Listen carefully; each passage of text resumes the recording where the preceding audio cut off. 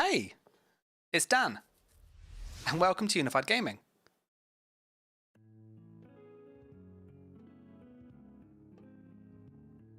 So tonight, guys, we are going to be on the PTS primarily.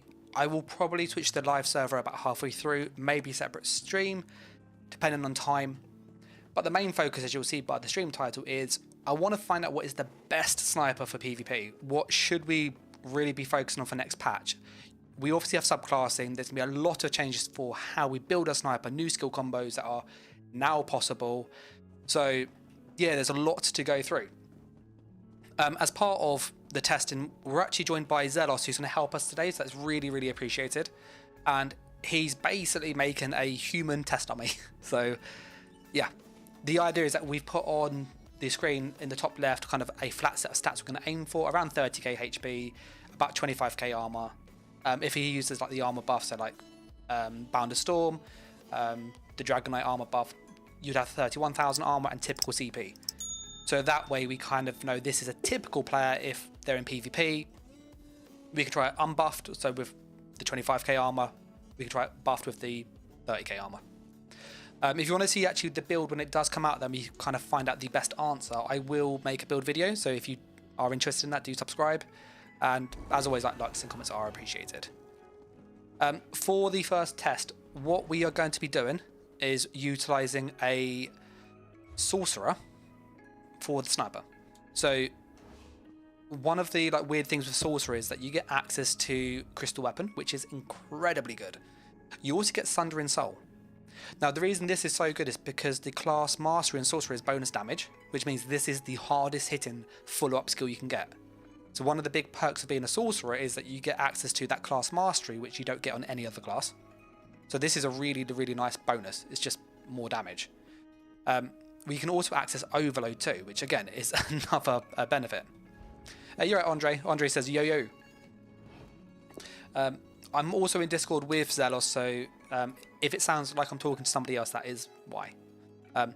Zelos, are you able to, with your health, and you could just change some glyphs, put your health down to about 30,000 or change food, and then that way we can kind of get a pretty good benchmark of where people would be. Because typically in PvP, if you're ganking anybody with 35k health, you're not going to kill, just being honest. I always say aim for 30,000. Anything over that is like reaching for the moon. So, yeah. One of the other advantages of the Sorcerer is that you get, obviously, the Overload. As I said, you also get access to Ball of Lightning. You've got defensive runes. You've got like a base if you make a mistake. This really, really helps. You also got armor buff here, so you got loads of like really good skills within one skill line. Armor buff, damage boost, mobility or escape if you need one. More damage on the opening combo, ranged ult, amazingly good. You then have on the crystal weapon, you obviously have got the crystal weapon, hits incredibly hard, defensive rune if you make a mistake they get stunned. Swap your resources around. So these two skill lines combined are incredibly good. So that's kind of where we're going to go with this. Whilst Zelos kind of just rounds off like the build that he's got to get to around the stats we're looking for to test, I'm going to go through what we're going to start with first as a kind of baseline, and then we'll go from there. So for the build, race-wise and like stats-wise, I've gone with 24 Magicka, 16 health, 24 stam. If you're going to max damage, you want obviously all Magicka, all stam. The damage isn't like much different, so I wouldn't worry there. Mundus wise, I would recommend going for the Lover. Now the Lover Mundus typically gives you more consistent DPS and burst versus the Shadow. So I would recommend the Lover. Race wise, I would recommend being a Khajiit. The Khajiit kind of does two jobs. It gives you the crit damage boost, which is great. It reduces your detection, which is amazing. And if you want to play melee build, which is an option, well, you're the right race anyway for that, so it just means you don't have to change races. So you can have like two builds on one class, which is quite nice. So yeah, the other stats are just regions and max health and stuff. They don't make much difference to damage. Dark Elf is also a good option. For the skills, we are utilizing Crystal Weapon, which is up here. We then have Sundering Soul. This is a Scribe skill. This can be shocking damage at the top if you want, but I prefer to stand morph it's cheaper. We then have Camo Hunter for crit chance and Minor Berserk. It's really there for the Berserk. It also gives us the weapon damage passive from the Fighters Guild, so Slayer, which is nice, so just 3 damage there.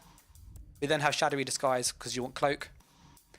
Ball of Lightning to just get around. Overload. We then have Boundless Storm as an armor buff, but this is like a flex spot. You can change this in all honesty. The one reason why you may want to use this though is this movement speed. It is nice, but you can change this if you don't want the armor. Channel Deceleration for the crit damage, and it's just slow speed. Healing Contingency is our burst heal. It gives us more damage. It also gives us sustain. We then have Rally for just more damage. With the Vate 2H we use, it's more damage again. Defense Rune and then Overload, but this could be like Dawnbreaker, it could be anything you want on the bat bar. If you want more sustain, you can go down and just slot a support one like Barrier, and that will give you Magic Raid. And then for the sets, we're utilising Tarnish Nightmare, which is what we use on the current build. So just stat wise, you will see that Tarnish has a proc of 7,000. We have the Vate 2H for more just damage. We use One Piece Grog, Dial Up Bray. We then have Wild Hunt, all infused weapon damage, all divines, all tri-stat. The bow should be sharpened and the glyph can be what you want. Oblivion is like the best damage.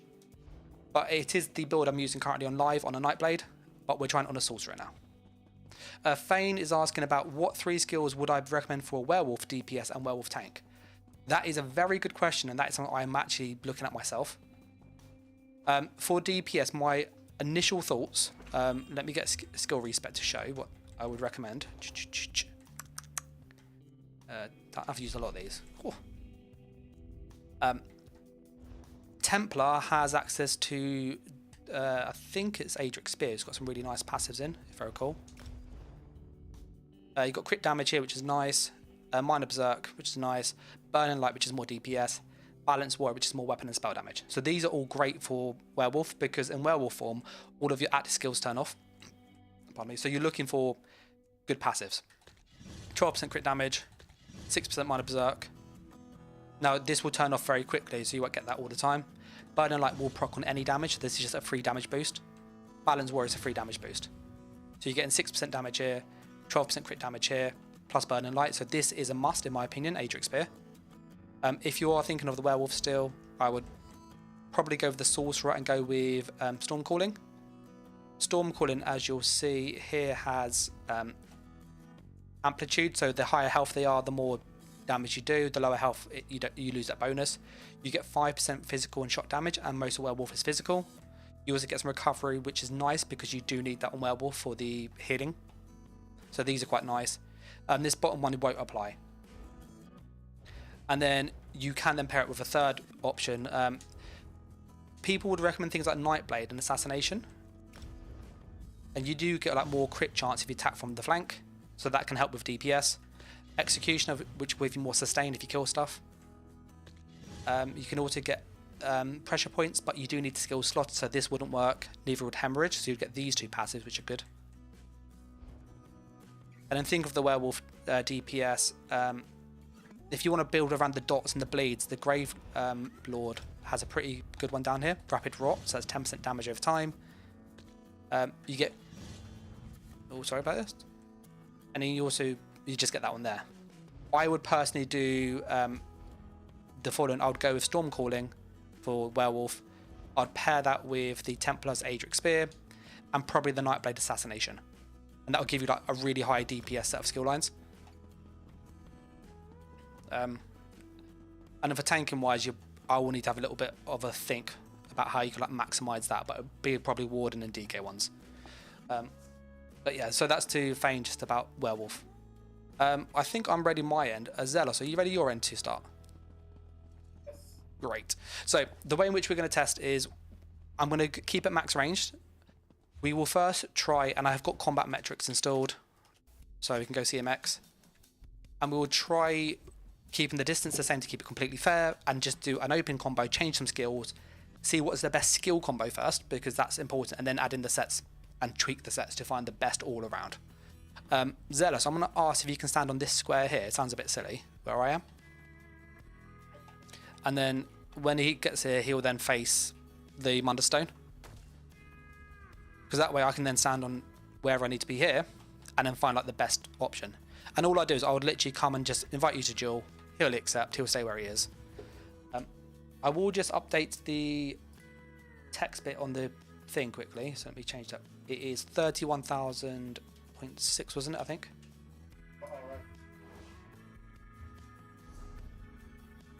Yeah, 31,600. And then he's just checking his resistances, so I can put them on screen for you, so that way you know exactly what we're testing against. So, crit resist is nice to add that on there. 2376, 25.5k. So you can see like he's on a tanky build basically. So this will really help us know exactly what we can or can't do. Dave says, evening. You're right, Dave. So first thing I want to test is the crystal weapon. Crystal weapon, when you attack from the flank, stuns them. That's because it is treated at present as a sneak melee skill, even though we're using a bow.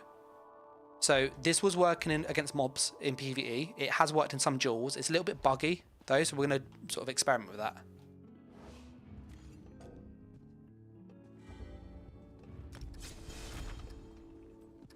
So the first thing we want to just check is look at our damage, see how much we have here. So let's get all our buffs on. So we're buffed up. So we do rally, channel deceleration, contingency, and then we're ready to go. Crystal weapon, cloak, light attack. So that was one combo. That's how much is that? That was 31k went to 14,000. That was 17,000 in one hit and a stun. So yes, we've confirmed the stun does work with crystal weapon, which is great. So that is a really good piece to just double check, because that's what the sorcerer adds, which the other classes don't get. So I will rebuff up then. So we're going to go channel deceleration, rally, contingency, crystal weapon, cloak, light attacks, wield soul, dead. Okay, so that's a good amount of burst. He would get stunned with that as well. So this time I'm going to do it again. If you stay where you are, Zelos, we'll do exactly the same combo. And what I'm going to measure this time is the time to kill. So you got this active time. This triggers from when you land the first hit. So we want to basically have this as little time as possible.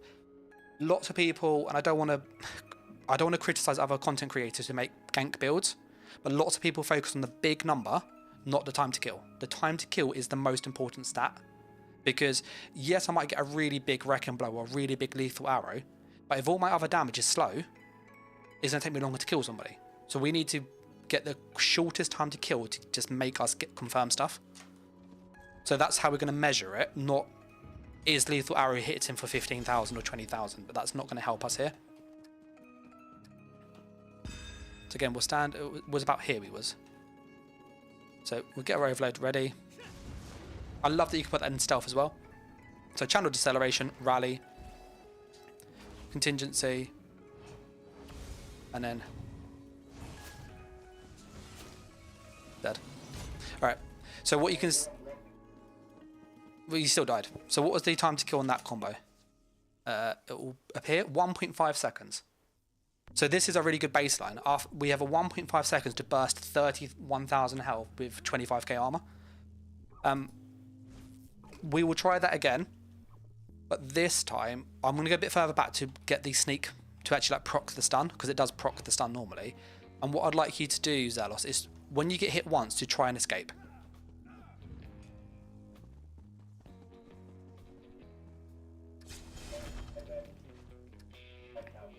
Yeah, we'll test that in a sec. So Zelos is saying he doesn't have minor protection at the moment, but lots of people do run that. We'll add that in a second. So we'll go nice and far back here. Alright. So I'm going to land the combo on him. As soon as it lands, he's going to try and stay alive. Roll dodge, usual sort of stuff, okay?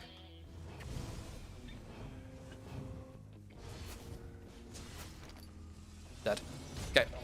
So by the time the damage lands, he has very little time to react because it stuns if you're right behind them. And if it doesn't stun them, the damage is just ridiculously high. 1.3 seconds. Days is asking, what is my overall thoughts on subclassing? Subclassing is great. Really, really good. So I'm going to rename this before I forget. So this was... what's it? 31k HP, 20.5k res. This time, can you buff up with your armor buff this time to have up to 31,000 armor? So we're going to go for like people in PvP. 31k, you know, a 31k HP with 31k armor is not easy to kill. Yeah, it's fun. And yeah, he's just going to rebind his roll dodge. Whilst he does that, Dave says about the subclass and what's my thoughts.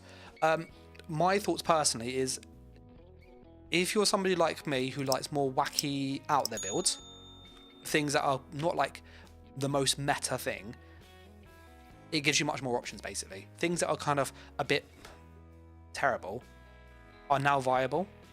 You know, I made a pet zoo build which is like is stupidly busted. I've been dueling people with it who are like good duel players, and you can go toe to toe, and all I'm doing is literally putting up my pets and heavy attacking.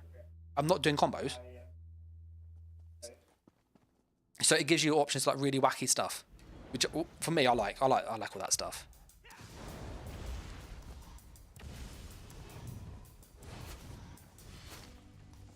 Oh, we managed to get the dodge roll there. That was nice. Alright, so we'll see if we get the stun on there. No, I didn't get the stun on there. It's very buggy in duels, as you've seen. Like sometimes it works, sometimes it doesn't. But in Cyrodiil, it's like consistently reliable, and in Battlegrounds, I don't know why it's in duels. It's very, very weird. Andre says he needs to level up other tunes now. What I'm pleased with this though is this is my current build. I've got dial up brain. I move. Look how quick we move. We're sneaking around. It's like meow, meow. Love it. Absolutely love it.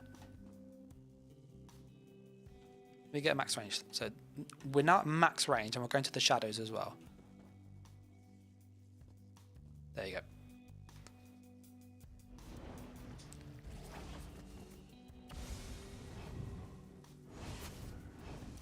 Yeah, you can see the...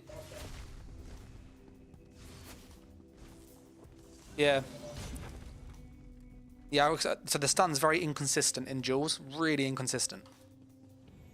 It's all to do with being in sneak. What I'd like to try now then, actually, is can we make it more reliable? Because the damage is there. I have no issues with the damage. But...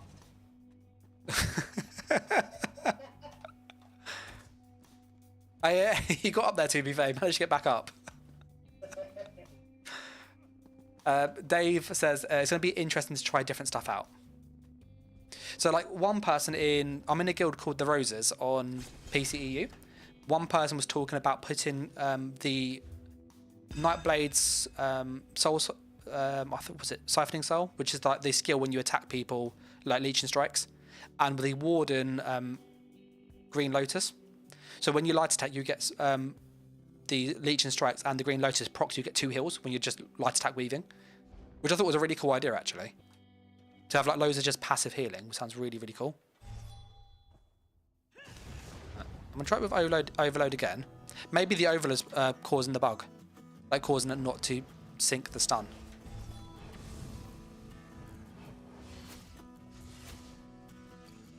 Yeah, he's dead anyway. Yeah, let me try it without the overload then, because maybe the overload is what's... It does stun with overload.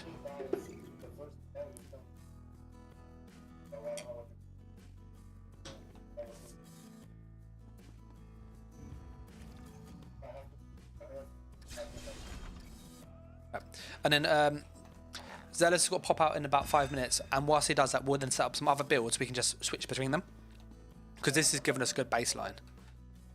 So what we're going to test here then, nice and quickly, is why is it not stunning consistently? Is it because of the overload?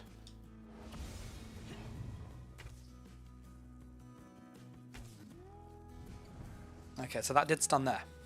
Yeah, that is interesting. I pushed the right arrow bead because I thought it was a target dummy. To reset.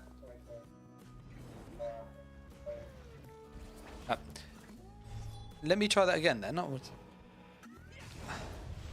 So I wonder if it's the range that we need to do. Do we just have to be really far away? You should be ready to be stunned now.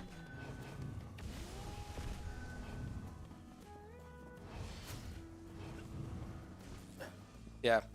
So it looks like the stun works when the crystal weapon is being fired without the overload, which is quite interesting because that does mean, do we drop storm calling for something for more damage as a passives wise? That's When I come back,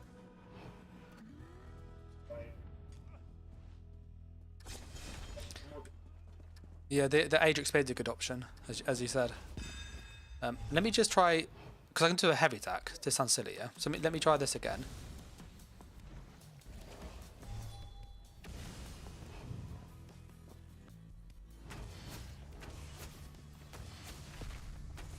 Yeah, okay.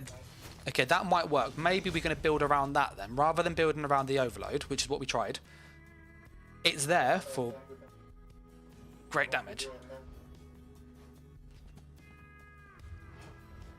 And then maybe we look at... It's going to have to be Winterborn, isn't it? Tarnished and Winterborn. Oh, they're really good together. And then we can just put on Chilling Soul, which will proc Winterborn. Oh, I really wanted to keep Darlock Bray though. I love Darlock Bray.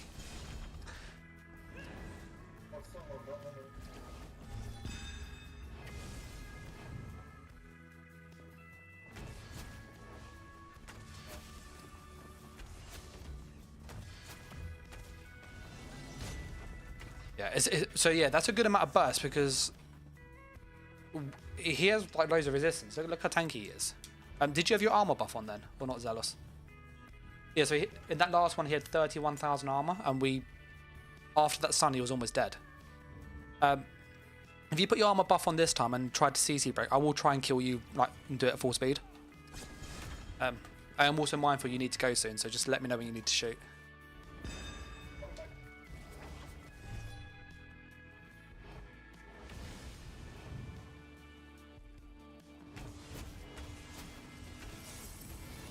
Okay. So he tried to roll dodge out of that, and we managed to kill him still. What was the time to kill on that? 1.94 seconds. That is good. With a guaranteed stun every single time we do that, that is nasty. And it doesn't need overload.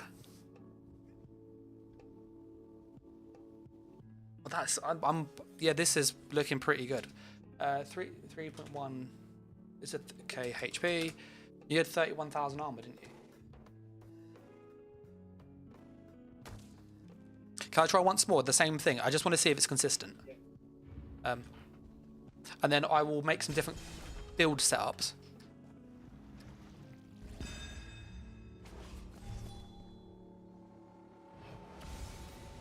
Is it minor protection too with this one? Of course it is. Yeah.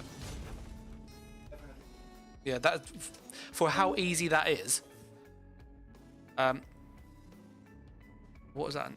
3 point. Oh, that's going to hit the target dummy. That's why. That's. Sorry, I need to move that target dummy out of the way because that wasn't.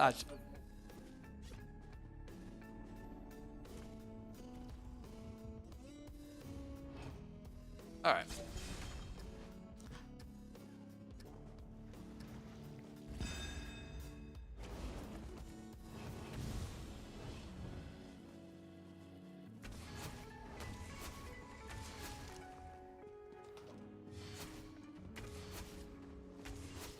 Yeah, I don't think the contingency proc. I think that fell off, which is like 2k less damage. We'll try that once more. Dimitri says, "Why am I worried about the stun?" The stun confirms the kill, and I will show you the difference. Lethal arrow, similar tooltip to crystal weapon. Yeah, 7k, 8k. I'm gonna do exactly the same, and then you'll see that the stun makes a big difference. I want you to try and stay alive, Zealous, as best you can, okay? So he's got his armor buffs on like we had before. And then this is the difference, okay? No stun, he has like way more health, and I'm having to do this. Okay? I'm now going to put the stun on. And you will see that because the stun gives you basically an extra 1 second burst window, which doesn't sound like a lot of time, but an extra second is normally enough to land another combo of skills, which then gets you a kill.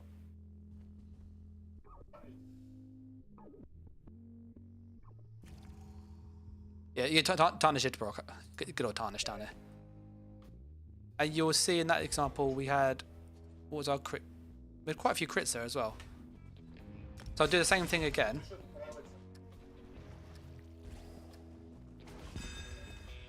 Penetration always helps.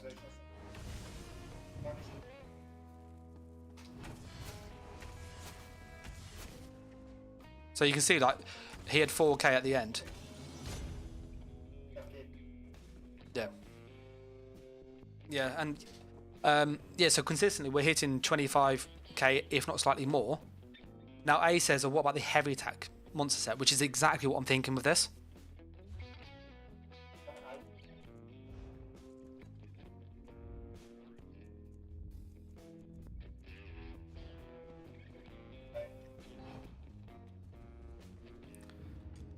So he's going to do 25k health, but with minor protection this time. See how much of a difference there is to the damage. It's a good idea.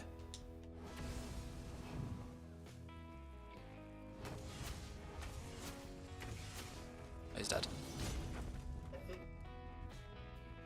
You'd be very low health though, wouldn't you? Dimitri says, I think it's a bug. No, Dimitri, don't take this from me. I've been after a crystal weapon on a Nightblade for ages, so please don't take it from me. Oh, it's definitely there, mate. Yeah, crystal weapon, I've got 2 procs of it. Alright, Zealous has got 1 more in him, and he's got to pop back for about half an hour. And what we'll do in the middle is set up 3 or 4 characters with different ideas that we come up with. So add in the heavy attack monster set, maybe try 2 damage sets. Maybe we can try that we don't need the stun. You know, I'd love that. That'd be great because it's easier.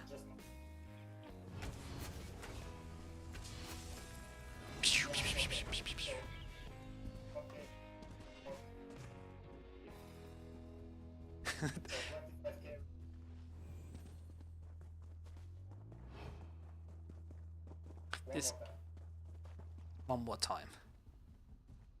So we can see it is consistently killing him, and he is tanky, like tanky.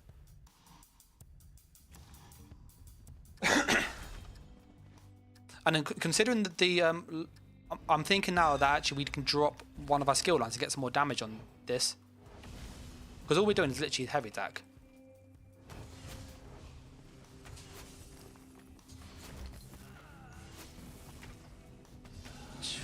Yeah, my second crystal weapon didn't land on you, so that's why he lived. I just want to see. I will show a superstar in a sec. Ace Addison says crystal weapon on Nightblade. In update 46, so what's coming in June, you can now mix and match class skill lines. So we're a sorcerer with a Nightblade cloak, but I might go back put this on a Nightblade again. Oh, well, let me put my buffs on. Sorry, you know you buff them in the wrong order and it confuses you. I did just that.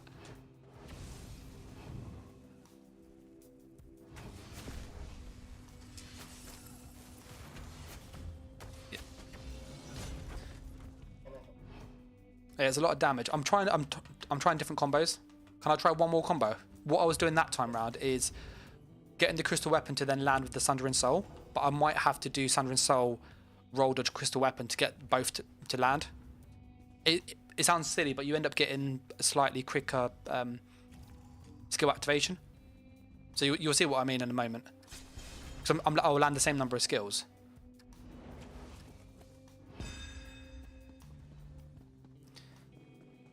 So that's the range we can be.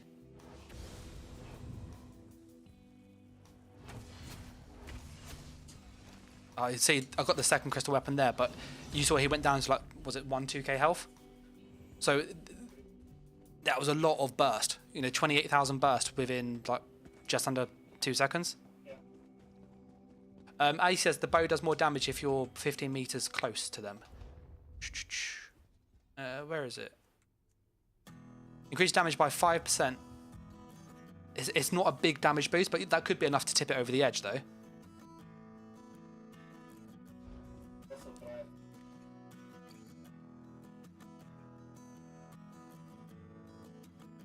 Oh, point blank snipe's garbage. Yeah. Zealous is asking, should we use point blank snipe? I think it's terrible. It's a bad set. I've always thought that. Alright, yeah. No worries. So Zelos is going to pop off for about half an hour.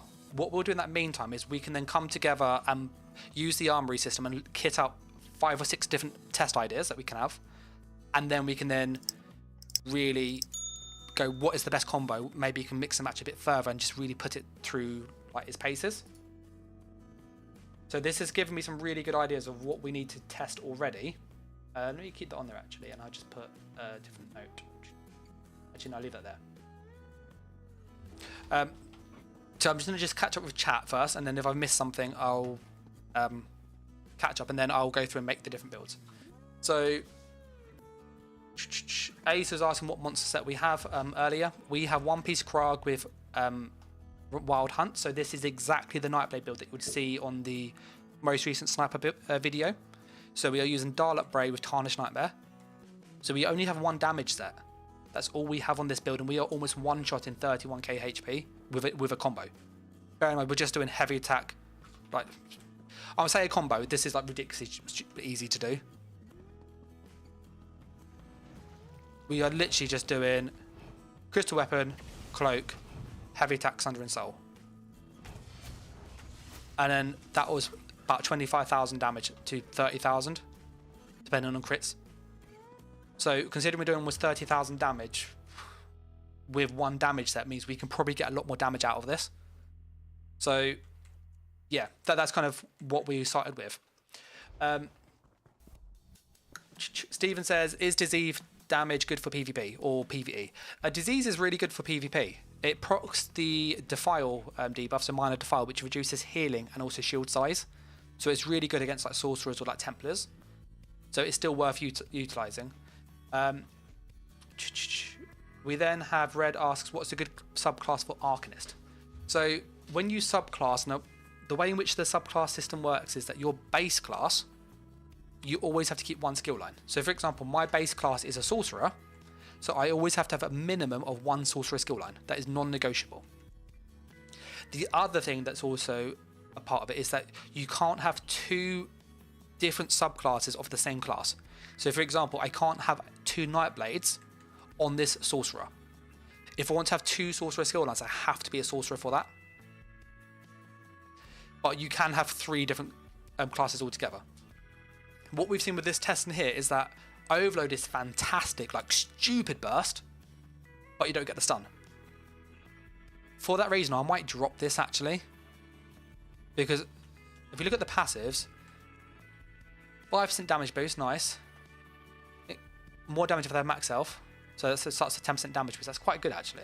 That's very, very good. And 300 weapon and spell damage. It's a good set of passives, but we don't use any of their skills really. So we might find there might be something a bit better. So we might change this out for a different one in a moment, just to get some ideas. So that's kind of how it works. When you do swap over the skills, Addison, it is the entire skill line. So you can't just go, I want the Templar Beam, I want the DK Leap, I want the Nightblade Cloak, I want the Warden Deep Fissure. It is all or none. So it's all a Storm Calling or it's none a Storm Calling. It's all a Shadow or none of it. So that's kind of how it works. Asen says with the 15 meters with the bow, which we touched upon a minute ago. So that was, if we get close to them, we do more damage. It's not really worth it in my opinion. You know, I want to kill them from a distance. So that's what we're trying to do. And then Dimitri said we could try the new mythic for like Major Force, which I did consider, and then use some Swift, which I think might be the way around this. because it's like a 10% damage boost. It's huge, plus vulnerability, so loads of bonus damage. So that is an option that I am considering. And then I'm also thinking about changing the heavy monster set to then get obviously another proc in the burst combo. And A said, what about Oakensaw? Oakensaw's good too. So that's kind of where we are with chat. What we're going to do is save this build. We're going to grab some armory slots. And so we're going to go and rename this Bowgank baseline. Well, actually, let me put a Bowgank Darlock. Bow, Darlock, Tarnish. Okay. So we know what that is, okay? And we're going to save this build here. Addison says, when does this come out? It comes out in June. So PC is about June 2nd. Consoles 2-3 weeks after that, depending on lag, delays. We just have to wait and see. So we've got that there. So I think one of the first changes I want to make is I want to add a monster set. Now, it's a bit awkward to try and do this, but I think we could probably get around it. So let's get some armory slots. Get 8 of those bad boys. Thank you very much.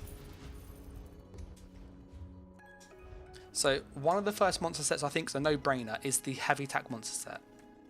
So we're going to grab that now. Where's monster sets? If you have any ideas of set recommendations, feel free to put them in the chat. I will obviously pick and we'll make just a range of sets. So here it is. Anthony's attacking an enemy with fully charged heavy attack does damage, reduces their armor. It's a really good set. It can be dodged quite easily, but with the stun, I think we can guarantee this to hit. So I'm kind of thinking this. Dave is asking about the add-ons for console. I don't know what's coming to console yet, add-on wise. I would personally, having played on PC and console myself, I would like to have a mini-map add-on. I'd really enjoy that. That's really helpful. Lore books are great. Sky shards are really useful. Lazy Rickcraft is fantastic for just doing your dailies. It's so useful. So those are the ones I'd be hoping you get. But it depends on if people port their mods over, if they want to. Would someone develop it? We have to wait and see. From what I understand, I think Lazy Rickcraft is being moved over, and there's bound to be a mini map or two. But you're gonna have to wait and see. The one thing to note is that it looks like there's a memory limit. So a bit like the Skyrim mods on PlayStation or Xbox. On console, you can only have so many. It's the same with that. So just factor that in.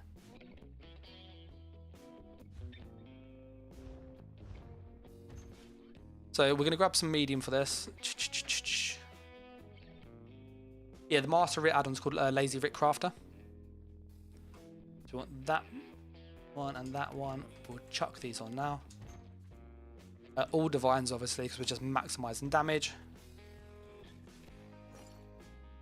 So if we do this, we are going to lose a little bit of pen, which is not huge because we get some damage here. So it's not a big damage loss. And we could just put on some light armor. And maybe see if that's better. I always found medium was more damage, having tested the two. Just because the medium armor, you get this damage, which is a damage boost, plus you get the crit damage. So you get 2 damage boosts, whereas with light armor, you only get pen. Nothing else actually increases your damage apart from crit chance, which you don't really care about crit chance because you got that anyway. Just the Hound says, in PTS, do you get access to all the sets? Yes. You get every set, every armor piece is brilliant. Like, it's absolutely brilliant. Let me get another one of those. You get armor, glyphs, food, just everything. Lots of boxes, so it's a bit awkward, but especially from a controller like this. But it's definitely worth, if you've got a PC, download it. A says Oak Fathers. Yeah, we could try that. I always find Oak Fathers hit and miss. I'll explain my rationale in a moment when I show the set. So if we did this, we have that one, but I think our tarnish turns off. So we have to do a bit of weird shenanigans. So this will need to be Darlock on the back bar. I've done this before. So I need weapons, Darlock Bray. Where's my Darlock Bray? Oh, it's vestments. Always, because it's always got a V, it's always down here. I always look for that Darlock Bray rather than vestments of Darlock Bray. And then we would go with a greatsword. The back bar trait doesn't matter for the testing. So if we do this, what this allows us to do is to do front bar, back bar shenanigans. So this should be on. This should be on. And then we then need to put on another piece of tarnish somewhere. So let's put that on the legs. The Dalek's on the back bar, but it's off on the front bar. So if we did this, we can get the reduced detection, which is what I'd recommend, having this 4-piece in the front bar, 5-piece back bar. What we then have is tarnish, 5-piece front bar, 3-piece back bar. This then gives us space for a mythic still and a full monster set. So we can then look to... Wild Hunt is 15% damage whilst in combat, so that's 2 swift basically. But you do lose obviously all that speed when you're out of combat, which is really, really, really helpful. But we could change this as well. Let's see what mythics we have access to. I'm going to save this build first, as it is. Just so we've got like variation 2. So we're going to rename this. Bow, Darlock, Tarn, Amthmir. Okay. I wish they had like a nasty procket symbol. But let's go with that one. There we go. So what you've noticed is we've made another build where we haven't changed the skills, which we could probably drop Storm Calling. A lot of damage here though. A lot of damage. So I'm very, very reluctant to do that. 5%, 10%, 15% on burst from the opening hit. Plus this bonus is so much damage. So I'm really like hesitant. Yeah. We will then see, can we make one with a different mythic this time? And then for people who've joined the stream recently, what we've done is we've done some testing with a person from the community called Zelos, and he had the following stats, which you'll see in the top left. So 31k HP, 25k armor, 31k armor buffed, 2.3k crit resist, and normal CP. And we were bursting with the current Nightblade build on the live server I'll show you in the combat metrics so you can see for yourself. It's not me like blagging. 1.5 seconds. So where was it? Did lots of different testing. So it was 1.9 here, and then this was, we tried with overload as well, 1.3, and then we were able to consistently get it to about 2-second kill. So you can see 2 second, 2 second, 2 second. This is when I hit the target dummy shortly after, which messed that up. So we were getting very consistent damage, and he'll be popping back on in about 20 minutes or so, so then we can carry on testing then. We're going to change the monster set. A says, am I a vampire? Yes, vampire stage 3. Mythic item, sorry, not monster set. Any good mythics that will help? Don't think there's going to be many from the previous one, so I'll have a look. The new one's obviously a good option. Marking is an option. It's 200 damage. It's not huge, but that is an option with 2 swift. We keep the same damage that way. No damage those. This could be damage if we get really good RNG. It's not consistent though. They're not going to help. I love C7, but it's not consistent. Not consistent. And none of those are consistent. So we are probably going to have to use the new one. So let me find that.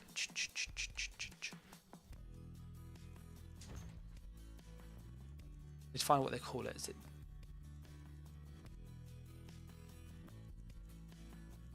Seasons of the Worm Cult, item sets, mythic items, so Sorceress.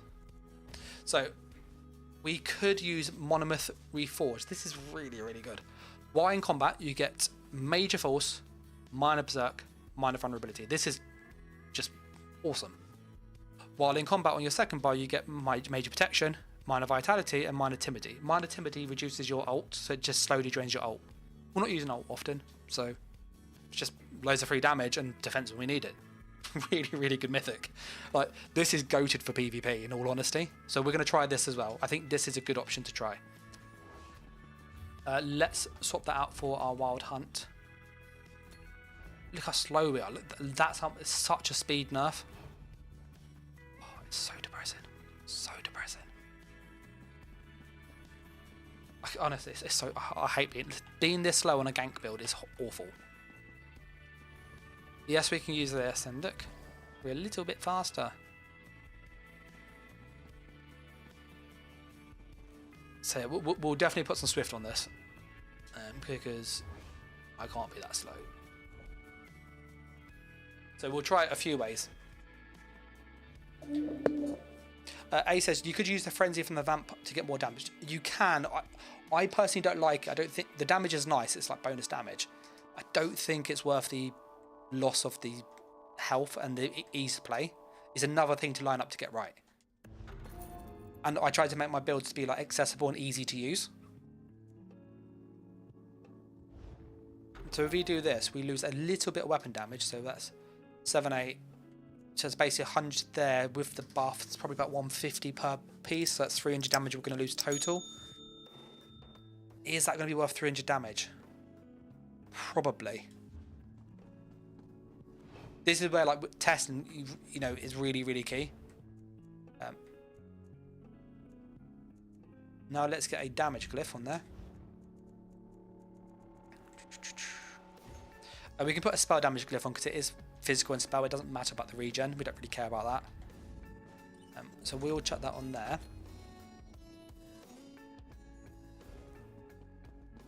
So what we then have is this variation of the build with a different mythic. We are a little slower, but the actual combat speed is going to be the same. So the actual speed in combat, very, very similar. So I wouldn't worry about that then. Dimitri says also in combat you're not in combat often, so that Timotry won't be affecting much. Yeah, 100%. Refreshing path for extra speed or extra health. We need to then drop. I know you can. That is a good shout. I quite like that. Major expedition. Also puts heal on you and your allies. So creates a corridor, grants them for 4 seconds, as well as 15% stamina and magical recovery.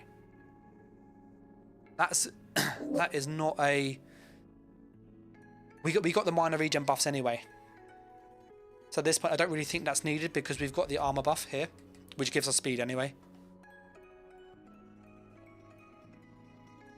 So it's a good option though because we could, and we also have channel deceleration, but that is quite a good option.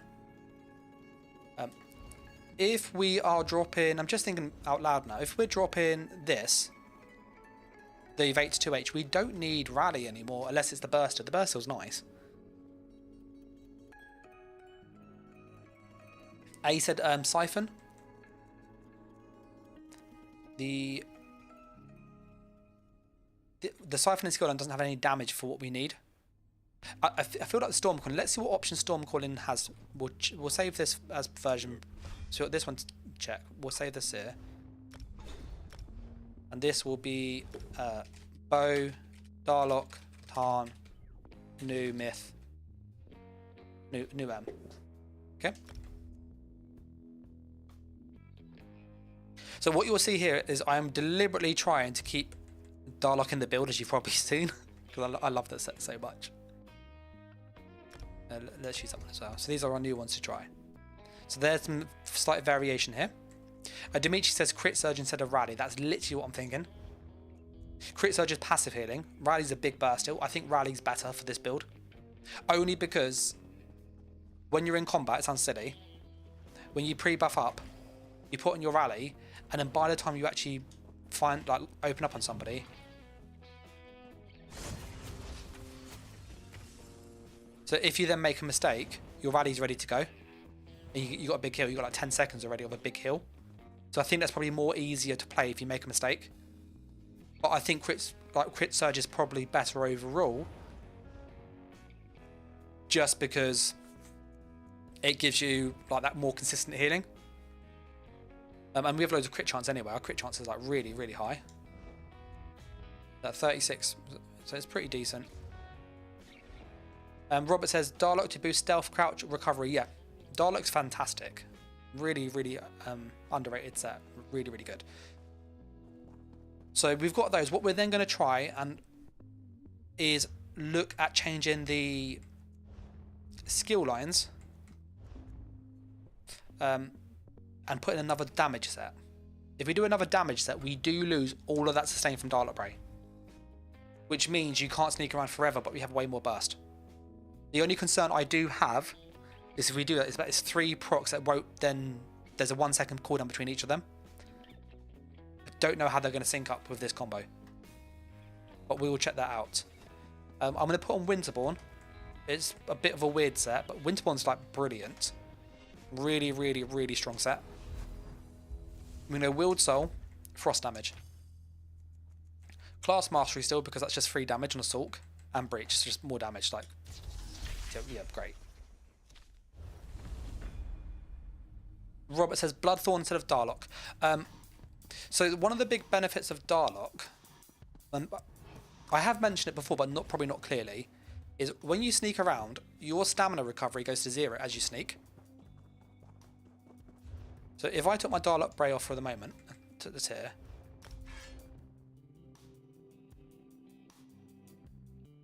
as I'm sneaking around, my stamina's going down very slowly because I've got CP, I've got the Lagerda main passives in, I've got lots of cost reduction, but it does go down.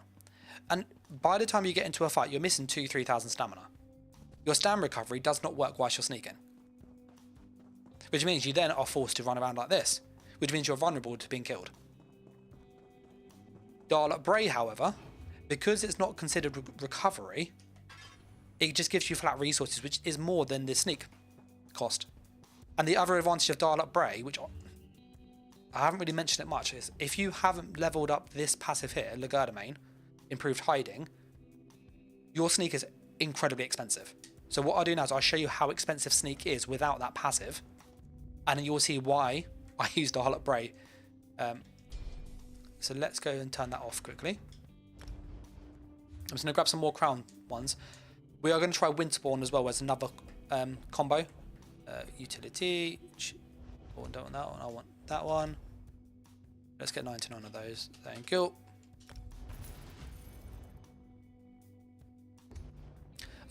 If you obviously use Winterborn, you will need improved hiding. So Darlok, as you can see, even without improved hiding, our stam stays at max. It doesn't go down. Yeah. If we look at our champion points, we've got sustained shadows. We're going to turn this off as well now. So we have no sneak reduction other than our armor, and Darlok Bray still out sustains the cost of sneak. So that means if you're in battlegrounds, you can sneak around for free and never be seen. It is incredibly useful. As a Khajiit and with Darlok, you also reduce the range at which people can see you, so they have to be really close to you before you get pulled out of stealth. Really, really useful. Turning this off now. Now, if you look at my stamina, it's going to go down, not really fast, but it's going to go down pretty quick. And if you add in you're using skills, so you're moving around pretty quickly, it also seems to go down based on distance rather than duration. So if we move faster, we drain our stam quicker. But you can imagine if you're doing battlegrounds, you're walking around in sneak. By the time you find somebody, you've lost 1, 2, 3,000 stamina. If you put on rally, you can be halfway out of stam before you actually go into the fight. Then you have to potion to fix that. At which point your potion's not ready to heal you. So Darlok basically has that bonus, which is really it's not considered often.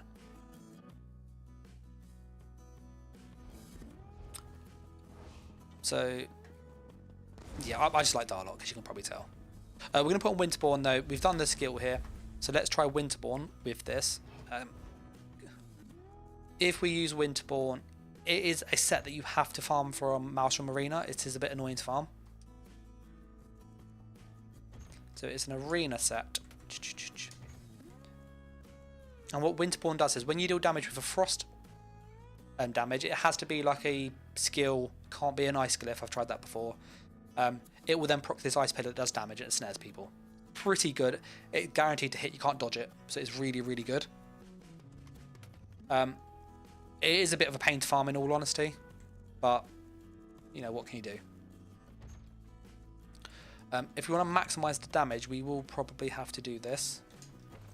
Jewelry, and we'll go for hands because that's we're trying to maximise damage and resistances. So we need a bow there. I need to do some transmutation. The tarnished bow. Put on our. Do I have any tarnished here? Winterborn there. Winterborn there. Thank you very much. Let's get the rest of the tarnished out.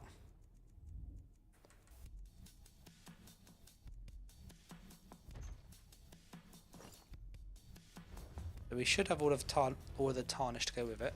There's our tarnish. There, and our tarnished here. So we've got a tarnish on now, and we should also then be able to get a Winterborn down the bottom. Piercing spray, Hawkeye, or marksman. All of the piercing spray is pretty bad. Hawkeye is naff. The problem with percent boost sets, so like marksman, Hawkeye, and those kind of things, is if your base is low, a percent increase on a low base is not a big number, and so procs typically give you more damage in most situations. And from testing this loads and loads and loads, a pure stat setup is less actual burst than procs, which is why procs are like better for this. And it just is mainly because you can land 2 or 3 damage sources extra than you would normally in the same window, which ends up being more damage total than they're slightly higher on each skill.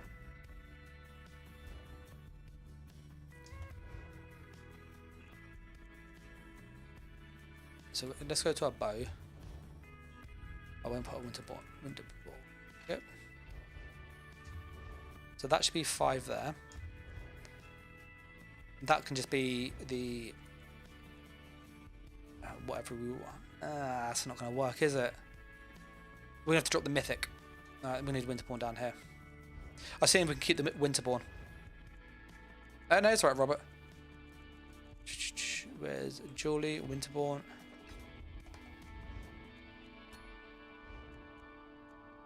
So we've got 3 proc sets we can just do from stealth.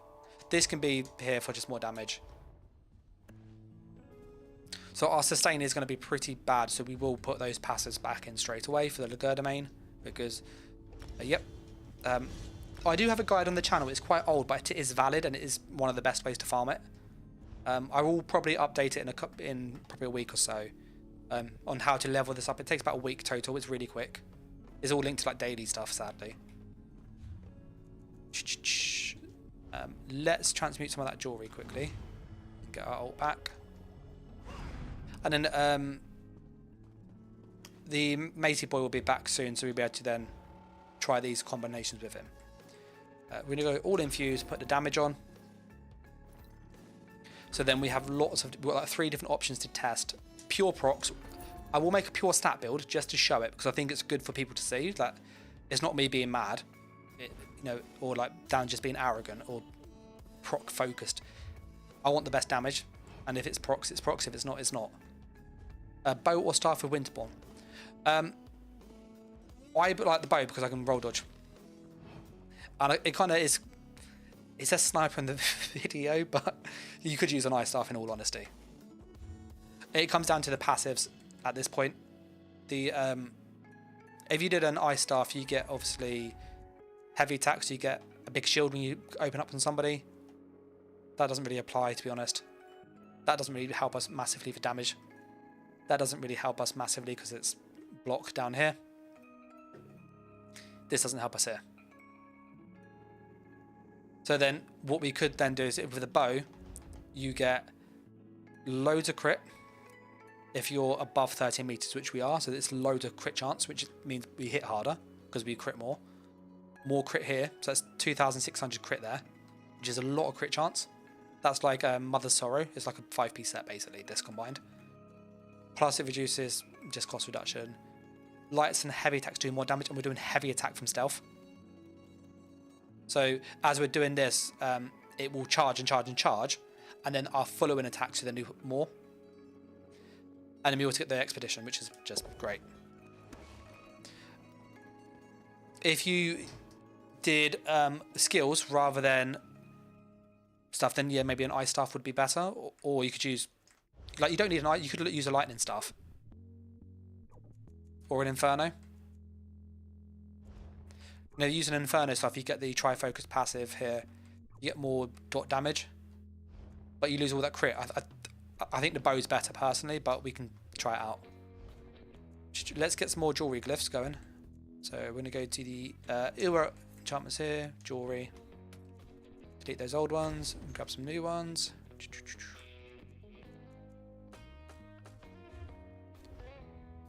So we're going to enchant that. Thank you very much. Enchant these. Again, we're keeping everything consistent and fair. So when I do like the best sniper in my build videos, this is what I do. If I say it is the best, I do go through like this level of testing just to be accurate. So if I'm saying something, I'm not trying to mislead people. A said, what about an execute? In all honesty, when you're hitting this hard, you don't need an execute. Let's put some food on. I think we're using Jaws of Mistral. Poison inject isn't great. Again, I know it's people like. I don't want to sound like harsh, but a lot of people, when they look at certain skills, they focus on how it used to be. Poison injects the damage over time nowadays. So if you look here, poison injection. It shoots and does 4,000 initial damage. It does up to 120% more damage to people who are under health. So because it's up to, it means it scales.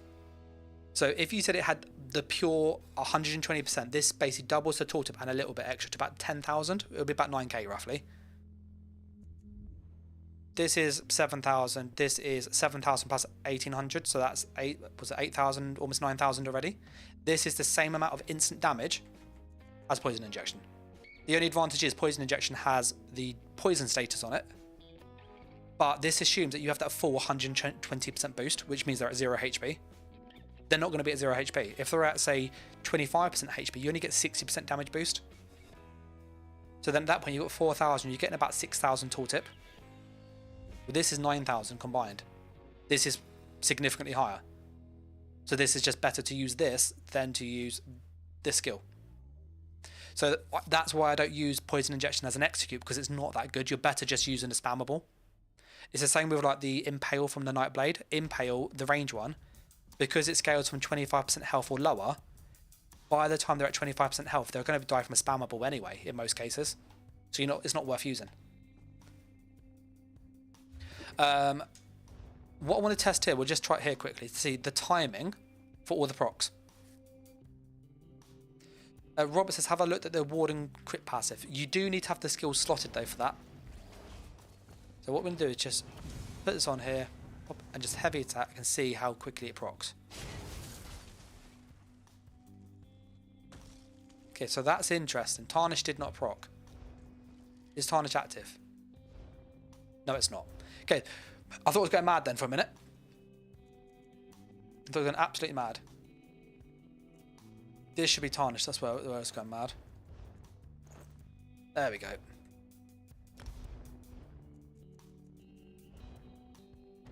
Yeah, sometimes you're going like, I swear it's going to proc, it didn't proc. Let's get the armor ones out again. Of that, thank you very much. So it comes down to like what you do. If your playstyle is trying to kill people over time and just make it really nasty, stack in dots and stuff, fantastic. Poison injection, brilliant, use it. If you're trying to kill them as little time as possible, then you're better just using spammable. You know, at that point.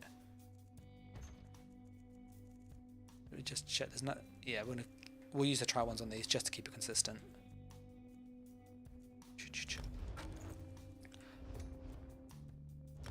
There we go. It was asked in chat, and I did forget to mention it. Sorry. It was somebody asking about. I think it was a DK. Yeah, Dave was asking about DK for subclassing.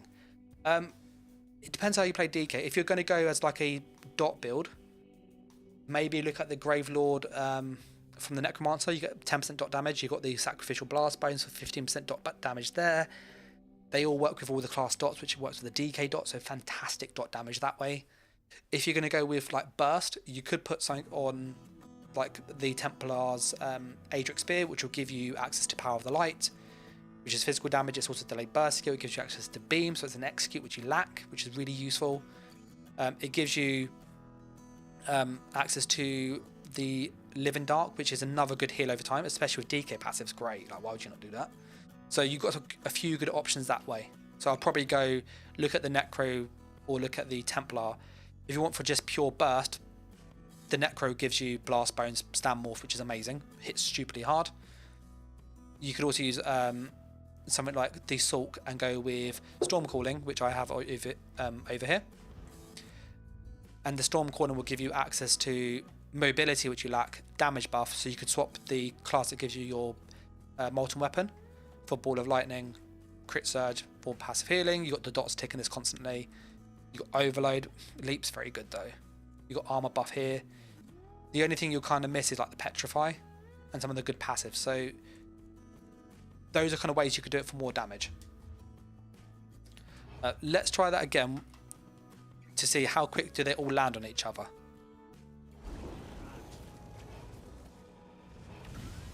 So we'll buff up like we do normally.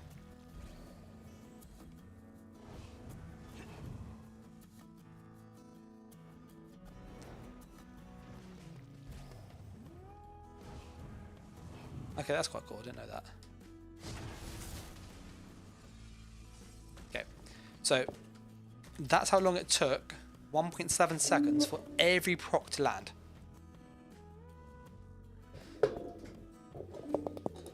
So that is that's useful to note, because that gives us an idea of how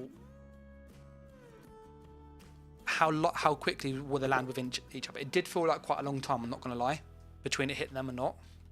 So I'll try that again just to see if it's consistent.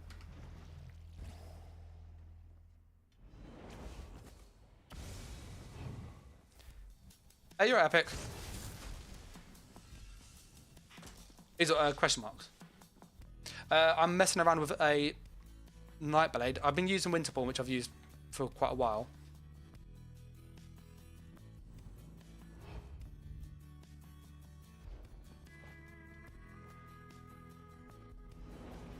Yeah, I was on this build, but I had used the Dark Brave version of this.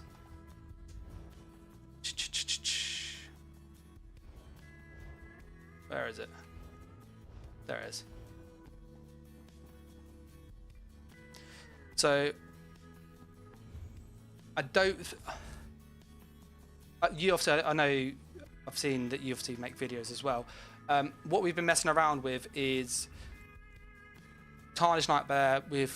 I've been trying to keep it with the high speed, so the Wild Hunt, the Krag, which is nice, kind of what I use typically.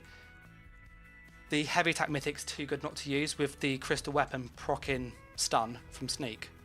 Like, it's just too good not to use nowadays, especially with the changes with subclassing. So I'm probably going to swap this in because it's just 3 damage.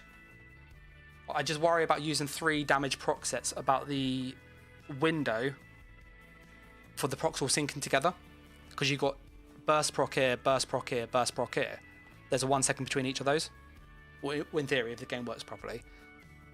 Which does cause it, the time to kill to, increase, which is not what we want. We want it to be faster to get, quicker. So, and obviously on a melee build, you can run the heavy attack one. I forget what it's called. It gives you major berserk.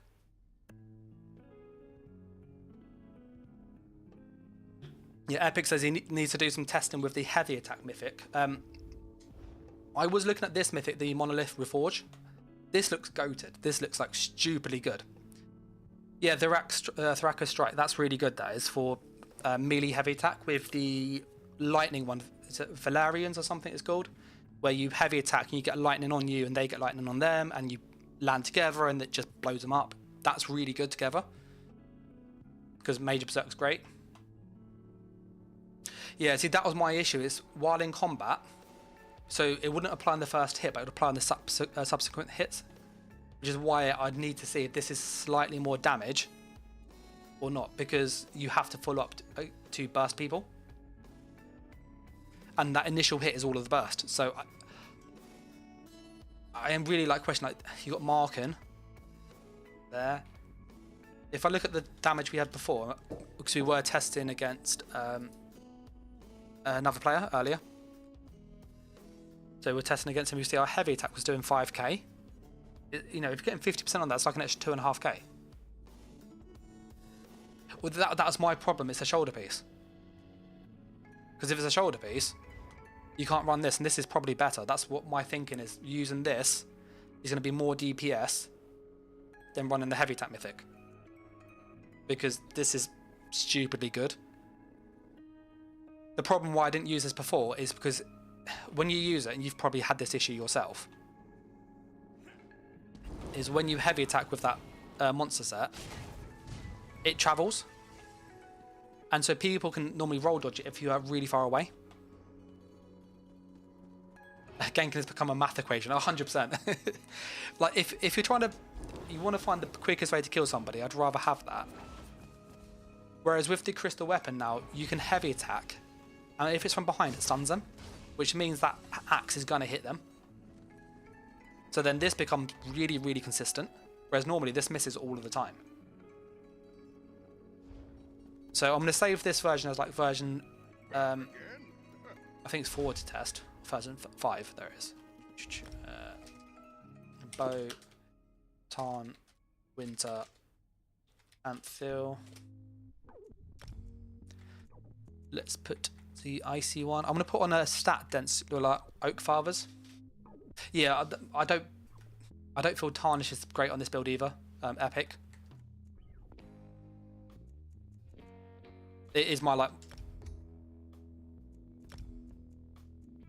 Yeah, it looks like they see the axe and they pre-block. I'm looking for like an icy one. Where's an icy one? Okay, let's go with that. So this is just stacking 3 damage. Well, the only advantage of doing this is that we're at range. Like literally we're sitting at max range. So then when we go for somebody, we can literally go pure. But just like to get all those 3 things to land together, I don't know if it's gonna be worth it, personally.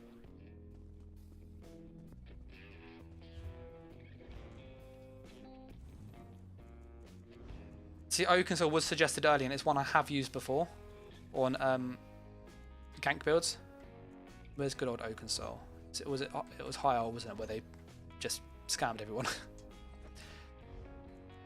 The thing with Oakensall, it comes down to bar space.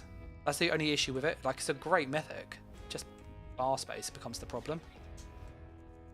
Because you've got the, if you look at the damage we have, we've got the Minor Berserk already in the. We get the Minor Courage, which we don't have, so that's about 200 and something damage there, so about 300 buffed. We've got the Brutality already, we've got the crit stuff, we've got the Minor Fort already. So the only like damage boost this is given us is Minor Courage, because all the other buffs we have anyway. Obviously you have no buff management, so it's really easy to use. Fantastic for that, but there's no buff management, it's simple, it's effective. We get a little bit more damage from the Courage. Whereas Marken is almost the same amount of damage, but you got the more skill lines, the skill slots, which means you can easily run healing contingency. Epic says, I see crafty.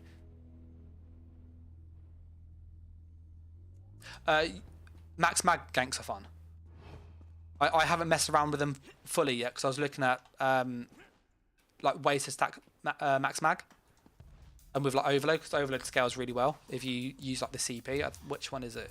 It's up here. I didn't turn it on for this one, but is it this one? Not that one. It's down here. A Weapons Expert. This with Overload is like really nice. You know, 20% damage boost, and Overload scales quite well. But still not like convinced. Yeah, so you with the Oakensall, the problem is like it's bar space. You need Cloak. I don't want to use invisibility potions. I don't like spending money. They're annoying to use. I'd rather have my potion as a heal or an immovability pot. They're more useful for that. So we need Cloak. We need Crystal Weapon or Snipe. You need a spammable. So you got 3 skills that are completely used instantly. You then have burst heal. Now the burst heal could be this contingency with the warriors opportunity scripts down here, and then one of choice. And then we could go with like race against time. So that could work, and I could see that being viable in all honesty. But you then lose like some of the nice utility, like the extra burst heal from rally. You lose the extra sustain from rally. Obviously, I know you get mana endurance anyway, so it's kind of covered. But it's mainly that burst heal. You lose skills like this, defensive rune. This is just trolly as hell. So, you know, there's not much lost, but there is some stuff lost by going with Oakensoul, and that's kind of my worry with it.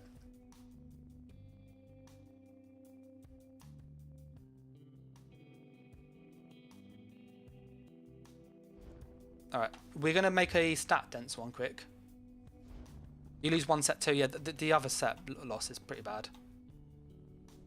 Oh yeah, no, it would definitely work at Epic. I think with where we had it earlier though, I'll show you this combat metrics. Look at this. This is pretty nasty, this was. Where was it? It was this one here. Oh, that was against a target skeleton. It was this one here. So this, I'll put on the stats. I wrote down the stats the guy had. So that was the stats that he had, which you'll see in the top left. So he had 31,600 HP. He was buffed. So he had 31,000 armor and 2.3k crit resist with Pain's Refuge, the normal red CP you would have, and 1 blue one. So I think it was Ironclad. And we killed him in 2 seconds from stealth. And he had 32k HP. And all we did was Crystal Weapon Heavy Attack. Crystal Weapon Heavy Attack. And it nuked him. And then when we tested it, it was like really consistent. We're getting anywhere from 1.5 to 2.5 seconds. So you see like there, these two are like very, very consistent here. And then this is when he healed up. So that's why it was like 38k health, because he healed up. So, and this was just using Dial Up Bray. I didn't have 2 damage sets, I had 1 damage set on. I literally had Tarnish and that was it. And Crystal Weapon, because it gave us the stun, it made killing so much easier. Hey, you're right, mate. Zelos is back now, so we can actually we've got some stuff to kill you with if you're ready to come join us. Perfect. So I will save this. And we'll go through the variations we've come up with. But Oakensoul is definitely worth considering. Like, and max stats. I've tried to keep it just simple. Like, I think if you're going to go on a pure gank, you put everything into stamina or magicka and just stack damage.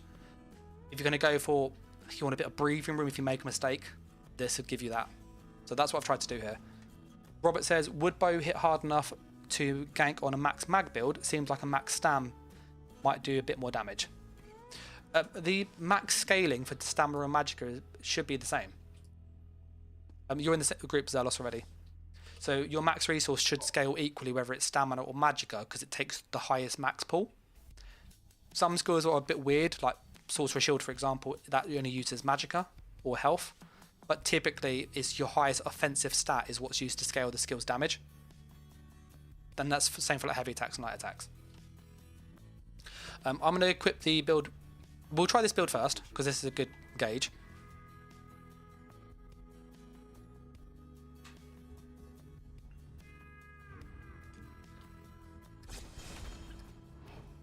So this is with 3 proc sets. If you could face like the coral behind you, there you go. And then, yeah, so he's got his armor buff on, so he's got 30k health already. So we're going to put on all our usual skills. Oh, this is minor protection, okay? Okay, so that was pretty good. He had 25,000 health, armor, sorry, in that one, and minor protection. So he was unbuffed in that bit. So let me save that. That was 1.34 time to kill. So 31.6k HP, 25k res, minor pot. Okay. Are you able to put your armor buff on this time so we can try it with 31k armor? So that way, and yeah, just the armor buff, and then we'll do a one after then with the minor protection. Okay. So it's just heavy attack. This. Dead.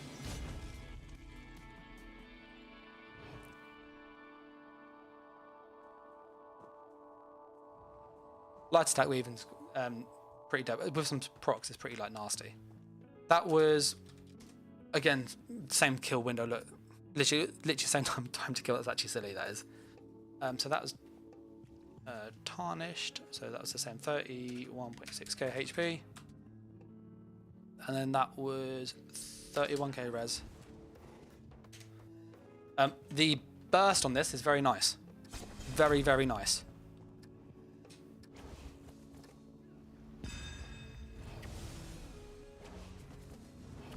So let me put the cloak. There we go.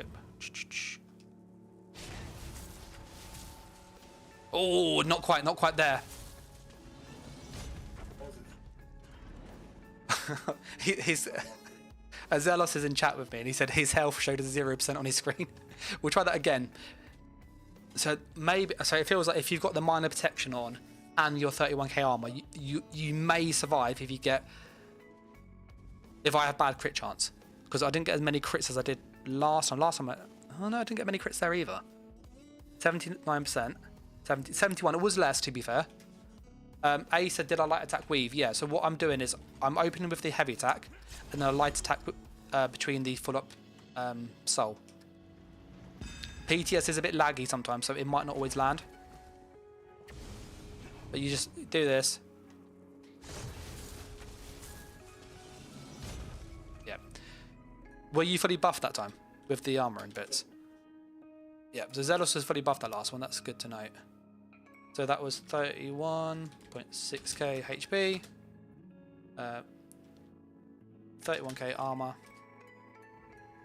and it was a minor pot.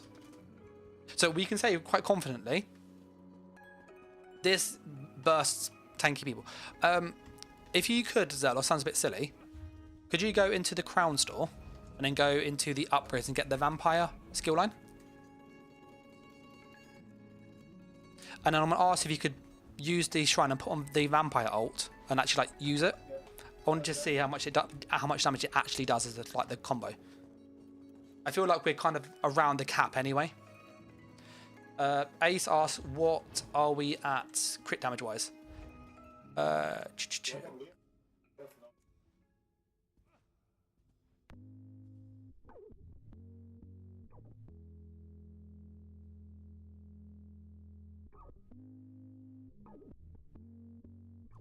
Yeah, the crit damage is 34%. Zelos is saying that the damage might be slightly lower or higher depending on like people's buffs or debuffs or they're missing stuff. But this gives you a really good consistent baseline of this is what it's going to do. If you no, just keep it on stage 1. I just want for you to go into your ult just to see how much we actually do because you're dying too quick now. So if you put the Swarming Scion, which is the vampire ultimate, on your... Because it gives you loads of HP, it gives you like 30k. It's a lot of health. And there's a well just behind you. There you go. Ace says, what would I change the Mundus? Epic was that I was mid-build video, now I want to test more stuff. I was literally doing the same thing, Epic. I recorded 3 videos. My hard drive, to be fair, went a bit funny. So I need to recover some footage, but I went on to PTS afterwards, like, you know what, I could probably make this better. So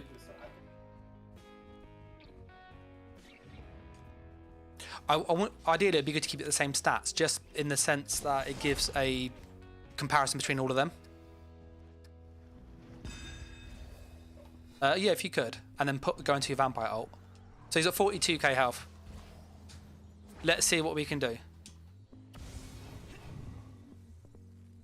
Go, go, go.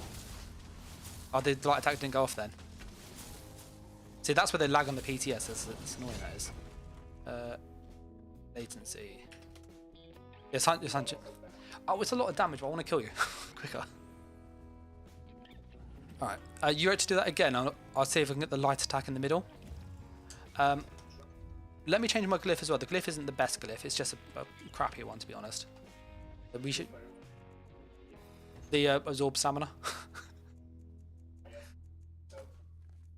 I'm going to go for Oblivion, because, you know, typically if I'm going against people with this high health, you want the thing. Epic, if you are looking at gankers and range stuff, I would really look at, and I did change it to sharpen too. That's another good shout.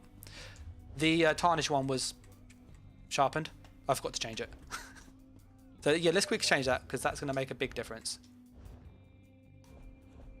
The box always puts it in PvE stuff. It's a bit annoying. No, that's a good spot because I would have missed that. So yeah, so we've got a bit more damage on the glyph and we've got a bit more damage from the bow. With the Sorcerer, English OP. With the Sorcerer, what's quite nice with like the way in which they work is that crystal weapon stunning from stealth. It shouldn't do, but it does. It's like from sneak range, because it's considered a melee attack. It's like the only skill that does that at range.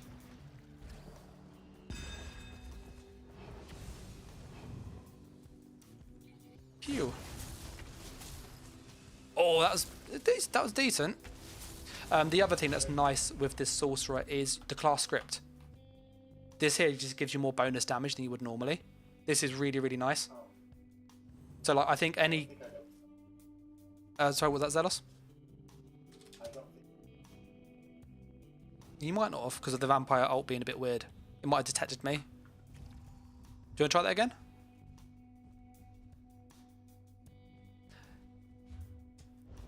Epic says, I've been abusing that for a while. Same thing happens with Crushing Weapon. Yeah, it's because they're melee. Like, they shouldn't be melee, but they are. Well, I think, like, with any gank build nowadays, you want to be a Sulk. If your base class is Sorcerer, you get that free script, which is another, like, 2,000 damage on anything. It's free damage. Why would you not use this? And on a Nightblade, you considered martial melee damage. Yeah.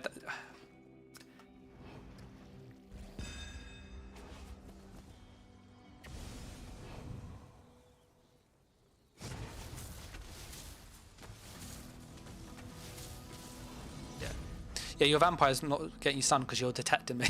Because of you got the eyes thing that makes them glow red.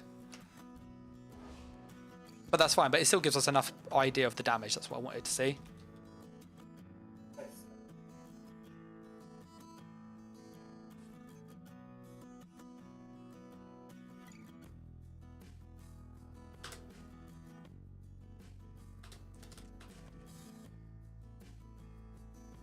I wouldn't say that this isn't bad though. You know, to kill with the 41,000 health with 31k armor, 3.5 seconds is pretty decent. Like, it's not like obscenely OP, but it is decent, and the crit chance wasn't crazy high either.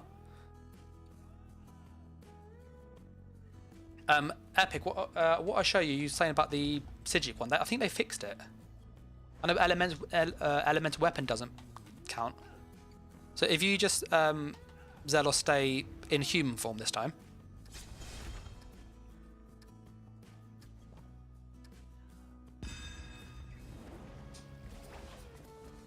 So I'll go with here. Oh, it did. That one did stun. It's just really awkward to use. Does that stun with Overload? So I'm now like curious, because the Overload kept pulling us out of stealth. Oh, bugger! Let's put an Overload on. Well, this is why I miss my Darlock. Cause my mag's like gone. I pushed 3 skills. I've got no magic. Quite depressing.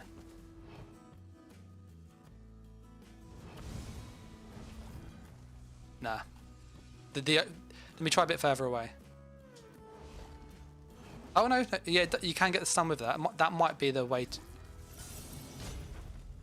Let me try a bit further away then, with the Overload. I don't know if it's much more damage though compared to the heavy attack, to be honest. So, yeah, with the light attack, you can't heavy attack with elemental weapon. It unfortunately has like a 1 second duration, so you can't get that on there. You could do probably something a bit nice like this though. Yeah, you could stack the two. The crystal weapon won't proc on the first hit, but it will proc on the second hit because it's got a 5 second duration. So I can stack the two and go bang bang.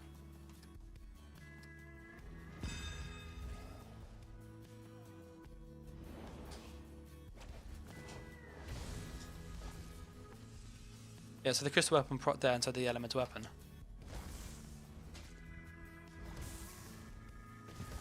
It's just, for me, it's just clunky. A says, what is Camo Hunter giving us? It gives us minor Berserk. So it's just 3 damage if we attack from behind, plus its crit chance, which we have anyway, I know. Yeah, Epic says that he doesn't think elemental weapon activate. Let's check combat metrics. There should be 2 of those. I did it twice. It said 2, but I'll try it again. The thing is, they nerfed it where elemental weapon and crystal weapon can't land in the same hit anymore. Because you used to be able to land the 2 of those and overload. It was glorious. Absolutely glorious.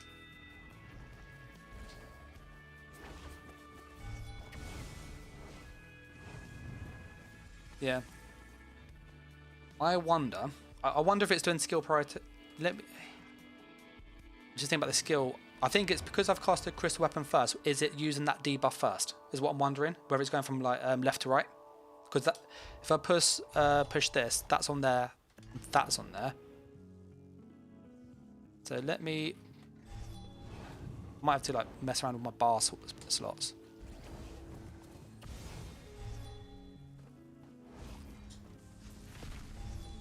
Yeah, you can do that. It's just clunky. It like way too clunky. It's easier just to do a heavy attack. Soul. The overload's critting for 6k. But if I go back to the older heavy attacks, the heavy attacks were critting for 5k, and that was always a guaranteed crit. It always critted. And then you also get the Anthemere construct, which you can't get on the light attack. Yeah, Ace literally just said what I've said, but the you don't get the monster set.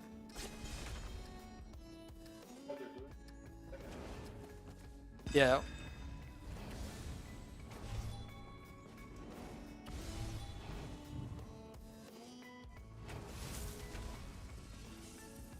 I didn't hold the heavy attack long enough. Yeah, have the axe. There you go. Yeah, I think we've got a good idea of how this works.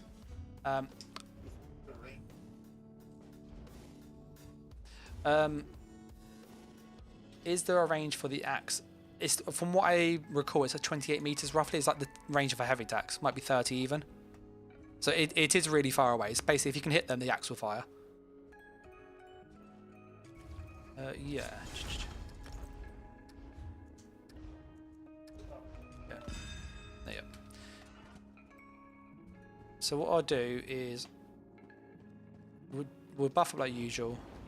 I will switch sets because I think we've kind of got as much out of this as we can get. Yeah, because that's consistently 30k damage, and if you get a crit or two, it's death if there's a crit or two. Let's change this because we know how this works now. I would say this is good. Yeah,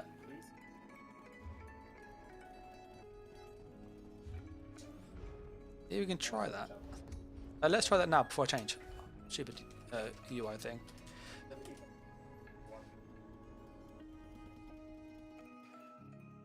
Zelos is saying when he's checking the combat metrics his end, he's noticing the decreased health is only around 1 to like 1k, maybe 1.5k if they're high health. So whether a poison glyph would be more damage, which probably would be. So we'll check that. So we'll quickly change that now, but just before we change the actual build.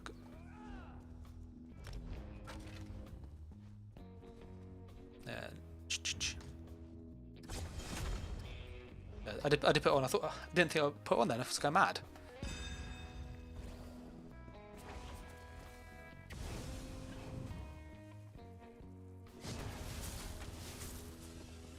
Yeah, it's about the same amount of damage. If I was behind you, I would have stunned. I wasn't fully behind you.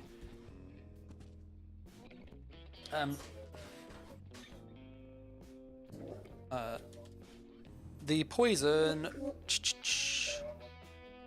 weapon 800 plus 600 poison, so 1400. Yeah, it's, and that obviously that's because the poison status proc. It might not always proc, so it could be slightly more because slightly less. It's kind of yeah, a bit of RNG, but it's similar enough. Epic says Winterborn and Way of the Fire. Way of the Fire got nerfed, if I recall. I think they've like changed it quite a lot. I thought it was more like a dot set now, more than a burst set. I am using Tarnished. Yeah, so as he's asking if I use Tarnished. Let's just double check. I know I used to use Way of the Fire. It was really, really good.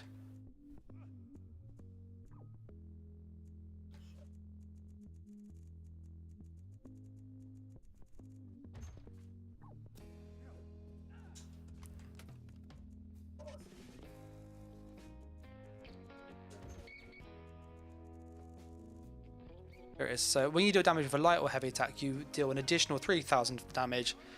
It can occur every 2 seconds. JR PvP says he thinks the Thrackers would do better. I think that's melee damage though. I think it only procs in melee. I need to double check. I think it's when you do a melee heavy attack. I could be wrong. Yeah, Way of the Fire could work. I think Winterborn's doing slightly more, but Way of the Fire is easier to use. Is it? JR says the heavy attack set's not. Thrackers Strike, one of the new ones. Let me have a quick look. But I think that this is what I like just test and trying different things.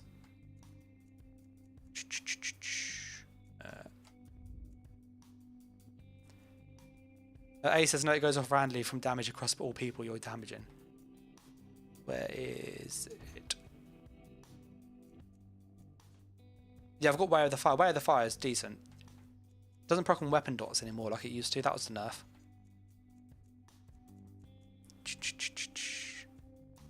I am looking for that set. I'm gonna Google it. Bear with me 1 second. Sorry.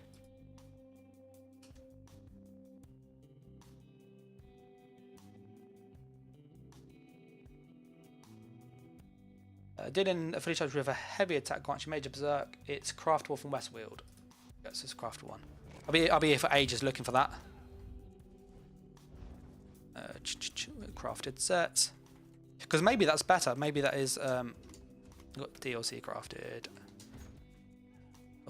Where's Westfield? It's in Gold Road, isn't it? Gold Road. There it is. And that's a lot of damage. It's a very, very good set. I use it on a melee gank. Melee gank's very nice with this. Just loads of free damage.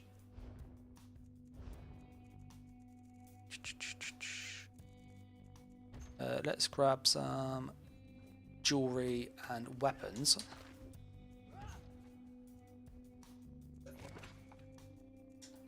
Cinders of Anthemere is nice, but it's got like a travel time, so it doesn't always land, especially at range. I was looking for jewelry. Sorry, it's a bit late where I am. It's like 10 to 11. We've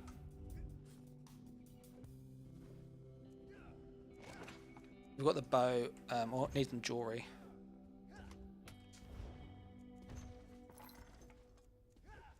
We'll transmute these. I'm just gonna try this with Tarnish. I probably will change Tarnish. Maybe this will be better than Tarnish. We'd have to mess around with the silly proc. Which would always be nice. Thrakia's Strike, I think it's pronounced. It is 3 weapon damage, and when you do a heavy attack, you get major berserk. I always thought it was melee for some reason.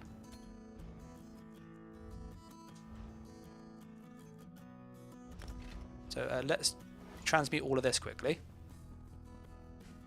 Yeah, JR says percent base is better than flat damage. In most situations, yes. It depends on if your base damage is high enough. Because like, if you've got a really low base, a percent is not going to help give you loads more, and that's when a proc can be better. So there's always a little bit of nuance with it. That's sharpened.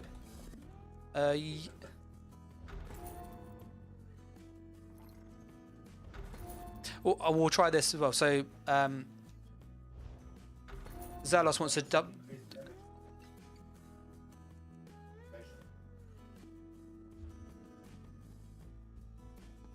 yeah, Zelos is wondering whether going with Shattered Fate would be better just because of the higher pen. His armor would reduce our bonus damage, but if we just reduce his armor, would that be a net boost? Which I think it probably would be. But I will check. We had put poison on that, didn't we? So let's go to weapon glyphs. Yeah, controller. I think Epic has the same issue I have with controller. Controller UI on PTS is awful. Absolutely awful. Yeah, yeah. I've always use a controller. Yeah, Winterborn's nice. Winterborn's nice because it just procs instantly. There's no like delay, which is really, really good. I need jewelry now. Where's my jewelry stuff? Just need anything with damage on it. That'll do. 1, 2, 3.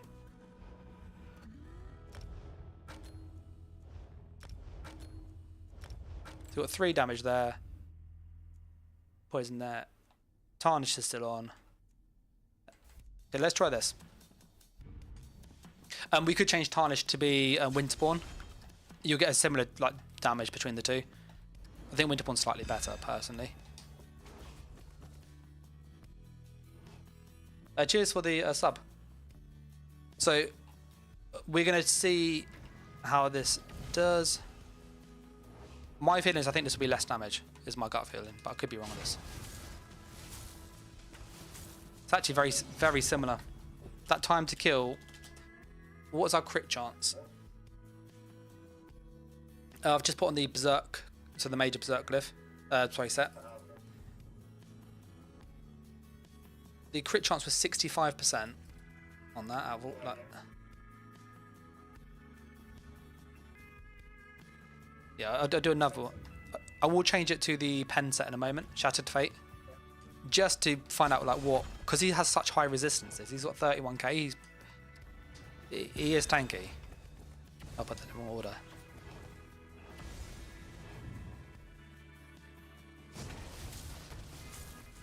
See, that was good. So when that landed nicely, that had a lot more crits. It felt more crits. Yeah, that was 70% crit damage, that crit chance. I want to see how consistent that is. Bloodthirsty, first infuse. I find infuse is good for like executing if you have to full up damage. If you want to go for like trying to nuke them from high health, infuse is more consistent, but they both give you like similar results. I normally sometimes going for like 2 and 1's quite a good combo. Let me do. Oh, he wasn't. He was unbuffed that time. That last one, he was just unbuffed. So.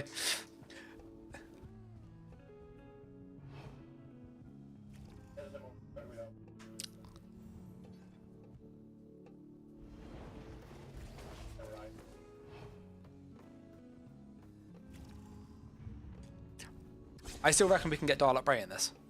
I am convinced I can get Darluck in this and have the same time to kill window. That is the goal. I could be wrong. Yeah, see, so if the crit chance is good, you get more kills. You'll get the kill. If it's not, you don't. So that last one, just looking at the crits, 61%. Which is kind of what you'd normally get. You get about 60 to 70% with this setup.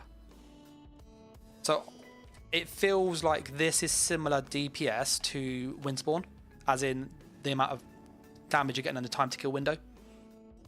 Sometimes you get the kill, sometimes you don't, basically. You wanted to try the crafted set Shattered Fate because it's loads and loads of pen, which is really good. ESO, where's that from? Shattered Fate. It's a crafted set. It comes from Necrom.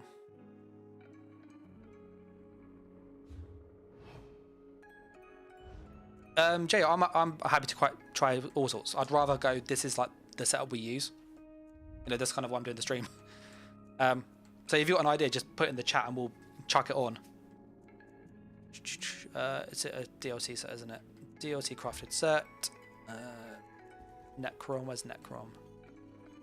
There it is. Dimitri thinks Oak Father's better. We'll try it. I don't think Oak Father is. I think Shattered's more damage. I could be wrong though. We go with medium weapons and armor.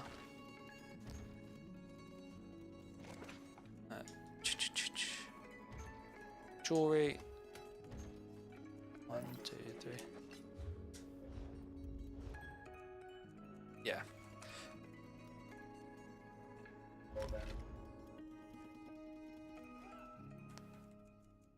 The damage was nice. This is a good set. I quite like this set. I wonder if you can just pair the two together, like the Shattered and the other one. You don't get the proc, but I wonder if it's going to be enough. 8k pen's huge. That's a huge amount of bonus damage. Yeah, so it's about 12.2%, something roughly. A lot of damage. I'm using Shattered and Tarnished. You can swap Tarnished for Winterborn if you want. Similar DPS. Winterborn's probably easy to use, but you do need that Frost Glyph. Tarnish you don't. You can just put on anything, it works. Sorry, that Frost Script.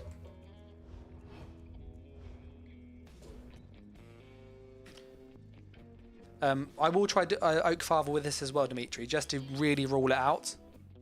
Because, you know, we want the best setup. If this is the best, great. You know, if I'm wrong, I'm wrong. I'm right, I don't mind. A Winterborn Lightning Staff, Dial-Up Bow, Anthemir Construct, 4 Max Mag, Garcia Eyeball. Cheers for the sub, baby. Epic says Torux Gank OP. I used to love the old Torux Gank. The Torux Pact, you could literally just get stupidly high glyph procs. That was fun. That was good back in the day. So we're going to change that to be sharpened. No. I will grab the same glyph. The Lover. Yeah, I find the Lover between the Shadow Mundus is typically more consistent. The Lover's like consistent damage of the Shadow can peak higher, but if you get low crit chance, you get less damage. And I want the consistency.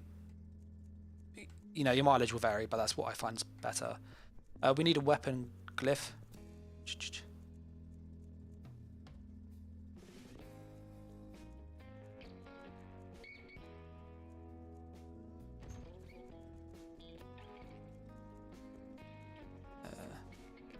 Let's grab another one of those weapon glyph boxes. So many different things to read.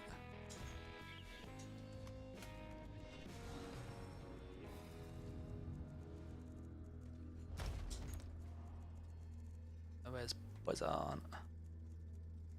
So I'm deliberately keeping everything like consistently the same. So there's a lot of like going through menus, which I do apologise, but I want it to be as fair as we can with the testing.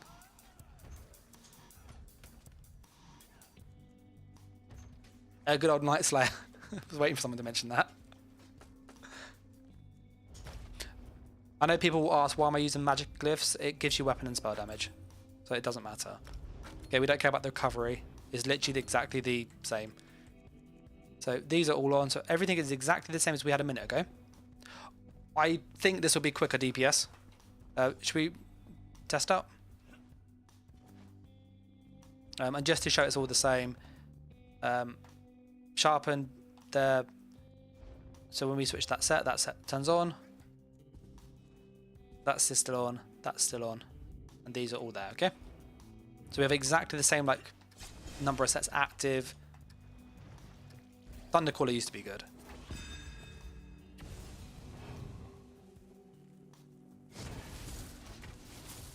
Dead. Yeah. And what's nice with this is I can actually change the script from Frost now to be physical, which makes it easier to sustain.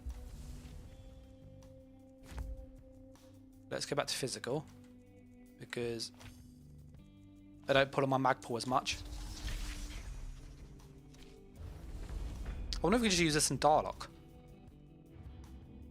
So what was the crit chance? Because that was an easy kill. We had high crit, we had 85% crit though. So it's going to be a guaranteed kill. We don't always get that high crit.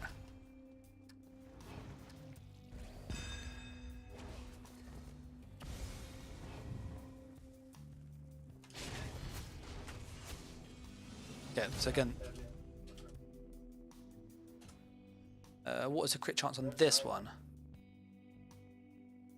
It's 80%, so we'll try again. I want to try and get around a 60% crit chance, because that's what we go back a few times.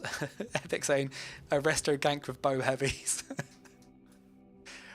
Honestly, you'd be so annoyed if you saw that on your death sheet, like resto stuff killing you. Yeah, because we were having it was about 65% it was with the previous one, and we couldn't kill you when it was around 65 to 68% crit chance. And like lower.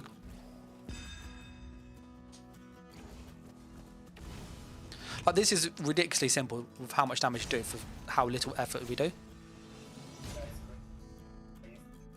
Okay, there were lots of yellow numbers there. I think that was like 85, 90%. That was 80% again. I want one where we get like lower crit damage, like crit chance, just to really get that consistency. Robert says, if someone can make a resto gank build, I'll run it forever. This definitely feels way more consistent, but we've had really high crit damage. And obviously I know that number's going to be skewed a little bit just because we don't have the full up Winterborn proc, which doesn't crit always. I didn't light attack. My light attack didn't fire. Let me do that again. Asa, did I increase the crit chance? No, I didn't. Because I'm having another damage source, which is Winterborn, that doesn't guarantee to crit. So, if you lose one crit out of say 10 crits, that's a 10% loss. If that makes sense. So one thing, and you got the shield that procs on that too. So you end up, really lowering that crit percentage.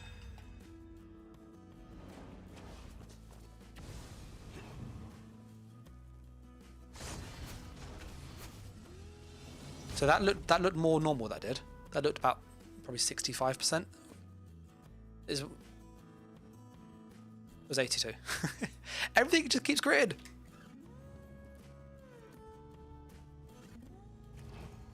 But yeah, this is really consistent. I might ask you to put on the vampire ult. So, sorry, what are you saying?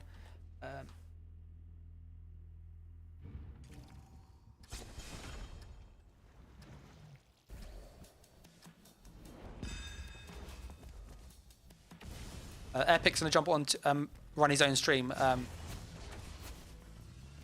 Yeah, this is like consistently killing him. So, and that was 59% crit. So that's a really good example. That was lower than the 60 odd, and this is killing him still.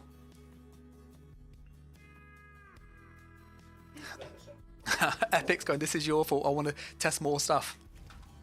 Honestly, I think there's going to be so much, and I don't want to be one of these people where I put out a build video going, best in stock Nightblade, and then people go, well, this is better, like a week later. It's just clickbaity. We're going to try the Shadow Mundus, just because you're killing the... I can't put up my house, because you're killing the thing. Can't put out the thing. A said Dawnbreaker is more damage too. It's actually not. I did show this the other day. So if you look at this, it's for this build and specifically. It's 4.2k with overload. So 4238, and I'll buff up. Let me just buff up to show it's fully buffed too. 4962. Okay, 4962. And no, that's not my bank build. That is not my bank pin. Let's put on the Fighters Guild Dawnbreaker, and that is 4920. So the overload is actually slightly higher because of the Sorcerer passives.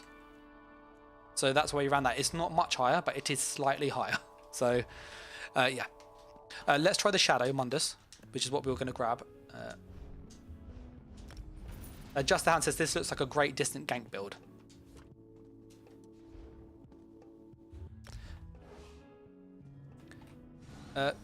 Zelos was thinking this might be better. My feel is, I'm going to say it now, I think it's going to be worse. I could be wrong. I think it's going to be like, it's going to spike really well or it'll be really bad. There won't be like a middle ground.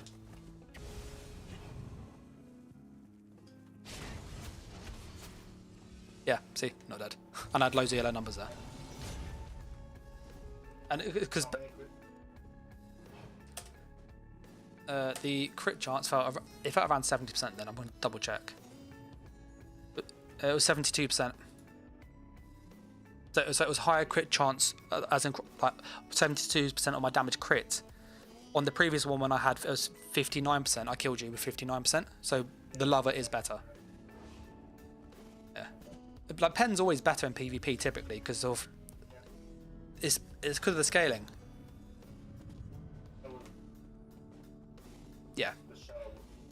Yeah, Zelos was saying if he had lower armor, the shadow would be better because his resistance isn't reducing my big number by as much.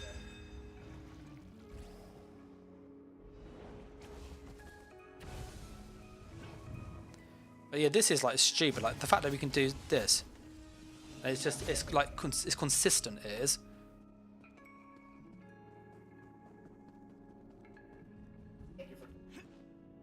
But I'm now wondering now. Do we actually need Darlock? Not Darlock. Do we actually need Tarnished? What is Tarnished actually giving us? Yeah, Sundered is nice. It's obviously minor breach Sundered, which is good. But the Tarnish is killing you at that point. By the time Tarnish procs, you're dead. Oh, it's never on my combat metrics.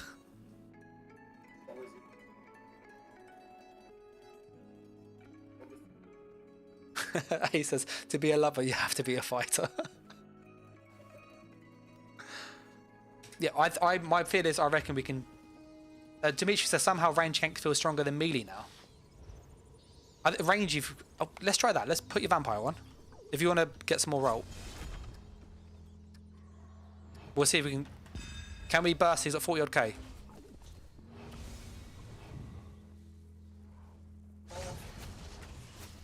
Oh, there he's dead. He's so freaking consistent. Replace Tarnish with Oak Father. Let's put Oak Father instead of Shatter, just to rule out, is Oak Father better? I'm going to say no. I'm quite convinced on this. But I want to rule it out, okay? Because I've had quite a few people ask about Oak Father. I don't think it's a good set. I'm going to see where it comes from though, because I need to actually get it. Oak Father is a crafted... Oh, it's from Cyrodiil. Rewards the Worthy. It's a lot of damage on the 1, 2, 3 though, which is nice. Oh, one sec. The Sundering Soul was the skill I'm using. It's not the Sundered proc. That is looking nice though. Let me show you that on screen. Bear with me 1 second. The Tarnish is always getting the kill. Tarnish is always getting the kill. Let me switch to that one. Yes, if you see there, yeah. This is what he sees on his death sheet at the end. So consistently, Tarnish is always the bottom thing. So that final bit of oomph is helping get the kill. So we need to basically make up 4k damage consistently. Now the...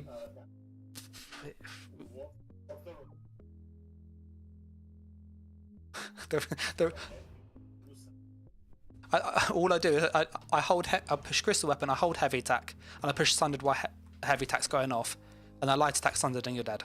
That is the combo. It is ridiculously simple. Like, it's so stupid for how much damage it does.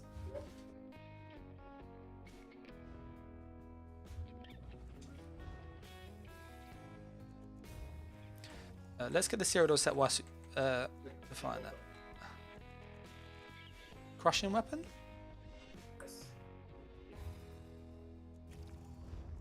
You can't stack it with Crystal Weapon, and the Sundering Soul has the shock script, which is more damage this way round.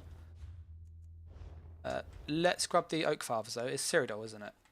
I don't think I've got Cyrodiil sets out yet.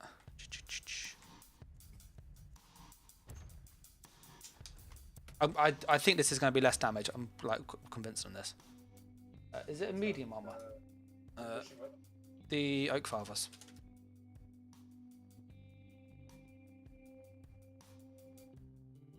Comes in.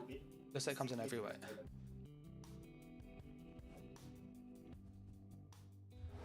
It comes in light. Sweet.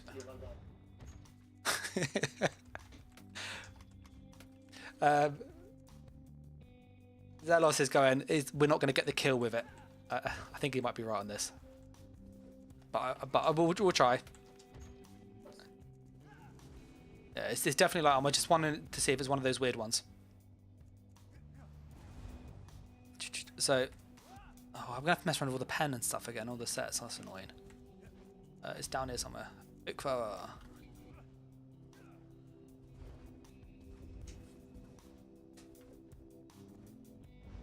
I'm going to ask him to buff up exactly the same that we've done. He was buffed on all those last tests.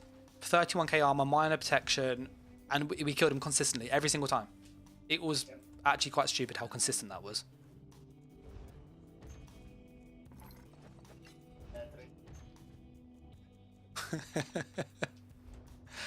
Zealous is kind of his penetration baby is always consistent.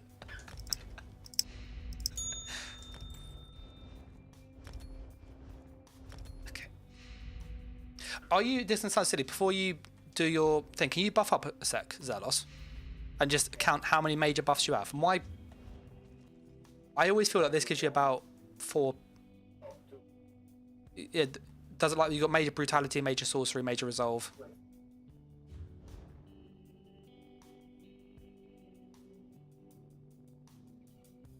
So, yeah, so, and then if you had a damage buff, you have 2 extras. You'd have 6, yeah? So this is basically 3,000 pen. Plus all that damage. This is normally about 3k pen, maybe 4k if you're lucky, and some damage. I don't think this is great. For context, he's got major resolve, he's got major fortitude, he's got if you would have major prophecy, he's got major. He's put on the damage buff, so he's got major sorcery, major brutality. That's like 5 there. If he had potions on, he'd have the 2 regions. That's because he's already got the fortitude, so that's 7. You're looking 3,500 pen. Or you can have 7,000 pen. So, we'll check. Could you also put on try potions as well? We'll try it with like when you're fully buffed up, just to really rule it out. I think it's a bad set. I might be wrong.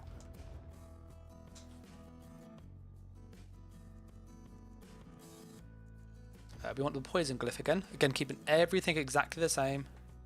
Poison glyph. That can go on there. Make this sharpened.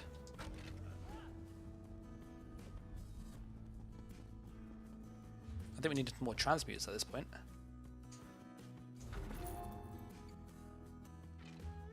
But Ace is saying, but it's good if they have like Oaken Soul.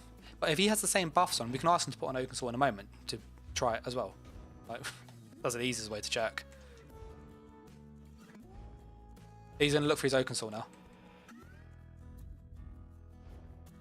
So that is sharpened, poisoned. We just got infused. Let's get some jewelry glyphs out. No, I want to know myself. Like, if it's a better set, I'd use it. You know.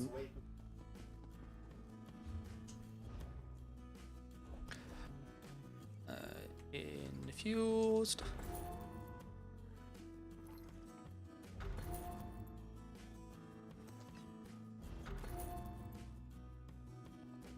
But what I want to do once I've done this is like do a similar one for melee ganks. I've been testing quite a few of those out, and also elemental explosion, because that skill is ridiculously fun to use. And now that we can put on like more passive damage boosts, I reckon we can probably make something special with that. It was a good skill anyway for like bursting.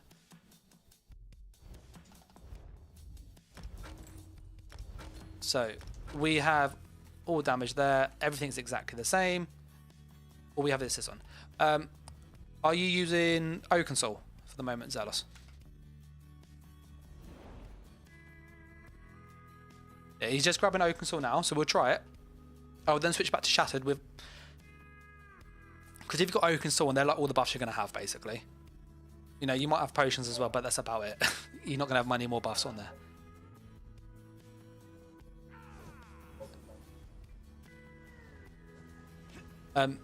Leave Oaken Soul off for the moment, and we'll just run loads of skills in the back just to check first. First, non-Oaken Soul.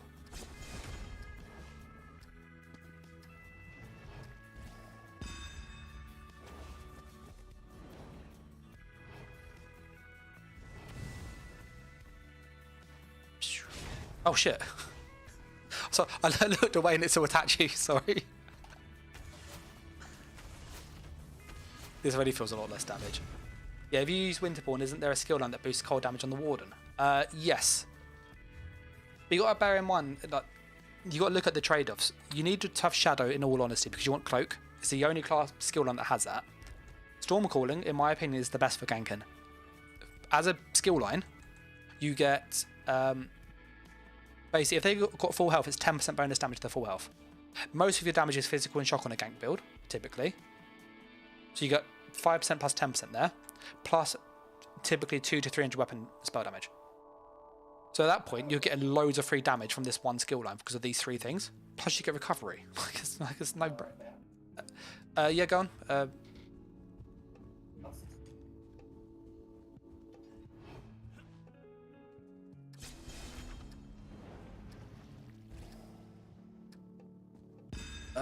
I can't run all the skills I need as a Nightblade. That's why I had to go this route. Give me a second. Let me just try and kill you.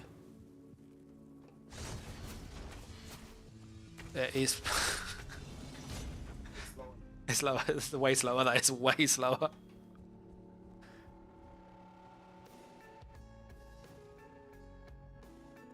I'm using Crystal Weapon. I've got Ball of Lightning on, and I've got Overload. So there's 3 skills there on the front bar. No, but it gives me it's a passive damage boost. It's free damage. It's more than Dawnbreaker, just. So, yeah. Literally, it's about an extra 40 weapon damage compared to Dawnbreaker. I did show it on stream. Can you this time put on like as many major buffs as you can? It sounds silly, but like, oh, all right. How many did you have on? Could you count them just so we can really like and send it or send a screenshot and I can show it on.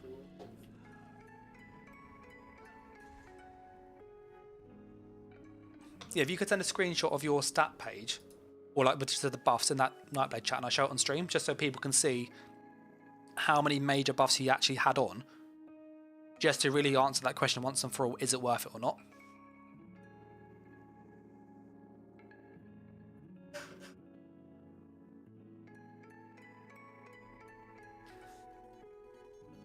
A says that's tough. Yeah, I don't think Oak's worth it. I was looking at it the other day, and my mate Nath wanted to run it, and I was like, you're never going to get that much. If he puts on Oakensor, he would lose the Gaze of Sithis helmet, which is 4k armor. It just makes it a bit more awkward to test. And if you count the major buffs on Oakensor, which I got here, so let's count them. Oakensor, major buffs. Major Brutality, that's 1. Major Sorcery, that's 2. Major Prophecy, that's 3. Major Savagery, that's 4. Major Resolve, that's 5. That is it. You get 5 from Oakensor. It's not a load of stuff.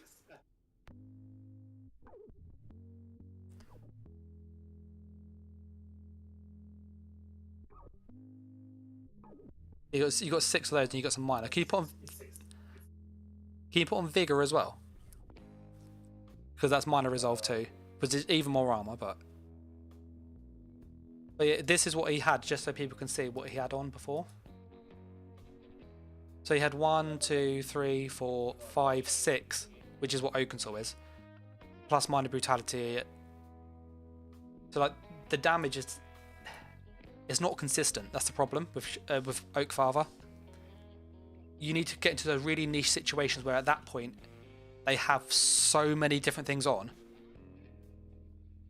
that you get a slightly more damage. But the chatter just hits hard all the time. Like you shattered. We'll try that. If you let the Vigor tick off though. So he's got more armor this time round, and I'll put on the other set with the thing. I'll try it the other way too, okay? So that was nice crits. So you had lots of armor then. Was that with resolve or not? That was Oakfather. So you had a few extra buffs on there that time, minor ones. Let's switch quickly to Shattered. Do exactly the same thing. And I would imagine Shattered to have a similar result. Rage says Ganker, Shattered, Brawler, Oak. I think that's probably a good way of viewing it. Very similar In a gank, you're killing them when they're unbuffed. That's the aim of the game. Is that on? Yeah, it's on. Okay, so we've got exactly the same stuff.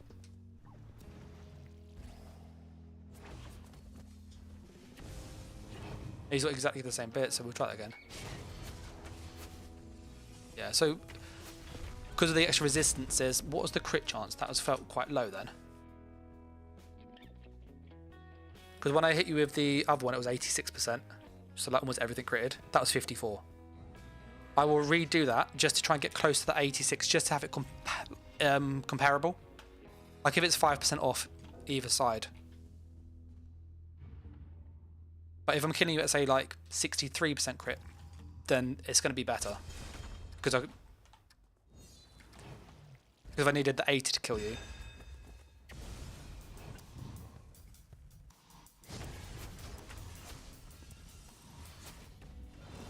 Yeah, so it looks like, just looking at the... So I think this had felt a bit better, about 60-ish. Be wrong. 55, again, really low crit chance. Alright, we'll try that again. Because we need two that are comparable just to really answer that question. Because obviously if you get loads of crits, it doesn't... Yeah, the crits make a massive difference to the like results. And we've done really like a lot to keep the data valid as best we can.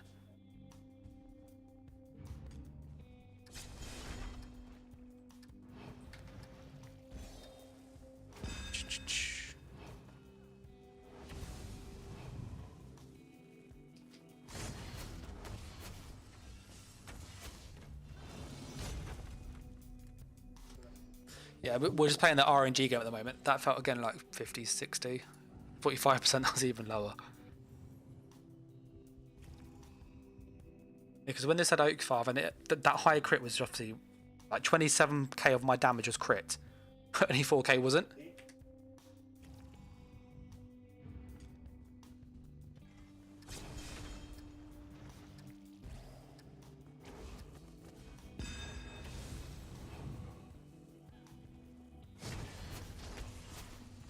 Okay, so that had much more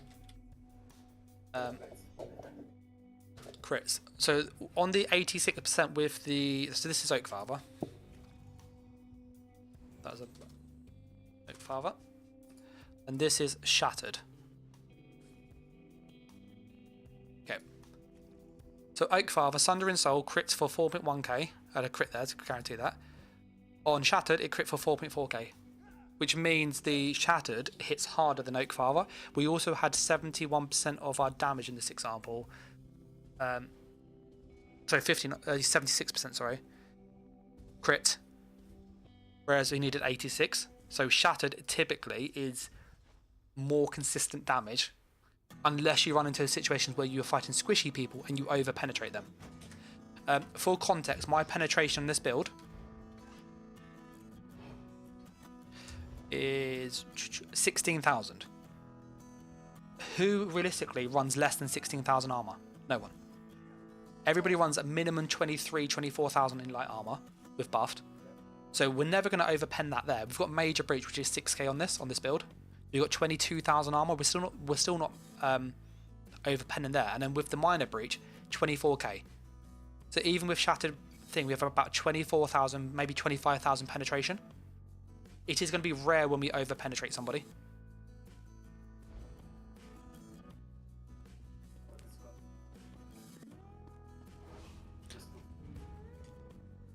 If you stay there for a second, don't buff up this time.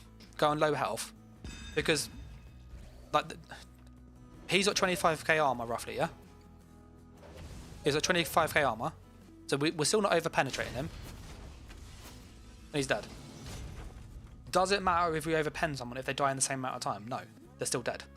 Like it makes no difference if we overpen them if they die in the same time window. It only matters if they don't die. So if you just take off your helmet, so he's down to 20k now. So it's 20k armor. Again, just to show that the overpen doesn't matter in PvP. So this should be nice. I'm like, actually, I blew up. So the same time to kill window is exactly the same. A says on one of his ones, he's at 50k. Can we show 15k just to see what it would do to it? If you might have to like just take off all your armor at this point. I want to then try with Darlock because we've got a good skill combo. We've got a good damage combo. We've got a stun in the build. What's your armor now, Zelos? Okay, he's got 16,000. Okay, let's see what we can do to 16k armor. He's got 26k health. Wish him luck. Wish him luck. it's just... So the whole overpenning is not really a factor in PvP. It's such a rare situation where it's a disadvantage that you're not going to run into that situation often. You're better just stacking pen. Dimitri says, looks like need improved hiding on Sulk. Let's try. I want to get Darlock in this now. Oh, actually, whilst we're here, can we take off Tarnish and put on Thrackers? Let's try that quickly. Are you able to put on your normal build again, please? Because if we can drop the proc from Tarnished and just guarantee a kill, I'd have that. Aden says, so far it seems like subclassing in PvP is going to be the equivalent of nuclear war. Mutually assured destruction. Pretty much. It's going to...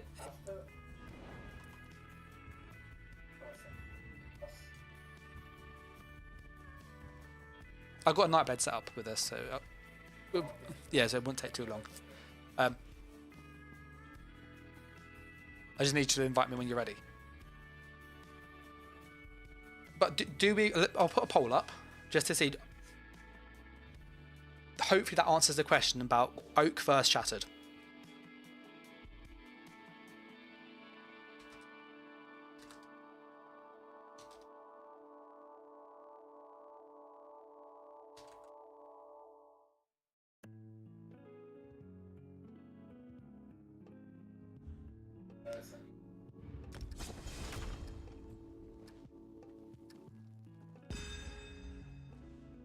I think you've got to bear in mind with the Sulk though, Zelos, is that you get access to Amplitude, which is a 10% bonus damage to your max health. It's a huge amount of bonus damage at start, and Energize 5%. That's 15% damage boost. It's huge. Plus weapon and spell damage. It's massive on one skill line.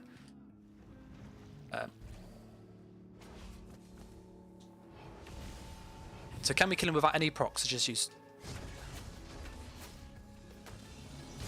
It looked like Tarnish went off. Definitely didn't have Tarnish though.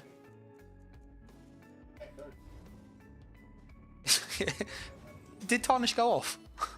Like, I got Tarnish on the body. Okay, I thought I was going mad for a moment. So we need Shattered on.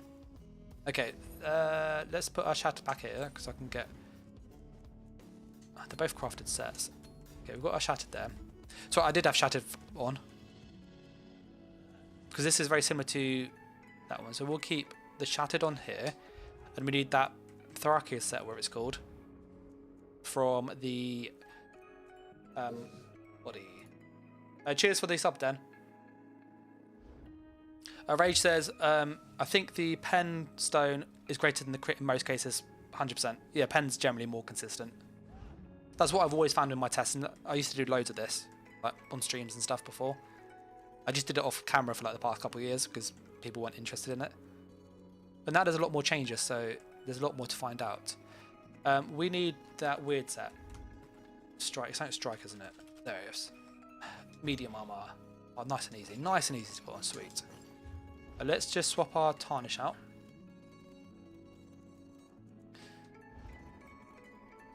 I will re-glyph this as well to keep it fair. Because if we can kill you without this, I mean, I want to say like, yay. We lose all the crit chance from Tarnish though, which is a bit sad. I do quite like that. I believe that one's empty, so let's go into this one and get another one of those. And then grab those ones. We have been doing lots of testing. We found out some good stuff though. Basically, heavy attack is way better than just using Snipe. That is easier. It's easier to use. It's more damage. It makes no bloody sense.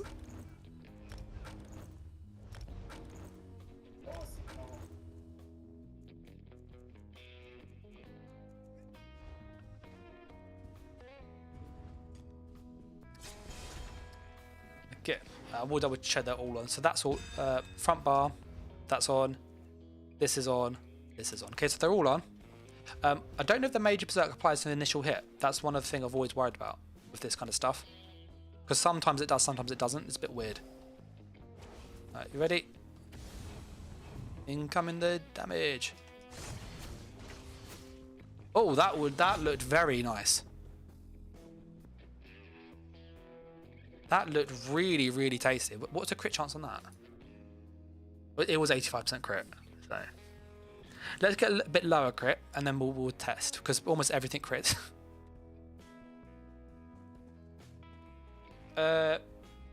Command. Yeah, that's not a bad command to use. That major berserk did do quite a nice bit of damage there, didn't it? Come on, lower crit chance, lower crit chance. Okay, so that's a better illustration of what we would actually do. I think the tarnish is better. It was 40%. Let's aim for 50, because that's kind of... When I was getting around 55%, it was kind of then starting to get into that kill window. Cheers for the sub, Tan. Rage says he's been testing tarnishing Command, I think it's pronounced Command, however you say it. And he found that tarnish was better. That's what I found as well. It's very close.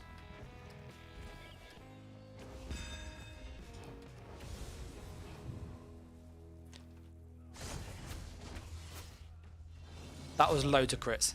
So many crits. But you just see all the yellow numbers, you're like, okay, this is not helpful. 86% crit damage. Archer's Mind's nice, but it's only on the initial hit. Ace. And we do need to do some follow-up, so maybe it could be better.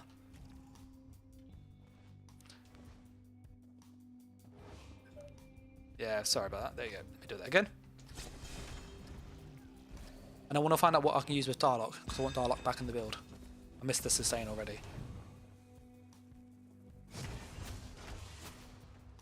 Okay, that looked like a better illustration of what we would have here. Oh yeah, a lot of damage. Yeah, 59%. So it wasn't enough to kill them with the first combo. Around 50-60%. Whereas with Tarnish it was just. So Tarnish is probably... Tarnish is probably the better play here. The only difference is that it doesn't always proc. Because it's got the 1.5 second delay. I was wondering if we should change the passive, but I don't think there'll be any better skill lines for what we got. Let's try that again.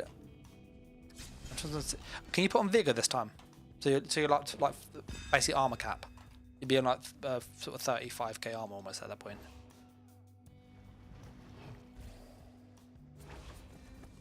Right, you coming in? Ready? There's lots of crits there. Yeah. I think what we can say quite reliably is, well, there are lots of options. There are lots of options to kill people.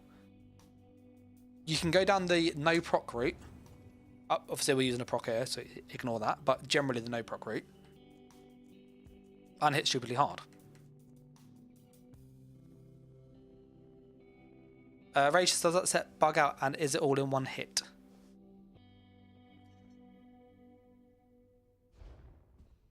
I'm not quite sure what you mean, Rage, sorry. It is very late, so it's probably me. It's like 20 to midnight. We're going to play around some Dalek now. We've got a very good clear of how quickly we can kill him, in all honesty. Yeah, he's tanky, we hit hard, he's got loads of defense. And minor protection and stuff now.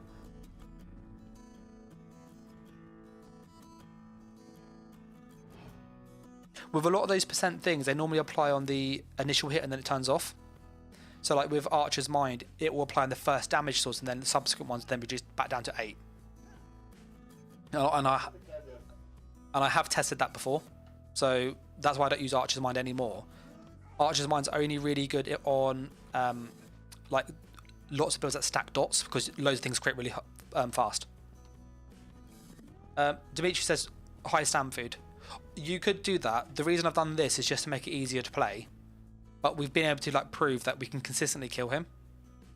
And the best setup with the current standard that we've done is Tarnished with Shattered. That has been the most consistent. Thrackers and Shattered, they're both craftable. These are a great combo. You hit really hard. You just need this monster set, which I will be farming tomorrow. That's my tomorrow job. So, yep, that's very good. Let's change though and get some Darlock back in the build. So Darlock, Tarnish and Anther. So let's try that, okay? I've got the Darlock already. Darlock. Where's my Darlock? How much damage do we actually lose? Because it doesn't come down to damage, it comes down to time to kill. That's like the big thing. If we can kill them in the same amount of time, it makes no difference. So I'm going to try Darlock and Shattered first with Anthmere, the heavy attack monster set. What we can then try is add in a Mythic to boost the damage a bit further if we need, and back bar Darlock Bray.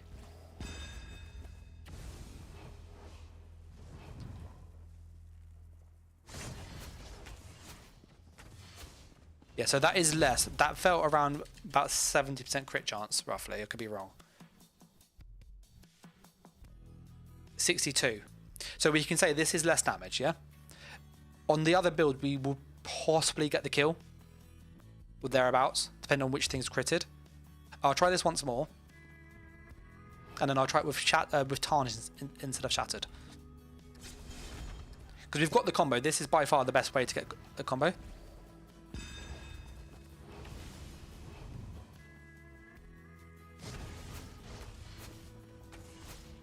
Yeah. So it feels a lot slower. But it's going to be, we're dropping a damage set, that's kind of expected. And that was 62, 59. I want to try and get like a 70 to kind of get a feel for that. Rage says, do you have pen or crit on the weapon? I've got sharpened.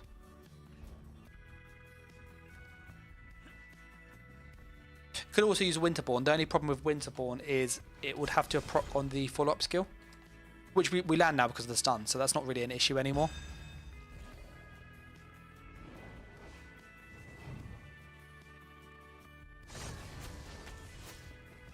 I felt like something didn't proc properly then. I didn't proc one of my buffs.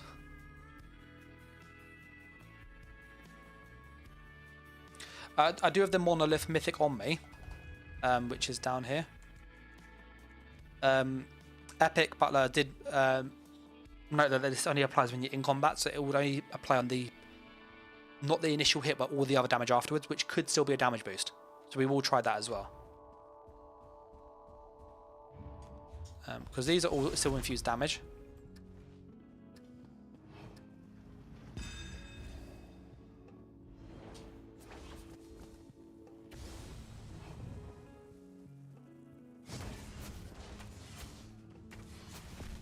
Yeah, it feels like you can see that this is is very rarely getting the kill in that first salvo.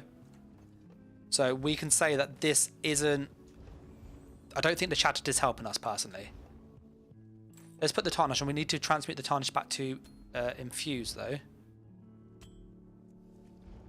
We got one Tarnish. Do I have Darlock on it? No. Let's go get another piece of Tarnished Jewelry and make it all infused quickly. Jewelry of Tarnished Nightmare. Where is that?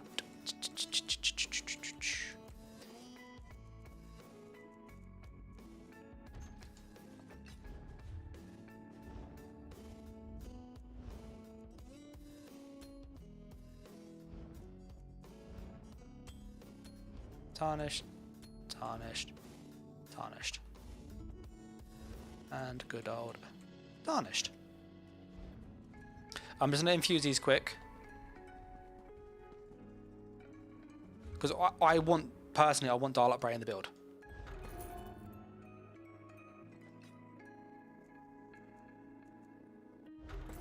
The Overload, you can't heavy attack. And you don't always get the stun. I found the heavy attack was actually more consistent with Crystal Weapon than just Overload in most cases. Because you got the stun, you got the kill generally. Whereas with the Overload, they could just dodge roll on these subsequent hit. So against good players, they will just roll it away. Jewelry, glyphs.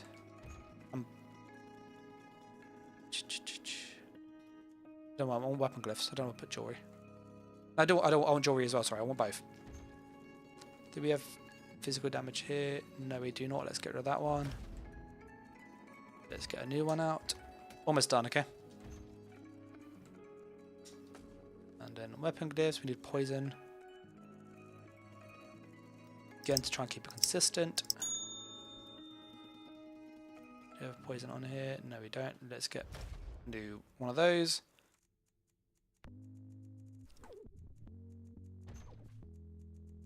It is there.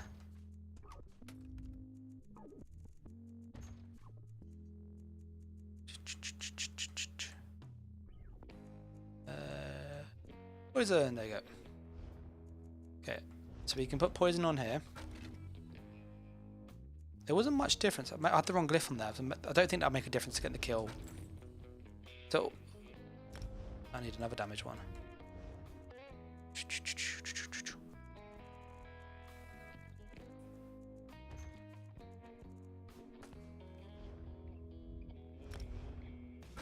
So all damage here. All those on. Those on, okay? So what about Con, Tarnish, and the Warrior Mundus? When you stack damage, you get less bonus damage overall. Because what happens is, if you say, for example, you hit them for 1,000 damage, and they have 50% damage reduction, you lose 500 damage. If your weapon damage increases to 1,200, you can lose a bit more. Whereas if you can just reduce how much they reduce your damage by, which is what Pen does, you end up getting more total damage in most cases. So there's very few examples where you are better running like Warrior and stuff. That felt way slower, that did. Felt way, way slower. Like, I'm almost quite depressed with how slow that felt compared to what we had before. Was a crit chance low or high? So it was 73% crit chance. So yeah, Tarnished is really bad for this. Dimitri said if there's no overload, we can use a Nightblade instead of Sulk. That is what I want to test at the end. That's what Zelos was asking to.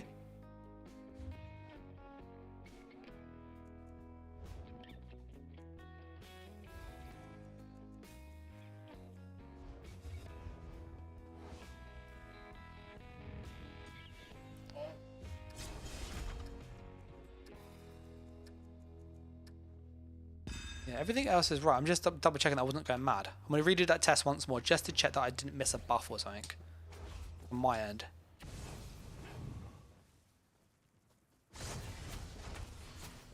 Yeah, it's. And I'm gonna put on Shattered just once more, just to double check that I'm not going mad. That Shattered is better. Yeah, I'm leaning definitely into Shattered now. Because the thing is, the reason why we used Tarnish before is because we didn't run this heavy tap monster set. So the reason we used Tarnish was because we had a proc set anyway. But now we're using this instead. Having two procs didn't add much more damage in most cases. And that pen is very, very good. Okay, let's...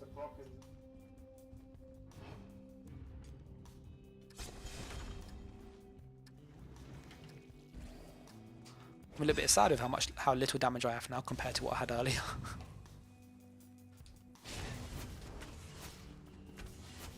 Yeah, see, that was more than Tarnished. And we can combat metrics that. That felt similar crit chance. So that was 62% in 2.5 seconds. This was 66 in 2.6. So you can see it's similar time to kill, this is slightly quicker. So I think Shattered is the way to go. The question is now, can we add a mythic to this and back bar? So let's put on this one here we was trying earlier.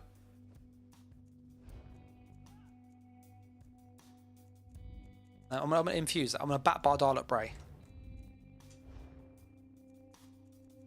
So then we can get the mythic on. I need to get the transmute crystals always in a really weird place, in like the crafting section somewhere down here. Yeah, I'm gonna drop Tarnish for Shattered, I think, next patch. If things say how they are, it just seems better. Is that one there, and then it's this weird one. Is it that one down there? Yeah, there it is. You can tell I've been on PTS a lot to find that little geode. So I'm just getting loads of transmutes quickly. 2 proc. I'm going to try a few different options. Ideally I want Wild Hunt, but I don't think I'm going to be able to get that and keep the same level of damage. Oh, I like Wild Hunt, and it's the speed. Oh, Zelos is going, you're not going to get any damage out of Wild Hunt, but it's the speed. If you've seen Top Gear, Jeremy Clarkson, honestly, it's just about speed and power. That's what. Because this, like, sorry, this feels, pardon my language, this feels absolutely awful. Moving this fast, like, I know we can use a major boost, and we can go, but when we heavy attack, we're slowed. Anyway, we'll see how this is. So, Darlock is on the back bar. Shattered should be on the front bar. No, it's not.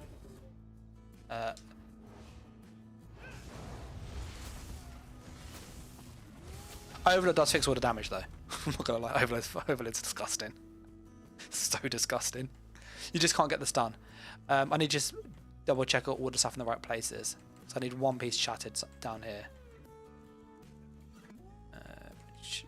Do I have any? Let me grab a piece of Shattered quickly. I had Shattered turned off, that's why I ended that quickly.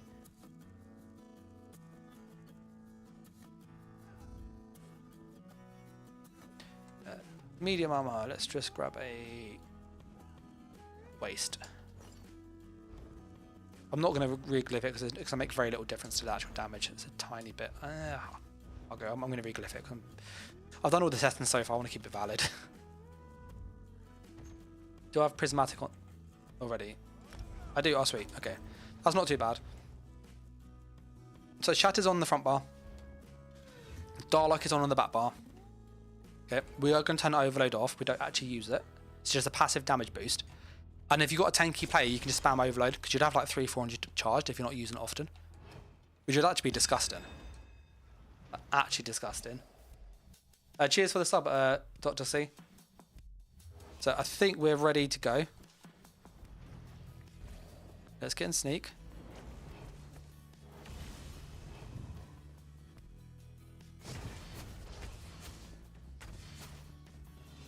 Didn't feel that much faster in all honesty. What was the crit chance on that? 69%. Hey. That's my like inner child, that is.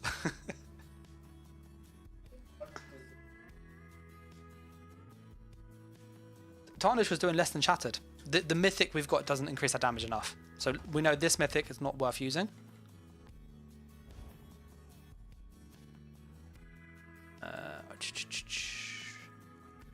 Marken, it is actually more damage than the rest. It sounds silly, but that extra 200 damage might just be enough to tip it over to make this viable. And I will take viable at this stage. If I can keep Darlock Bray, yes, I lose the speed from what I have currently. It's because I nerfed the banner skill. I'm a little bit annoyed with that, I'm not going to lie. To be fair though, I don't know if anybody saw what I did on the banner skill. It was broken.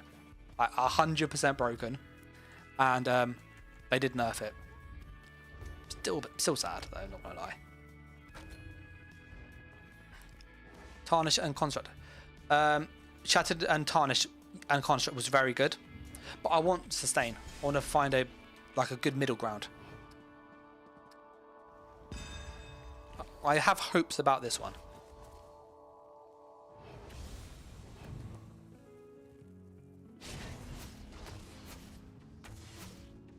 That was very little crits there. Am I missing a set? Feels like I'm missing a set. I'm not missing a set. It just felt like I was missing one. That crit chance must have been awful. Yeah, it was 36%. That was very, very unusual. I've been averaging crit damage wise like 50% plus. So that was a very unusual example of what can go wrong if things don't work how you want. And just to check, you're not doing that's just major resolve, isn't it? Yeah. Yeah. So still the 31k armor and stuff.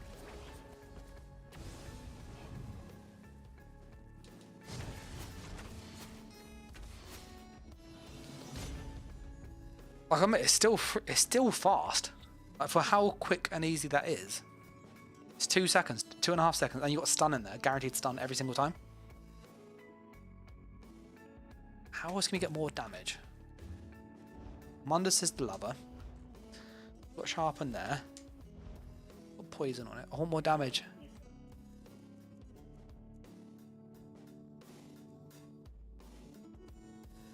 Yeah, we lose a lot of crit. We'll try that. That's a really good suggestion. We're going to try full light in a moment and see how much light is worth using.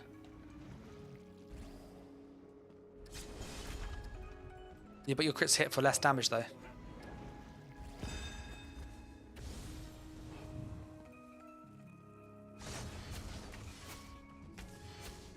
Yeah, so I think where we are at the moment is we would have to, in order to make Darlock work, we'd have to change our attributes. Which is an option. Let's try that. Let's put everything into stamina.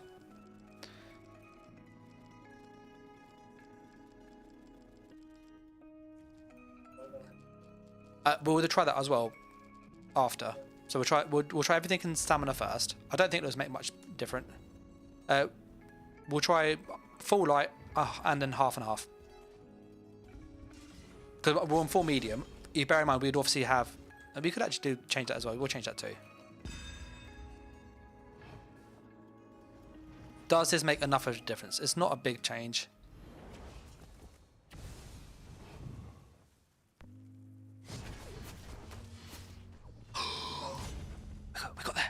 We got there. Okay, can I get more speed? Was that just a fluke? Was that a fluke? It was 77%. That was really high crit chance. Okay, we need it. If it's around 60, 65, 69%, which is what you typically get, that's what was averaging out quite consistently. I'll take that. But that was a kill. We got a kill this time, and we got Darlock in the build.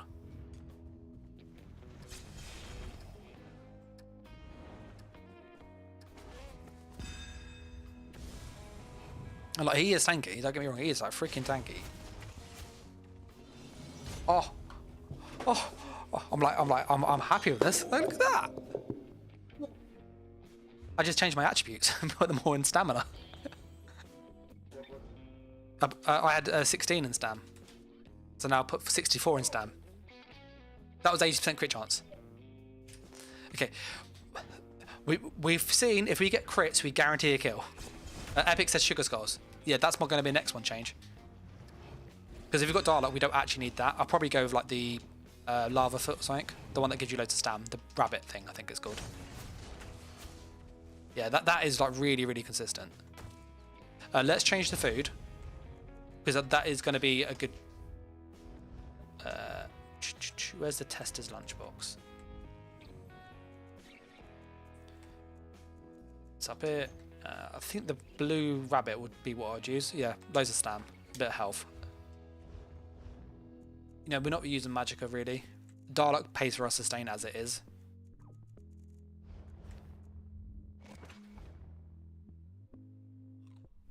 And we could also put our glyphs into stam if you wanted like even more damage.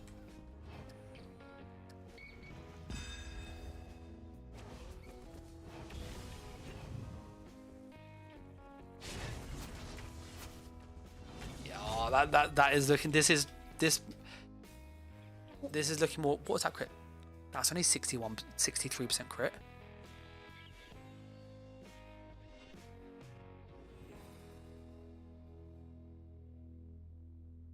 So yeah, oh, okay. What we can now do then is I think Marken's actually better. How much damage do we lose if we go Wild Hunt? Like, I don't think it's that much, and I like the speed. If we can get the speed in and the time to kill still, because it's all about time to kill. It doesn't matter about big numbers. As long as we kill him the same number of skills or same time frame, that is what we're after. So there's slightly less there. Money bags over here. I think the crit chance was quite low, and that was 37%. That's really unusual. Very rarely that low. I'll try that again, because you saw like in all of the things, you literally see it's 60, 60, 80, 70, 34, 52. So it's generally, look, those are all 60s pretty much, like consistently above 50%. So anything below that is very rare.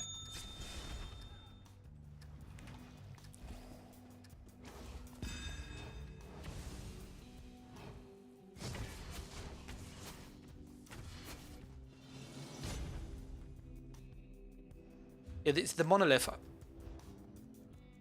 It only works so on the. It doesn't apply to your open and burst. I will try that in a moment though, just to like, rule it out. So I did use it early, and Markham was better.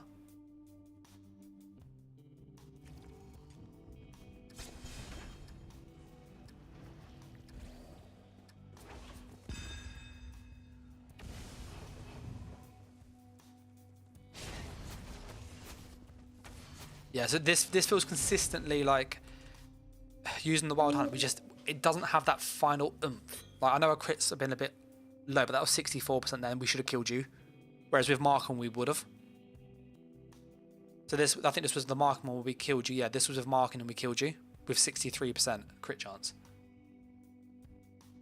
So that damage is needed. We'll try the monolith. We've got nothing to lose here. A said, what about Lamp Knight and all that pen? I need to see what that set does. Off the top of my head, I can't recall what it's doing.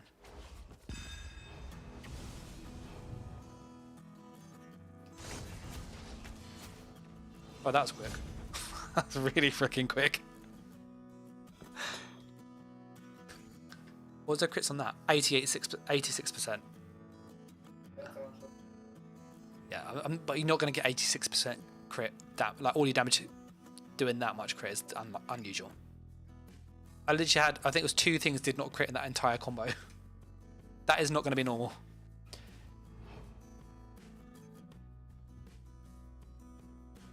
Oh, well, no, I'm not using that Lamp Knight set. That's garbage. Sorry. Minus 46% damage is obscene. I feel like we're getting progress with this, though. We are getting something that I think could be quite special. Until Zoz breaks it again. Yeah, so that was more what we'd expect. That was about 50% crit damage, it felt like. Maybe 40. Check in a sec. 37%. Yeah. I'll try that again. I want to get around like 55 to 60-ish to at least get a rough feel. Because that will tell us exactly, is this mythic better than Marken?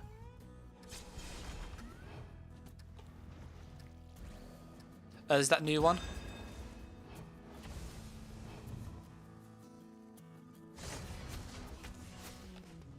Okay, so that felt much more reasonable crit-wise, that did. Maybe it's similar to Marken then. That felt not as 67, yeah. So we can say that this new mythic, damage-wise, similar damage to Marken. It's looking at this on a ganker. It's not going to be like, there's not a massive amount of difference between it. Our time to kill was very similar with both. We had this, it was almost the same time to kill with a similar crit damage. The question is then how much. It's called Monolith Reforged. I'll link it to you. There you go. So we're currently using Shattered with Darlock. Is it Darlock back in the build? Awesome. This is on the back bar though. So, but we've got Darlock in the build. So we've got Sneak 1 for free. Awesome. Love it. And then when we do the damage, and then we go back and sneak. Can I get the speed in? The Rage thinks this monolith might work better for the Assassinine. But what we'll do after, once we've done this, we'll copy the build exactly onto a Nightblade. And just see if it's better. Because you need 2 Nightblade skills. You can't do this otherwise. I do think that they will nerf the Nightblade crit chance because it's obscenely broken in PvE. I feel these were very similar. So if you go... No, I think Marken's consistent. I like Marken. I'm going to put 2 Swift on. The 2 Swift would mimic what we would have essentially with Darlock when in combat.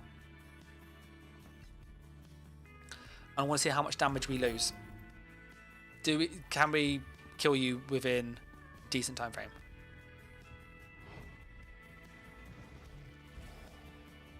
Yeah, because this, I'm okay with this. I could probably accept this. This is about 50% speed boost. It's not huge. I want a bit more, obviously. With the Nightblade, we'd have the Assassination, though, and we'd have the Minor Expedition, which is faster still. Okay, let's buff up. We'll do the combo.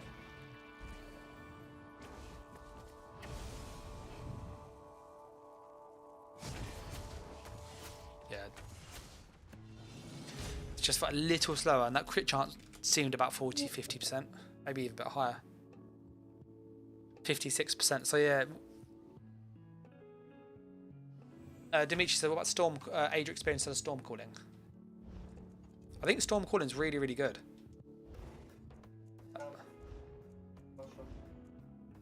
Age or experience has. Can I preview these? 12% minor berserk, which we can't use that anyway though. When you do damage, you can burn in light for 3 seconds after 4 stacks. So we wouldn't get burn in light either, because that doesn't proc on the burst. And the weapon damage, that's nice.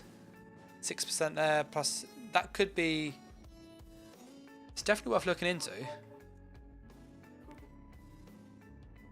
Yeah. Oh. We need dark magic because that gives us a stun. And even if we didn't have the stun, it is the easiest way to get burst in the build. It is a lot of burst, very easy to use. This is not needed. Shadow is needed. Storm Calling gives us 300 weapon and spell damage, which is huge. 10% damage of that max health, and 5% because it's physical and shock. So it's a lot of damage. Yeah. Right, I'll try once more. Let me change that mythic though to the other one. See if that's any better. And realistically, when you're sniping, by the way, you're not going to be aiming for people with 30 odd K health, are you? We're just doing it to just show that can you make it possible, basically. And at the moment, it's been like pretty much yes. Oh, look at that! That was good. Yeah, that mythic, that maybe that made the difference.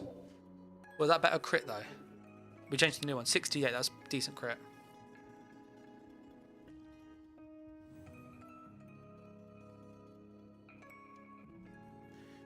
Yeah, this is the monomyth. And this was Marken. Okay, I'll try that once more. I had quite a bit more crit though, and obviously that bonus crit damage is going to be nice. When you crit more and you get bonus crit damage, you're going to take that, aren't you?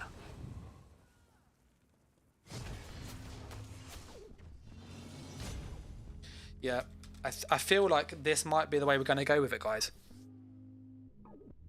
77%. Again, it's really high crit chance. We need it to be like 62 to just have a really clear, is Marken or this better for this specific setup of stuff. Because we've got 26k health, almost 27k health. We've got 28k stam. We've got decent recoveries.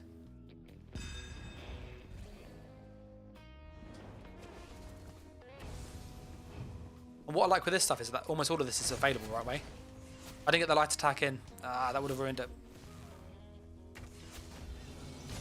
We have to redo that. The first combo was lovely. The second bit not so much. Our pen is very high. Yeah, so we've gone with dial up Bray Bat Bar. We've gone with 4-piece Darlock. You could put on 1 trainee instead, but the 4-piece gives you more like sneak reduction.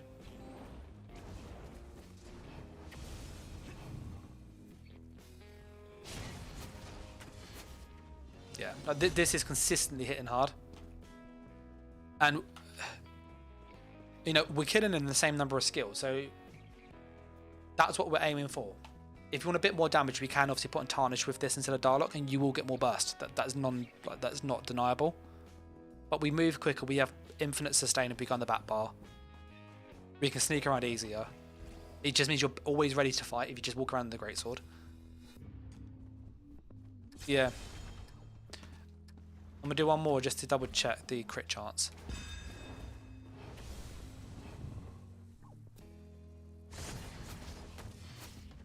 That was lots of crits there, but that looked nice. That last one was 60% actually, the one before, and that killed you. So Monomyth is better. Monomyth is the better mythic.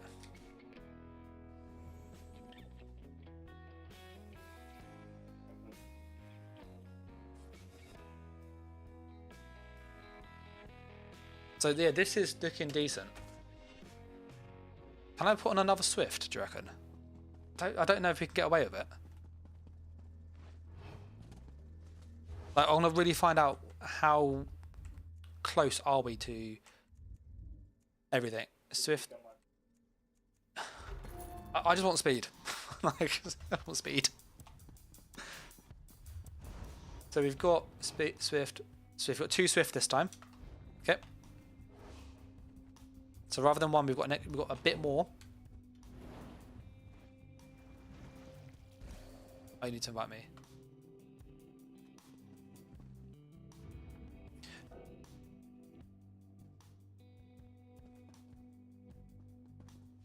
The dummy's off.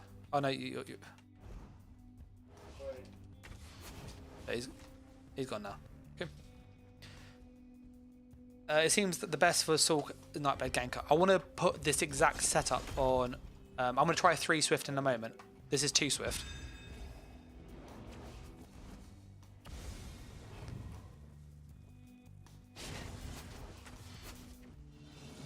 Yeah, what was the crit chance? The crit chance was similar. We know we can then put on 3 Swift. It was 85%. Okay, that's it.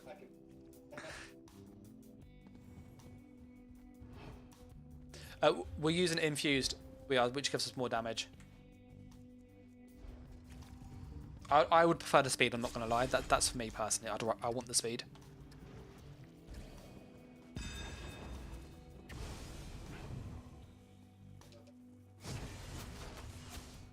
Ah, I didn't go for the follow up because I thought you would have died. I should have done that because that would give me a good idea of the crit. I'll do that again, and then if you don't die, I'll just keep going.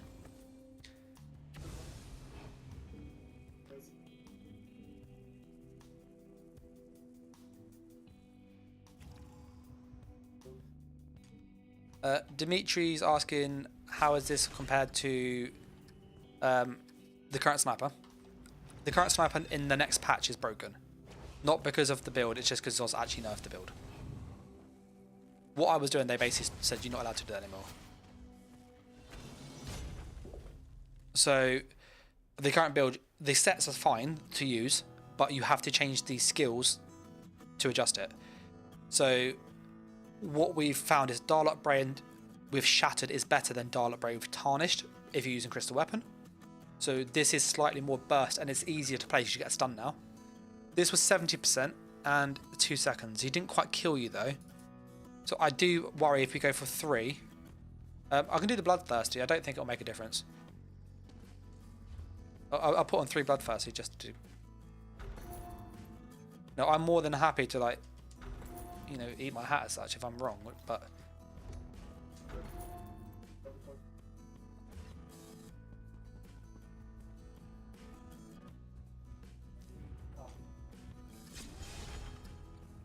Yeah, we'll try it if it is. I've got no speed though.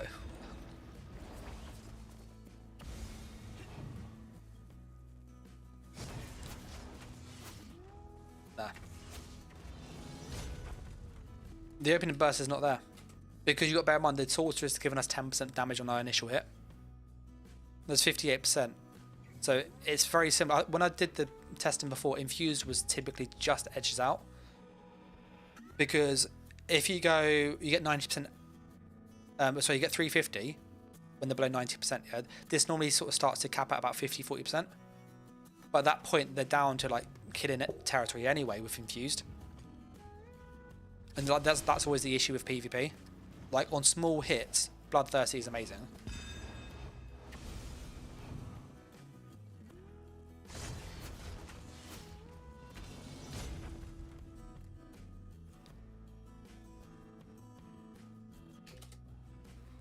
It's 63. That was 63. We can compare that. That's 5k there though. Versus 5.6k, and that was no Bloodthirsty there.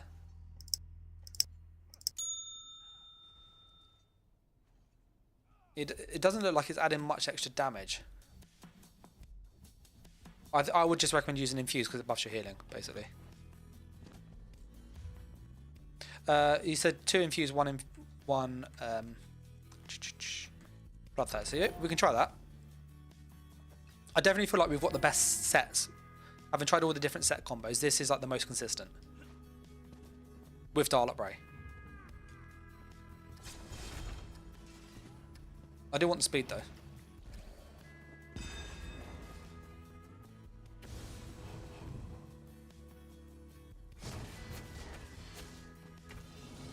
What was the crits on that? That looked pretty decent crit wise. We're always checking this number here. It's 66, so that was consistent. That was 3 though. Let's try 3 Swift. I just want to see like how much do we actually lose.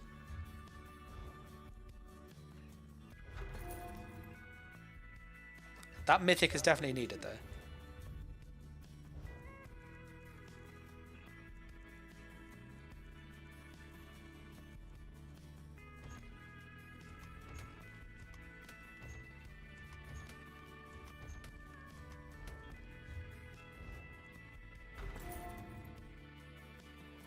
So, 1 second. Sorry, just transmuting.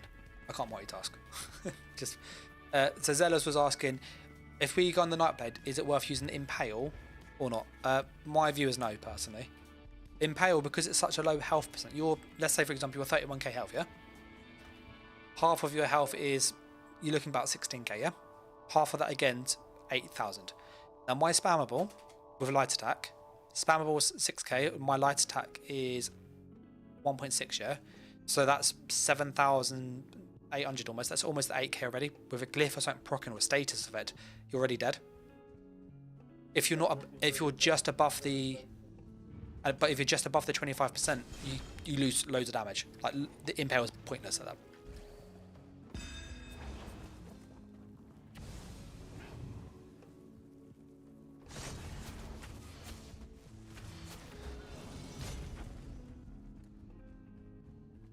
Yeah, but I killed you with the other skill. So that's what I'm saying. Like the value that you get from Impale isn't really worth it, just other than using another spammable, and it's bar space.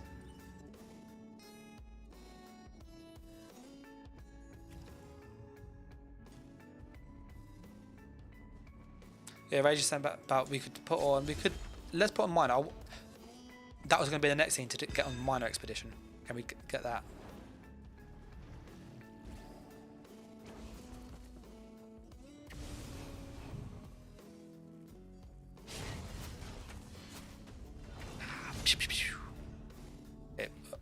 Yeah, I feel like this is.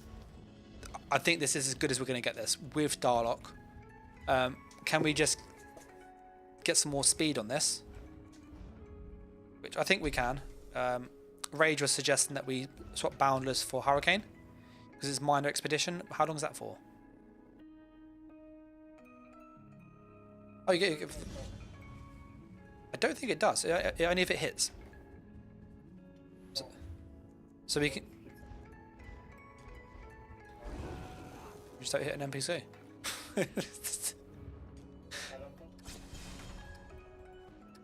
And to be fair, we're using Cloak anyway. Cloak puts us back in stealth. So yeah, so we would have this on. Yeah, this is like nice speed. See a target. Finish you. Then we move away. And we've got ball of lightning to go. Nope. Go away.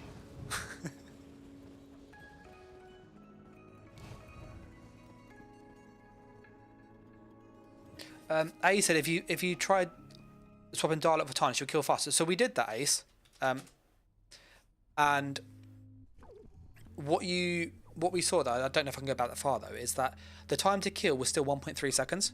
We still killed him in the same number of skills, and just because there wasn't enough upfront burst, even with those procs, because of the 1 second global cooldown between the procs. So we found actually using Shattered with the new rules and stuff is generally better. I don't know, let's see if I can go find some. I do have a lot of these to go through. I can't go back any further. But yeah, it'll be on the stream, but you'll see if you go back that using Tarnish and stuff, we all kill in 1.32 seconds. So the damage was exactly, like the time to kill window was the same. It did better against higher value targets. So if he had more health, yes, it'd be better.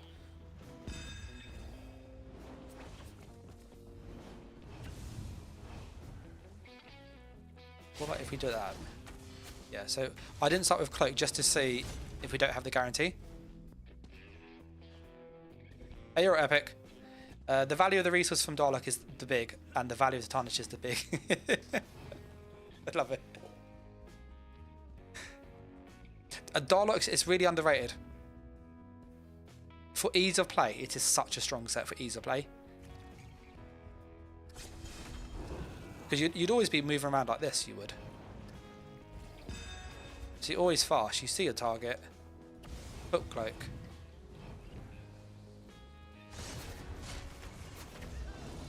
And then back and Cloak.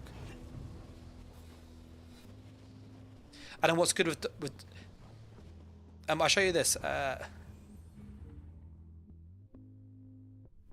Darlock and Rally is a must. Darlock's great. One thing you can do with Darlock Brave, which is, I have mentioned this in videos, Zealous, if you try and like attack me, yeah? Okay. So with the armor buff, it won't work as easy with this. So the armor buff is actually what's pulling me out of stealth. So I'll let that run off here. Which is why I'm a bit hesitant to use Hurricane. It's almost gone. If you keep attacking me now. So you can literally, it sounds stupid, if you just hit Invis and just sit still, your Darlock Braze sustains enough to keep you invisible forever. If you use Jewels of Mistral. So even with this current setup, we can pretty much sit like this for like probably a good 30 seconds, 40 seconds even. So they have to have an invis or something to pull you out. It's really annoying. And then what's quite nice is if we do get pulled out by people who catch us, we can obviously overload Crystal Weapon, then Light Attack and do this. And look at that. That is freaking disgusting. That is. That first hit did like, was it 22, 23,000 of your health? Dimitri's like, let's not make a video, this will get nerfed. Maybe it should be called, this should be nerfed. No, I won't make a video before this is released, before the patch drops. Or probably will make one, but...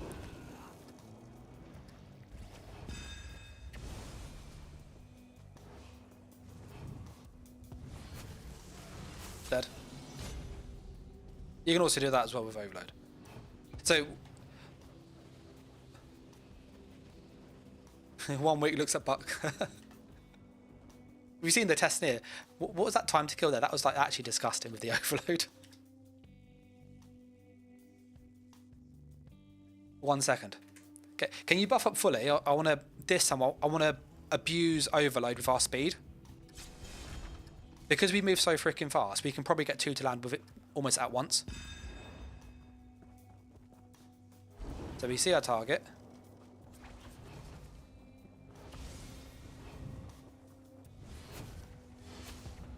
I don't know if I that.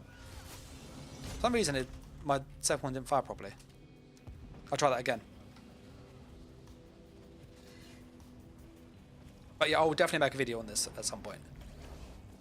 This is the kind of stuff I like doing, like making just optimize about stupid things. Like this is stupid. This shouldn't be a thing really. Let me put on our buffs.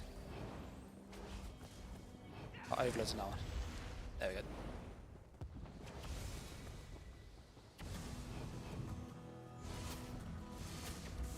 Oh, almost.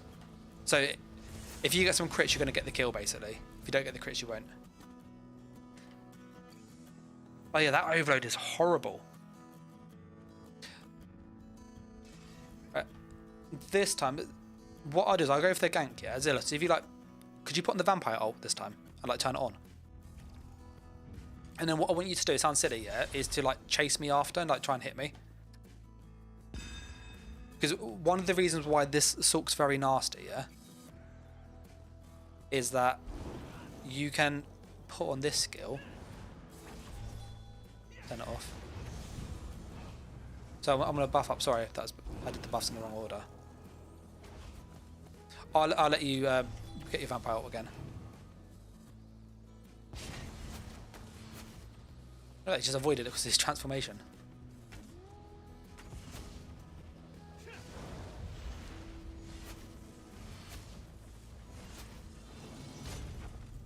That is nice though. Having blocking you shell splinter. But that is ridiculous. But the thing is, because you see, we're not using overload often, so in a real fight, you're going to have probably 200-300 just charged. So you're going to have like probably 8 or 9 shots, which is mad. I'm going to turn the overload off because I don't want it on at the moment. Okay, so it's off at the moment, okay? So if you're playing properly in Cyrodiil, yeah? You'll put on these skills, you would. So you go for the combo, even against a tanky player, and then he can obviously try and kill me now. And then I can keep doing that, but then if he didn't kill me, you will notice, if I didn't get the stun on him, sorry, I'd have the defensive rune. So if I made a mistake, this would stun him anyway.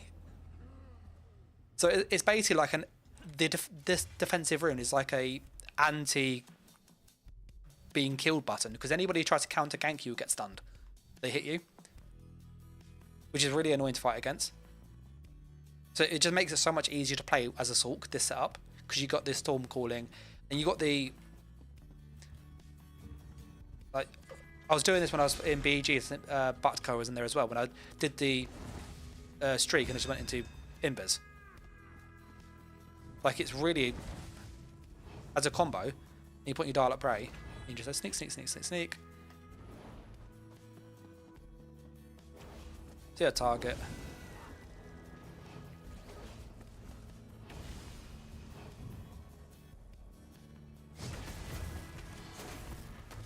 Dead. So you can do some really like, we didn't get the stun there, but then the room cage thing stunned him.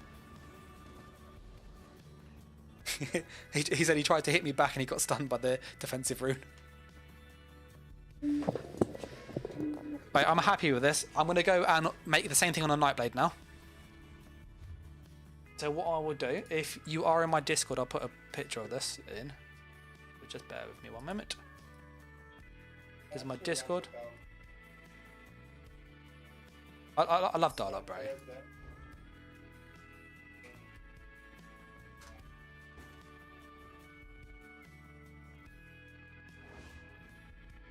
But I will.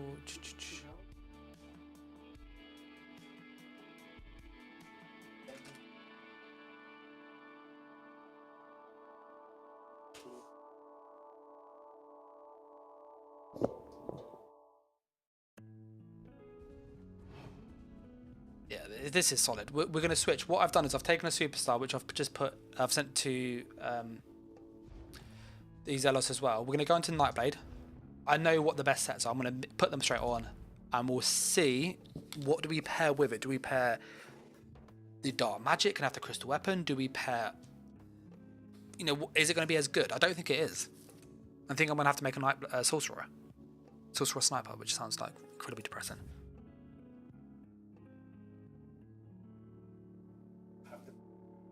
Robert says, does it have the out of maximise the outer stealth from Nightblade.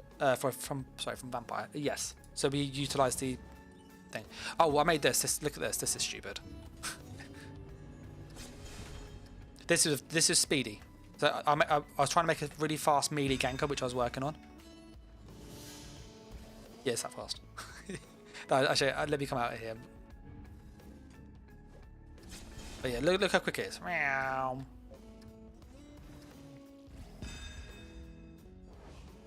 Yeah, so all we literally do for this one, you find your target, you put in your buffs as you would normally. Now, if you did it that way, you do need to go and put on the crystal weapon first, then the contingency, in order to make it easy to use.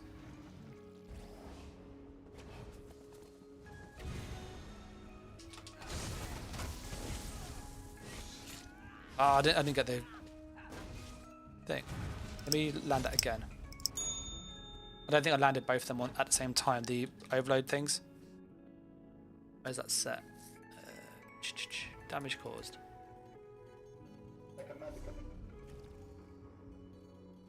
There it is, sorry. It wouldn't save the combat metrics. So it's just literally a heavy attack melee build.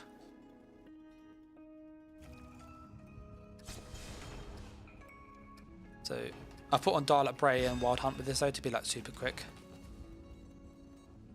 So you'd see target, you do that.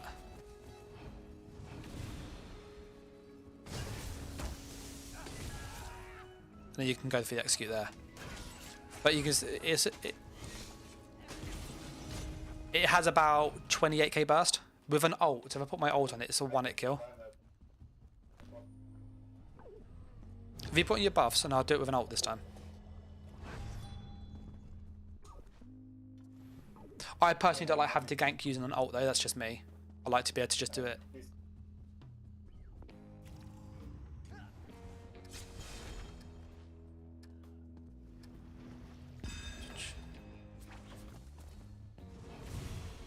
Oh, I've got the vampire ult.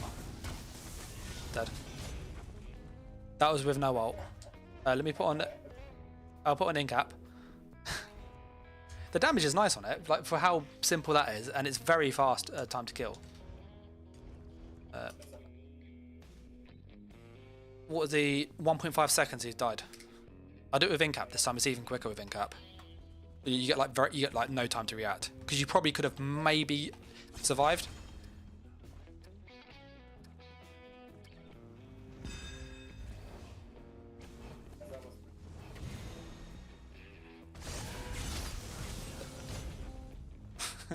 So with the in-cap it's like even quicker, it's actually stupid. Yeah. 1.1 second. So this is something else I've been working on. So yeah. The Wrecking Blow on my current shadow is more damage than this, but this is easy to use. Oh yeah. Well, you know, I can pair like Flame Blossom, and you get even more damage. You get about 40k burst, like against a tank. It's actually quite silly. And if you get bad crits, then you're just unlucky.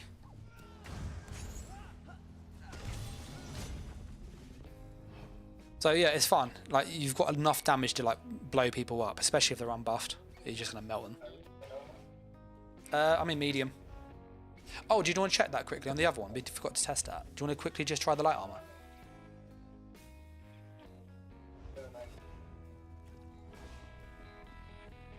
Yeah. So we're going to quickly set up the same sets from the sniper to this. Heavy to stun. This was using this set here. This is very cool. It's a very good set.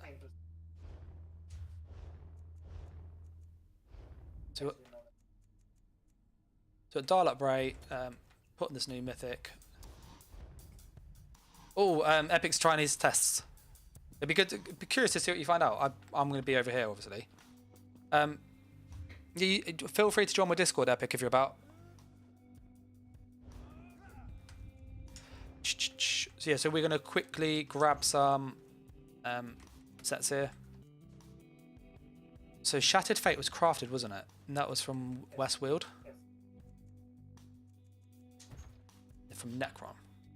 Might even go get this. Make on your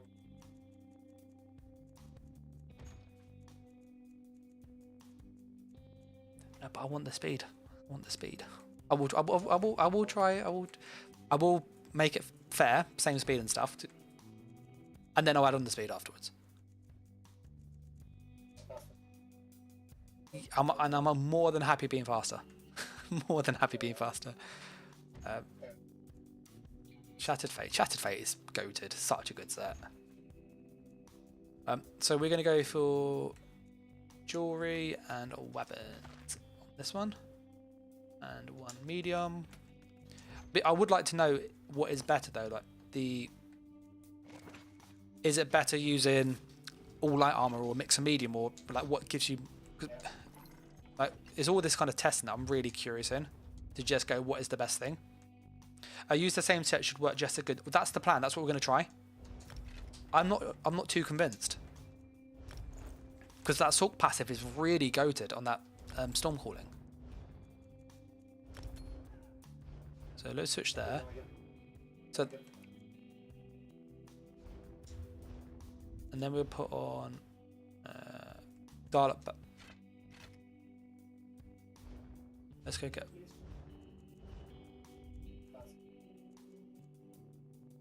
I think it's 1800 at the top of my head. Yeah, it's going to get nerfed. No, there's going to get nerfed. Your pen.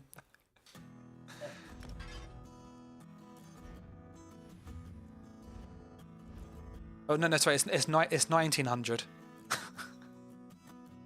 It's 8% crit chance.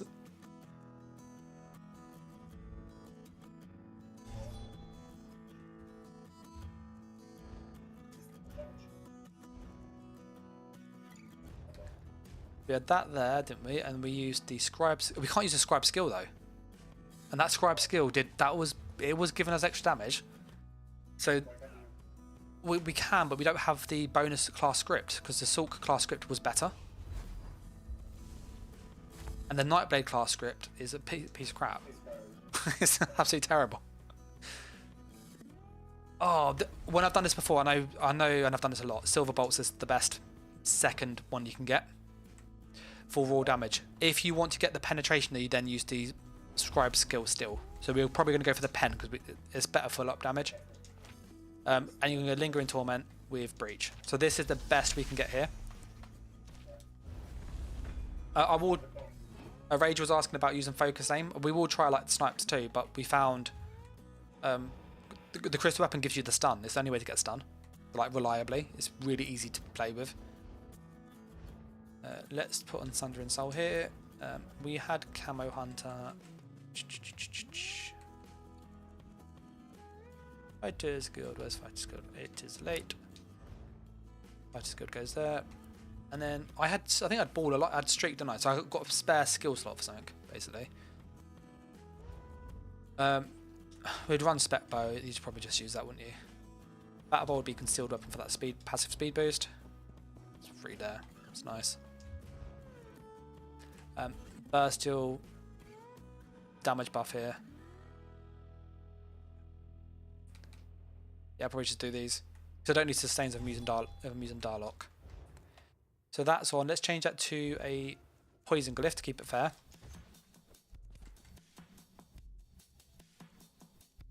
Yeah, I've got that mythic on. I just need to go and transmute some stuff. All divines.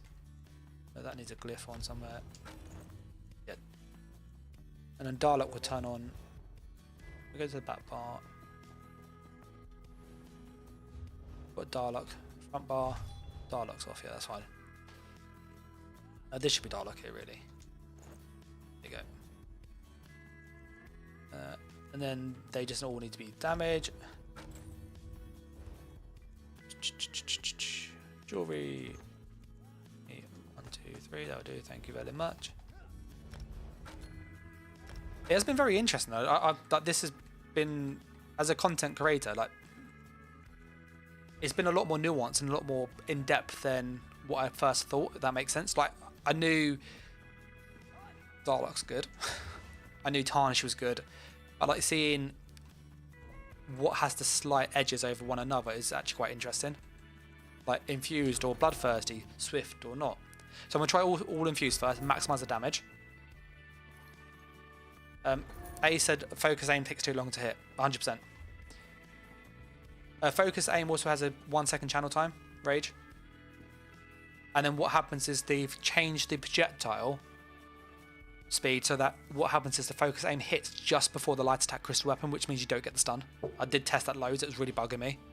Maybe at really far ranges it might be the other way around, but in most situations it didn't do that. For people curious, my damage buff is from the contingency, so I will get the damage buff, so don't worry, that is going to come on there, okay?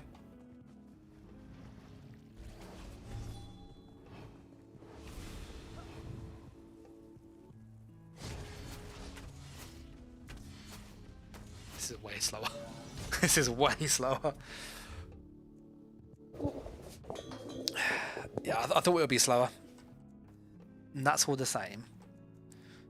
That's all the same. I've even got that mythic on as well.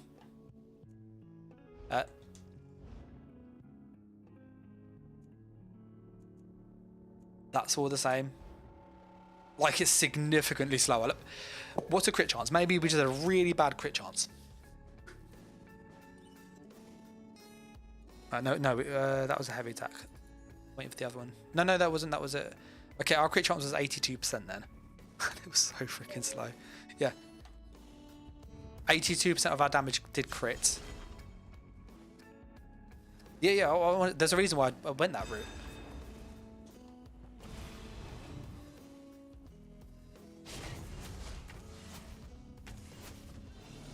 That was better. Was that like 90%?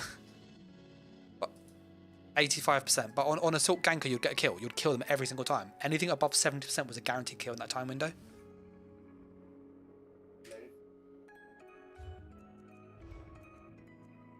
Yeah, let's. Do you mean we could obviously stack the spec bow? He says about stacking the spec bow, but realistically, it turns off. You're not going to always have that. Oh bollocks! Oh no, this is not PvP. What have we done?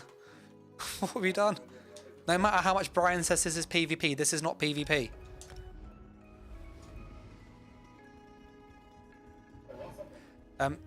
Now, we are going to go and change all our attributes back and put on all the same food, which Ace has just said.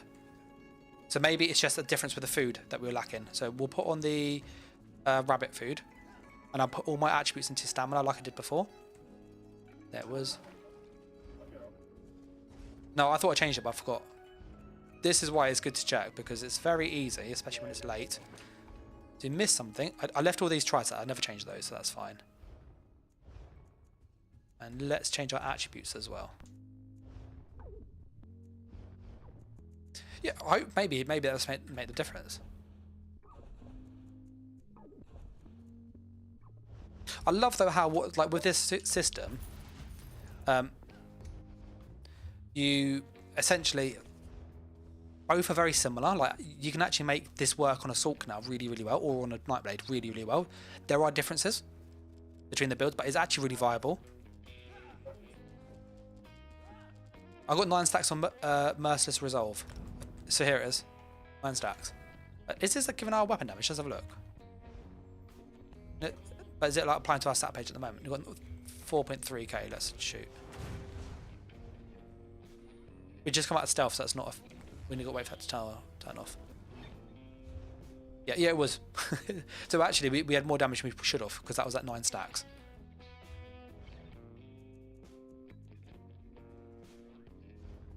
Yes.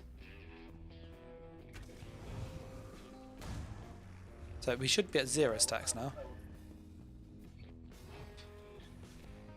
Doesn't seem... Okay, so we have everything else exactly the same now. Food, attribute points. It's either make or break. Can the Nightblade live?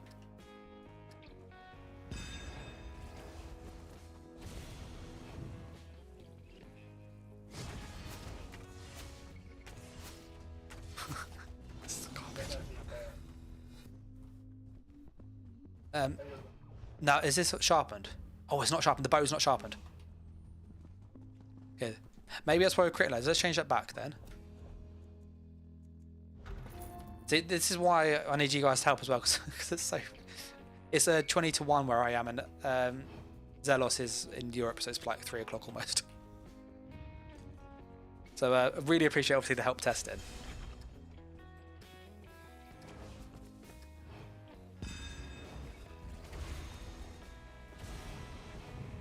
We're going to go... Still slower.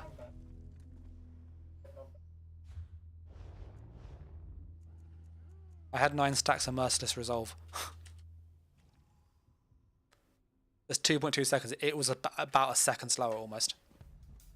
That's a big difference in time to kill. Yeah, I'll put an impale in a sec. Let me try once more.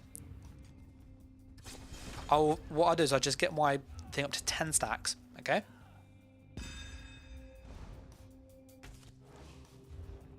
So about 10 stacks, okay?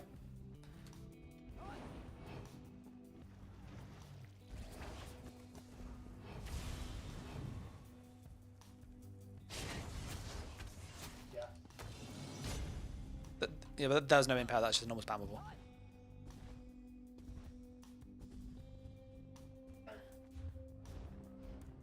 So, with 10 stacks, and we get an 82% crit chance, bear in mind this is 82% crit, you need a lot of...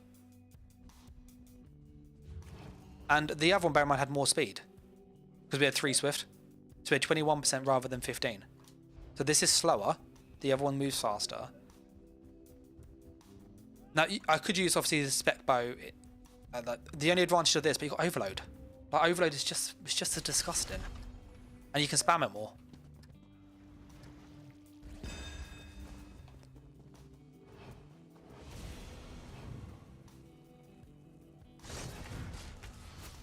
So that was shooting a spec bow into the combo. Whenever it loads. It was 1.3 seconds, but that's the same time as the Sork, which didn't need the overload. We can try putting Dawnbreaker on, which Ace suggested, which is a good shout to see can we get more damage still. It's worth a try. We need something.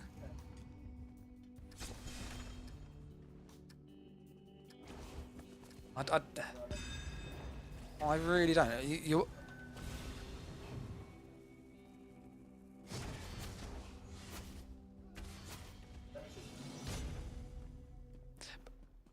I'll try the... But the 8 suit starts at 25% and lower. That's the problem. It's not low. You can't use Banner in stealth anymore. Rage pulls you out. Hurricane doesn't pull you out unless it hits somebody. Then it pulls you out. I don't really like Hurricane though because it will pull you out. It's going to be awkward to use. Just realistically, it's going to be awkward.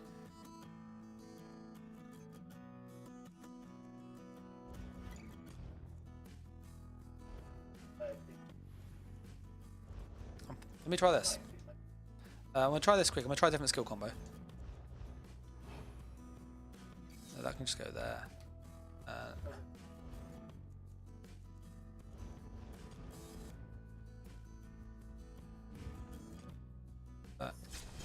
You ready?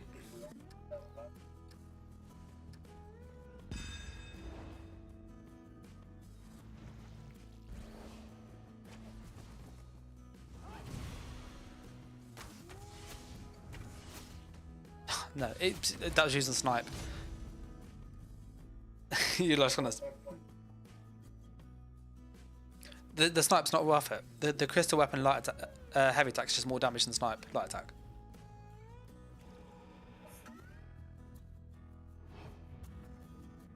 We'll try this again once more, just to rule it out, because people have asked about Snipe. It's not. I don't think it's worth it, and people dodge it all the bloody time. Like, having played it, it's always dodged.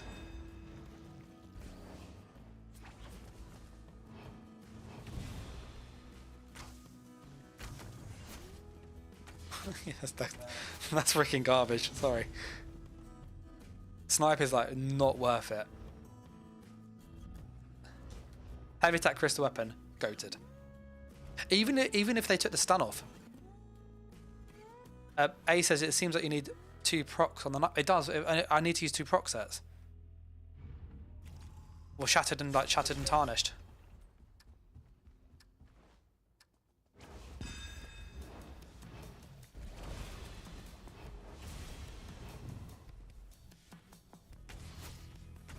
Oh, my skill didn't fire. I don't know what happened there. You have one of these. There's a bit of lag there. It's really weird. I went to like heavy attack and it didn't fire. So the crystal weapon didn't fire, nor did the heavy attack. We'll do that again. Maybe the light armor will fix it. I don't think it will, because we got 16k pen. The extra pen isn't going to help us.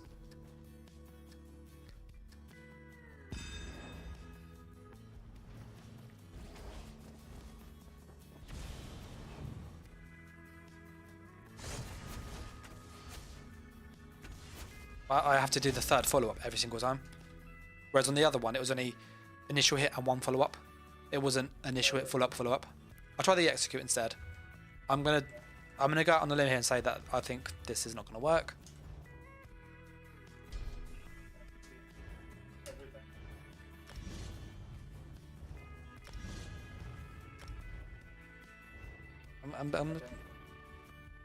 So he wants us to try using the impale.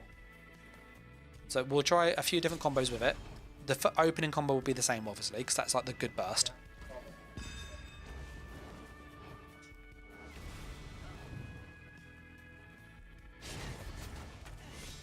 So this is with impale spam. But the first impale didn't do the damage. So the first impale didn't get the bonus crit.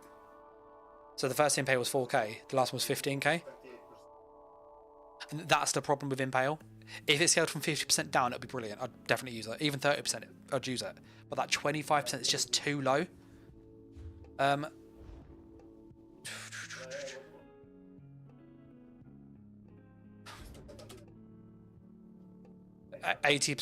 It was 80%.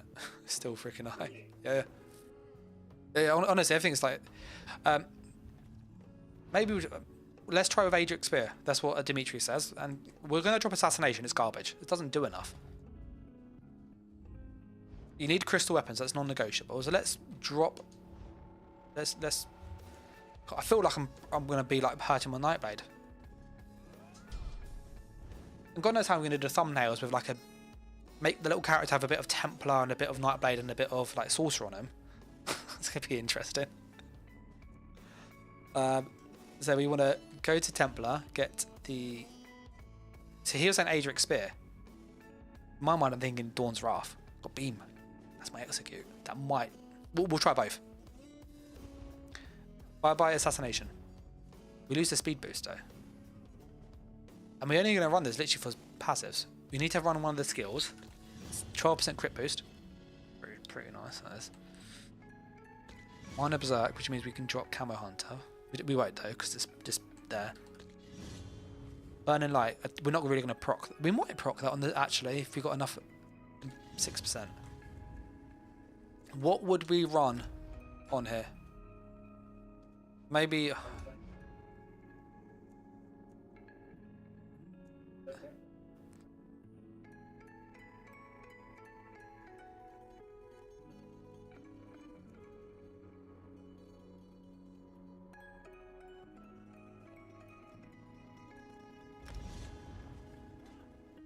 This one here.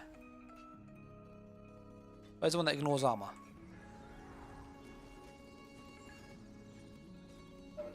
Yeah. I need to slot one of their skills. So we're gonna try this, okay?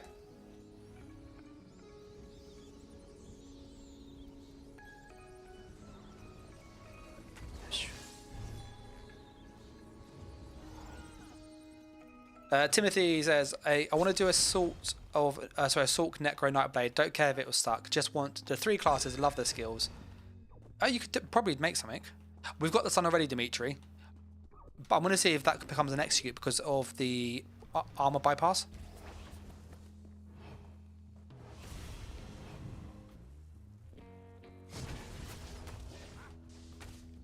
I'm out of magicka, so that won't work. We'll just do the straight burst. Because in theory, this should actually be more damage than the Nightblade skill line. Because there's more weapon damage and there's more crit damage. This is a Nightblade Sorc Templar. It's an abomination, that's what it is. It's an absolute abomination. They've got the 3 skill lines on. Are you ready?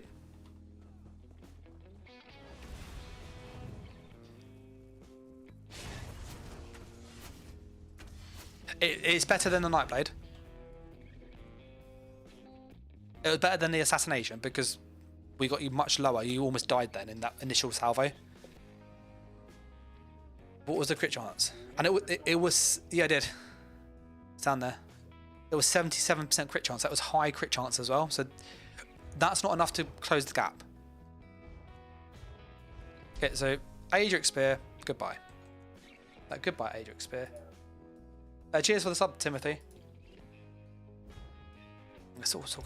I'm gonna let me try this. I've got an idea. Because what I want you to do is like try and stay alive, yeah.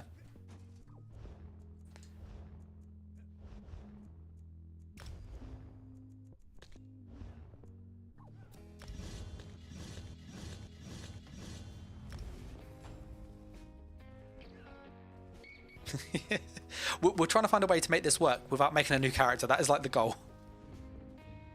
Because I've got too many Nightblades to give up.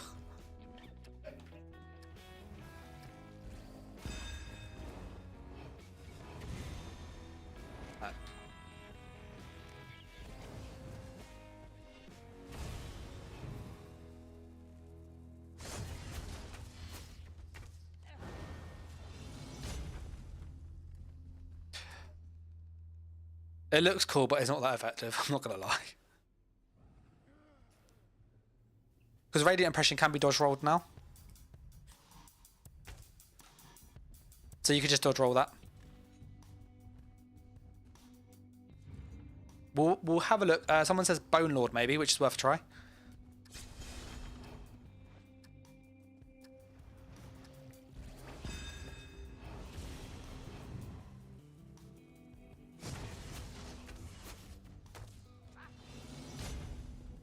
Yeah, it's the initial burst. That's the problem. We don't have the like big oomph that Sorc has.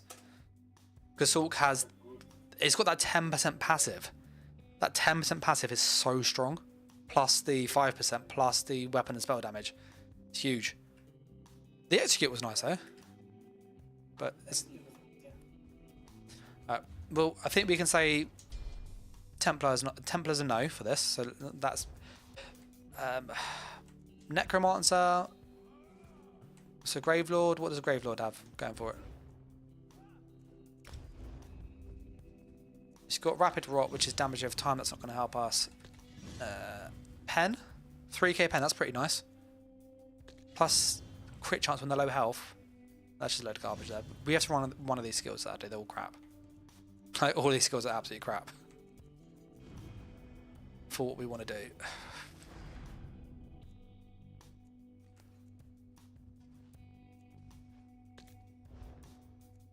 Do 7-8, 7-8. Every third class bounces nearby enemies.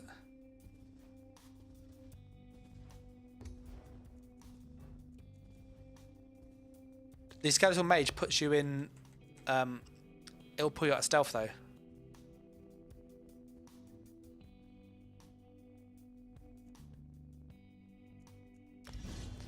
We can try him. I think he pulls you out of stealth when you sneak around.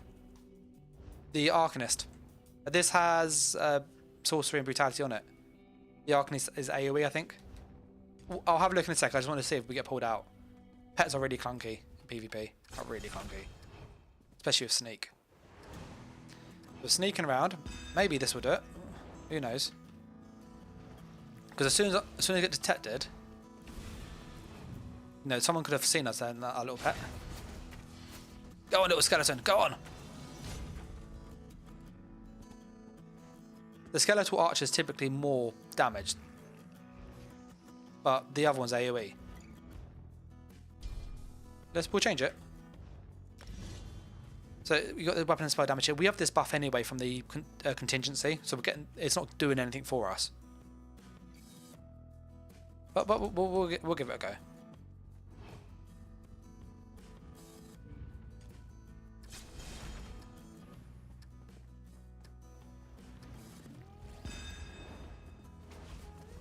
Oh, let me put my little Arcanist up. Up become matey.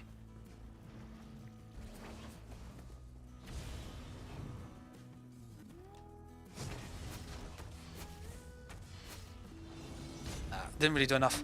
Oh, you mean the blast bones? Blast bones, you have to look at them. Now, you know, it could be blast bones would be really funny. I'm not gonna lie. So it's actually blast bones, increasing damage done with necromantic and damage over time. What does this do? Is this the same?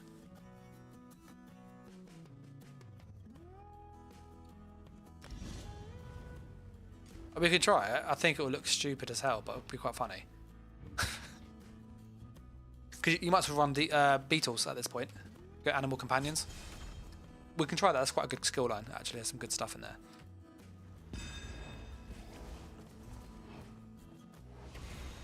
Because normally you'd do this, yeah? So this is what we normally do. So we know it's three salvos. We'll now try with blast bones. The problem is going to be, I think we'll have to summon the blast bones and the crystal weapon heavy attack and do it that way around. But then I don't think we'll get the stun, which is kind of defeating the point of having the crystal weapon then.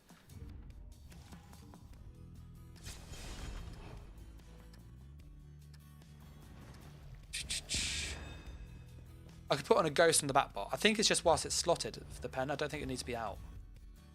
I know it's whilst it's active.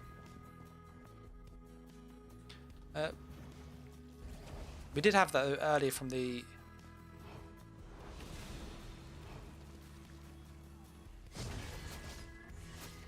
it's just not West. That's not going to work, is it? I'm sorry. It's too clunky to you to line up the skills, let alone actually get reliable damage. What's DK? Has it got anything good? I don't think it has. I think it's got generally bad stuff. Combustion, poisons, nope. Warmth, nope. Flame poison attacks, we don't get any of those.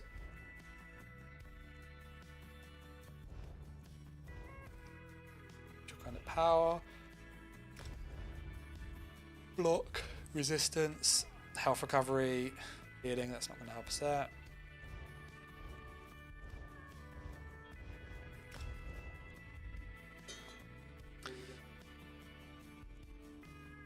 There's nothing there that's going to help us with this stuff, to be frank. There's no delayed skill that can go with like a light attack or something. You know, that's the other way around this.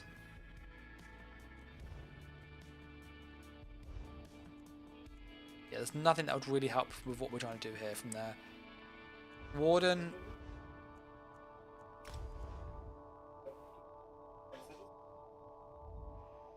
I need to put it back on. Can I try the Warden first and I'll do it in a sec?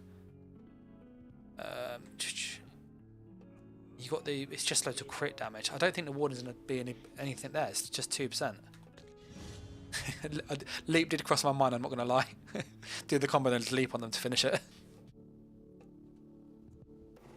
Yeah, animal companions won't give enough, to be blunt.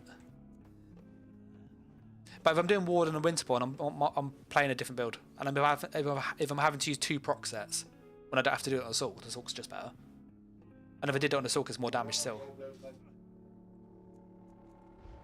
That's not going to work. They're Arcanist. I don't think they've got anything good for us, really, have they? Passive-wise. Oh, they do. Tone Bearer's Inspiration. Oh my goodness, I found another skill. The Tone Bearers, because it works on class skills.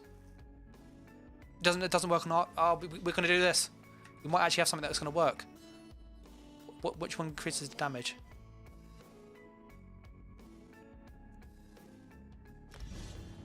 Nope. Okay, we're going to go that one. And that's just more damage. Okay, we might actually have something. I might actually have an idea here. This might actually work. We can battle bar this. It's Herald of the Tome. So I could use this on the other. I could use this on the Sulk. Oh, would this be better on the Sorc? I might have better more damage on the Sorc now. So it says each pulse your class abilities. It doesn't. I'm positive it doesn't matter because it's just class. It doesn't say like Arcanist. We'll just double check it because Crystal Weapon should then proc this. We'll do the full combo and it'll tell us in a second, won't it?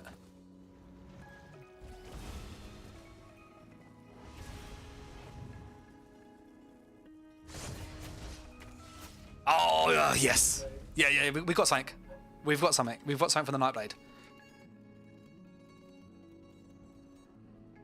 The creep with tree tie is 3,000. That's the missing damage. That is literally the missing damage. 1.4 seconds.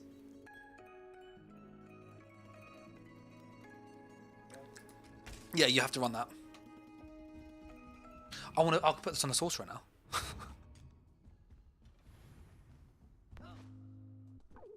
Because you also get some good passives. Dimitri's like, another Sorc video. This is a Nightblade ganker that is working. Let's see if it's consistent. Let's see if it's consistent.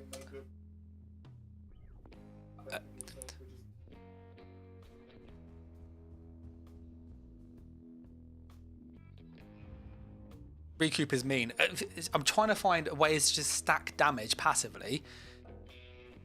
Tree ties, freaking good. Freaking good. Quite happy with this.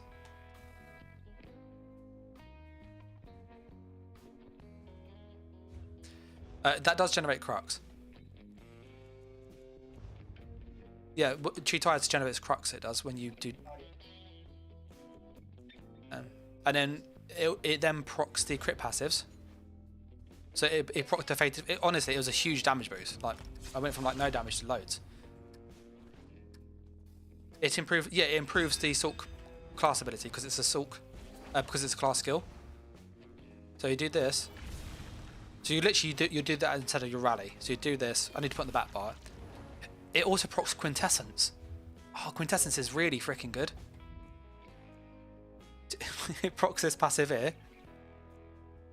We generate the crux, which procs this on the fall-up damage, which you hit really hard. We don't really use status effects, and we get more pen. Like honestly, this is like a goated skill line for what we're trying to do. There, put that on. And then he should die, so just go. Pew! I'd say there's probably more burst in the Sorc, actually. That felt... It was the same time to kill window.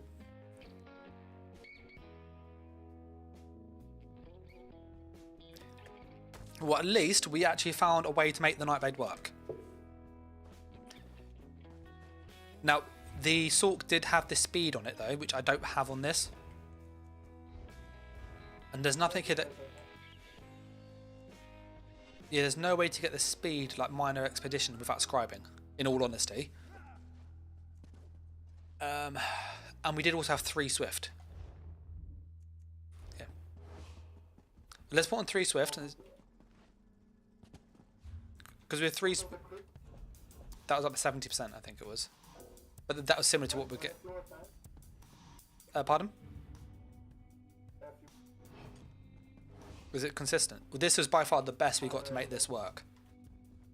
Like we actually are killing you. Bear in mind, you are obviously like tanky as hell. Like,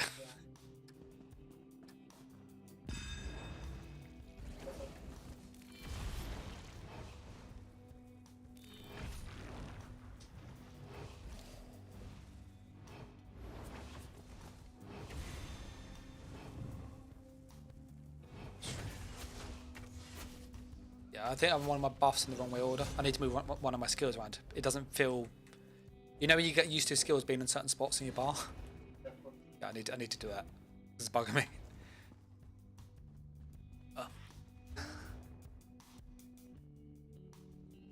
No. I was getting the damage buff from the skill just being on the bar plus the thing.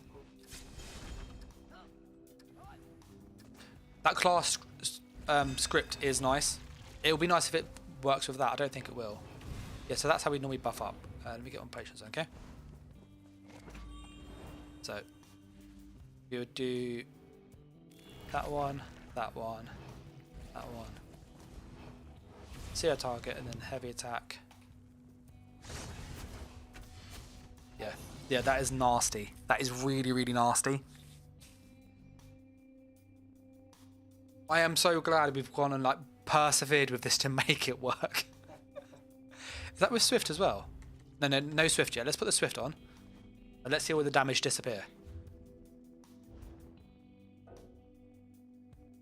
What was the crit? 77%. That's pretty high.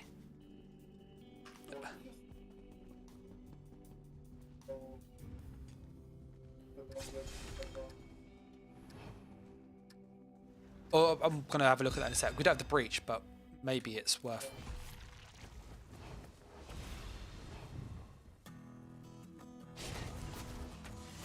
Yeah, like that is consistently nasty. Okay, we're going to try Fighter's Guild Silver Bolts. I did the normal combo. So the time to kill is 1.3 seconds. For context, he's got... You can see the stats. He's got 30 odd K health, max resist pretty much. And we're killing him in 1.3 seconds. It is obscene, the burst. I've changed to the Fighter's Guild. So we're losing the major breach just to see. Little tip, by the way, don't morph this. The AoE morph, it like ruins it.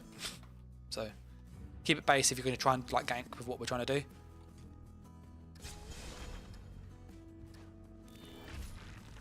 Colourful build, Dimitri says.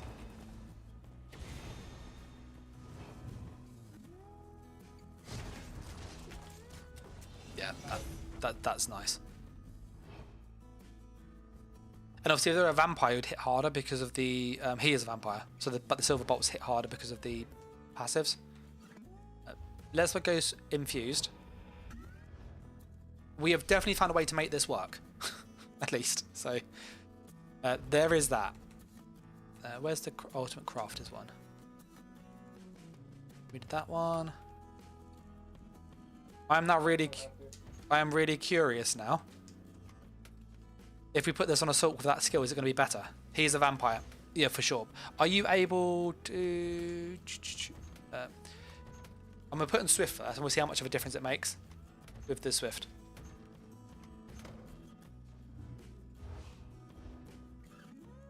Well, the thing is, if you play as a ranged sniper, yes, you got the range, but when people sprint, they have 50% move speed instantly. If they're any medium, that's like 50-60%. Add on channel acceleration, that's now 80%. You can't keep up with them to get your heavy attack off. It's really freaking annoying. Yeah. So I'd rather have the speed and maybe not have to do an extra skill and actually be able to hit them than them run away. So this is about the cloak. Ah.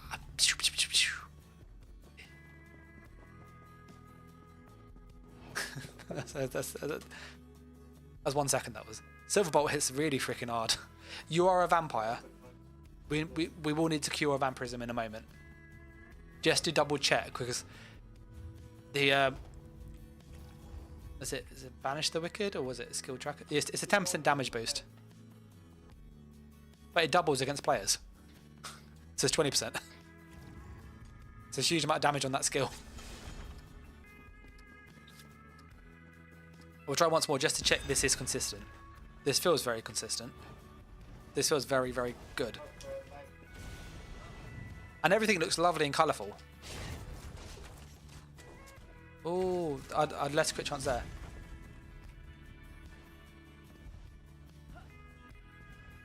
Parfax says, do you think the skill line with 10% crit damage and 6 weapon damage would be enough to lose the ability? We did try all the skill lines. So we tried like the Templar ones, for example, which is what I think you're thinking of. That wasn't great. Sulk seems a lot better. But this is viable. Like, this would definitely be a... If you don't have a Sorcerer, run this. If you have a Sorcerer, run this is the better version.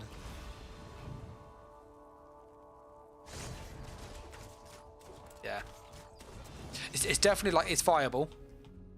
If you get the crits, silver bolts are great. If you don't get the crits, it miss it.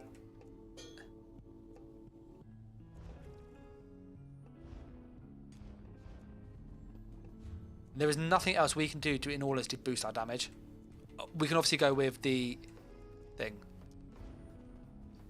Let me try once more. I'll put the normal spammable back on just because I got the Swift on. Like I know it's less damage because we've got the Swift.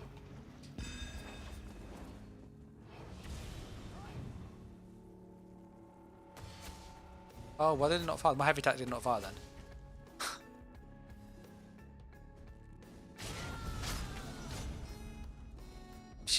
Love a bit of Dawnbreaker. Assault will be better. The extra damage from the spammable was nice. The question is, does Tree Ties work with that class script? It only attacks once though, thankfully, so we only get one raw hit over this anyway. But that was a good little find, that was. Very good little find.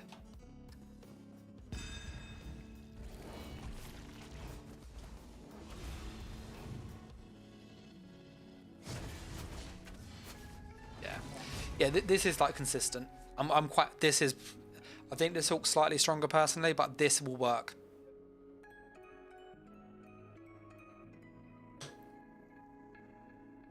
What I will do is.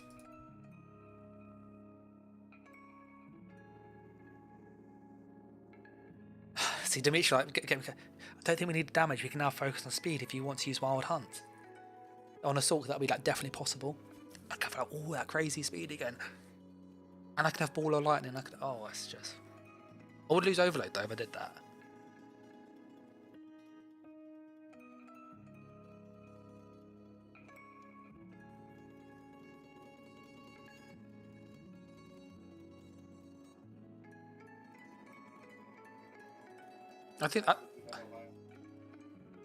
I think the melee build I can make better now with what we've just found out. That's the buffs he had before, yeah? I'm just doing this so I can put the superstar, because it's not finished and I don't want to like post it around and people go, oh, and then, because I need to tweak it a bit further basically. But I think what we found out here, so if you followed the stream, you have a good idea of what we're doing.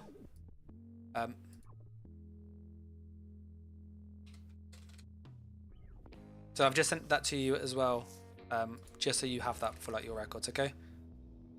Zealous, so that will give you oh yeah, that was a pretty good. Let's try. Can I try an assault quick just with that new I will just check there's nothing else I can think of going through this. Like maybe we could add this. Necro had garbage, Warden had garbage, Templar was garbage. Yeah, there's nothing else we can use for that burst. So we're going to try the Sorcerer again.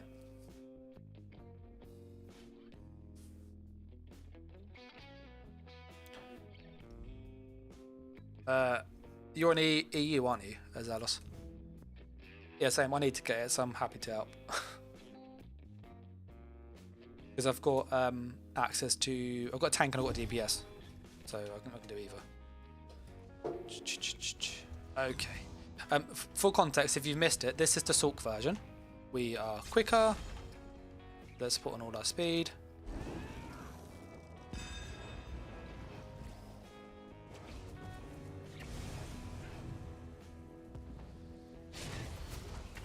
Oh, we had very little crits there. I think I like no crits. We'll see what the crits are. I think there was about 30%.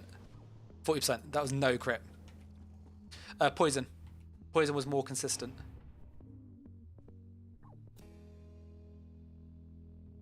Yeah, this is Assault. I'm gonna just do a couple baselines because I have them in the combat metrics like history.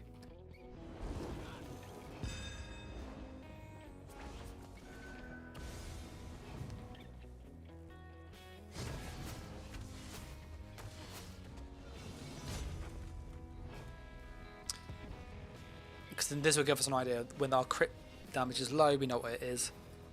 46. I found when it was about 55, 60, we're getting the kill every single time. Whereas on the With the Arcanist thing, we don't know. Maybe that might be the better way to go.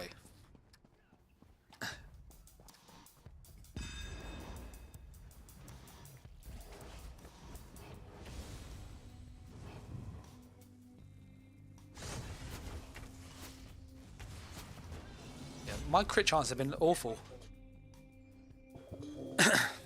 the crit chance for this one has been like, I think I've had 40% 3 times in a row, which is I've not had all evening. Literally 48%.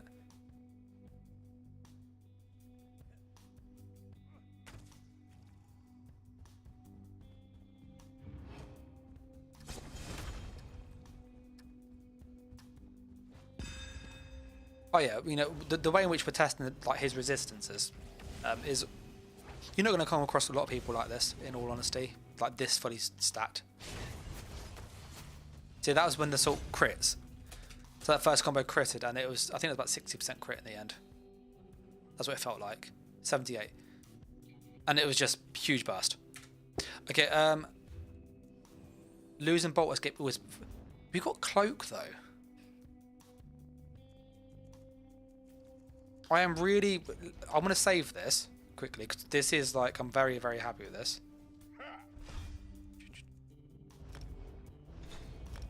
Okay. And then I'm going to put on the new one and see what it is. Oh, you're right, unknown. Do I have a skill respec? I do. Okay. Yeah, we've definitely found out some really cool like tech things for like tonight. We need dark magic. Goodbye, storm calling. It was nice knowing you.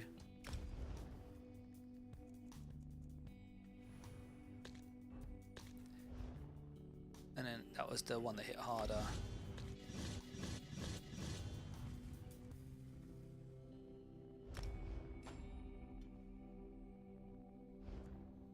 We would then put on. I could go for more pen. So with it slotted, increasing damage dealt by status effects by 15% chance. It's only 1200 though. There's 5 pet limit in PvP unknown. That does include like temporary summons like Blast Bones or Deep Fissure or Betty Netch.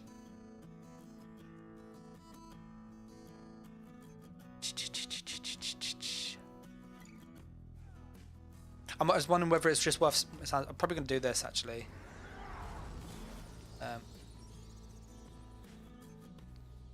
Runs just Silver Bolters. We're not going to use it and run Dawnbreaker. There you go.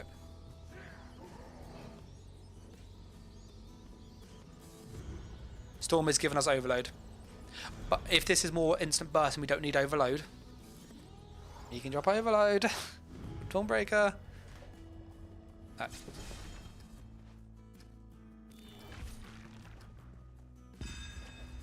Oh, let me put on my buff.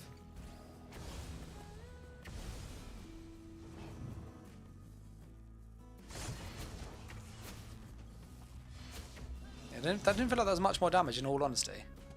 It felt like very similar actually to the, and the crits were not 58%, so it wasn't like, it didn't feel huge. I felt maybe the overload is actually better on this. The storm calling, it gives us better buffs anyway. Or maybe I go with 2 skills to get an extra 3k pen.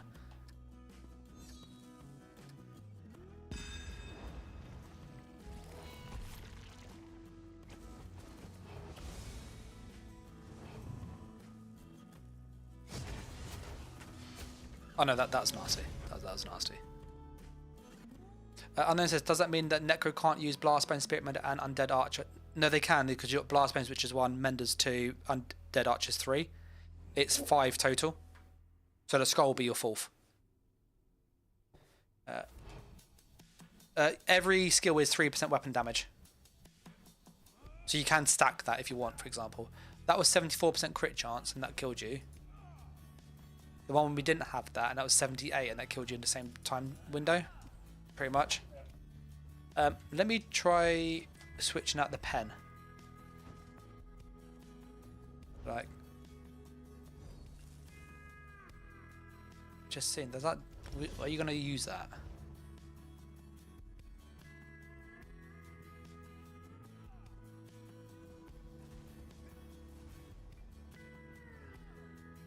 You're not going to use that. I'm just trying to think if there's anything we could actually possibly use.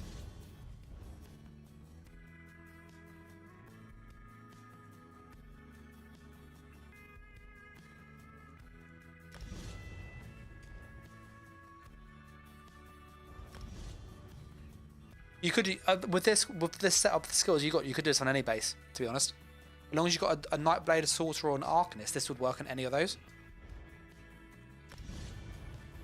The reason I've done this is because it's 3k more pen. You've got loads more pen now. Do the souls that drop count towards the pet limit? I don't know. I think they do, but I could be wrong.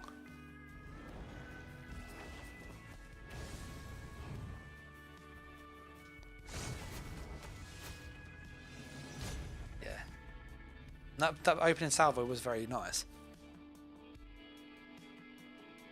Or we can compare the construct, because that crits every single time. I changed 2 skills to get another 3,000 pen. Do we have Berserk in the class already? We do from the sets. We could actually let's chuck on this here as well. This is Silk with Arcanist with Nightblade. It is an abomination. Yeah, unfortunately.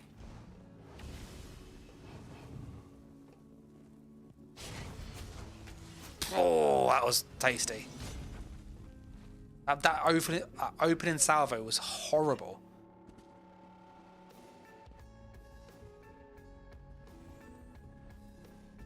Yeah, literally. The only reason Sork's nice is because you get the class mastery, which is bonus damage. That's why it's better, basically.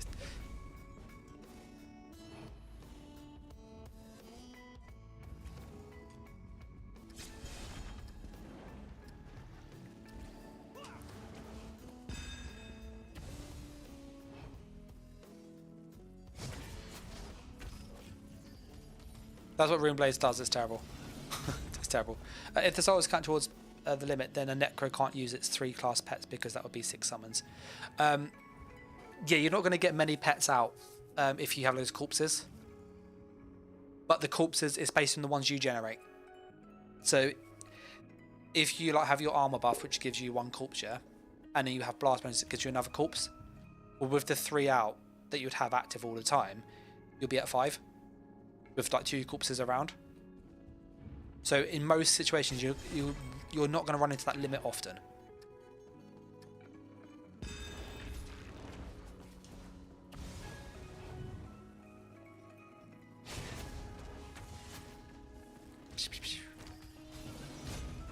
It definitely feels like the other one was better though, I'm not going to lie.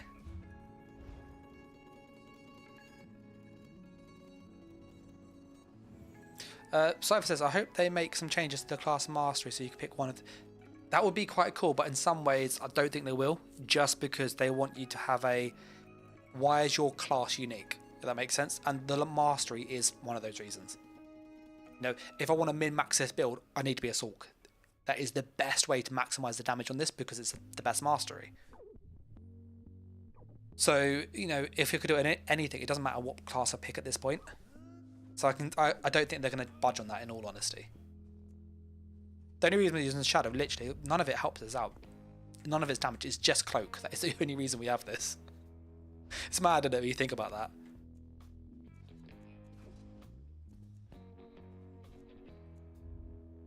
Now let's put in Dawnbreak. I want to see if we can find like a balance between and Camo and do that, okay? No, I've got the ring, but the ring doesn't apply on the first hit, whereas Camo Hunter does for some reason. But it's like skill procs are treated differently to weapon procs for some reason.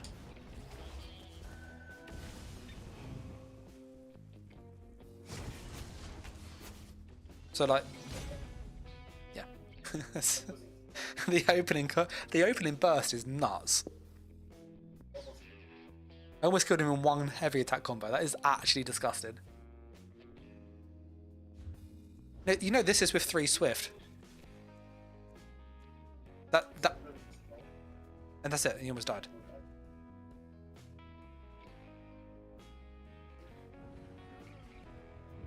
I am very, very happy with this. I will try once more. I think that was really high crit chance though. That was, yeah, it was 85%. He almost. I think the reason why it's so high is because half of our attacks come from that stealth hit, so they all get that guaranteed crit.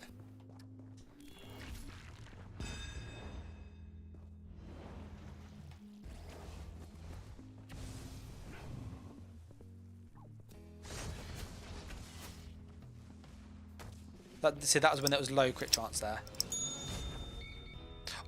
We can make this a 1-hit, I reckon. Let's infuse it. Unknown LDN's asking about ESO Plus. In terms of zones, dungeons and quests, etc. All videos seem quite odd. Can anyone help? I can only say what I believe it understands it to mean, but take it with a pinch of salt. My understanding is that ESO Plus basically gives you access to any previous DLC dungeon pack up to this year. So obviously the new one that comes with the season pass, you won't get access to those, but all the old ones you will. So like Scalebreaker Peak, all those kind of things you would have access to. You'd also get the craft bag, which is one of the main reasons. You'll get access to some discounts in the Crown store from time to time, plus the Crown monthly allowance you get. If they've been like a major chapter, you do get that in gold in the ESO Plus.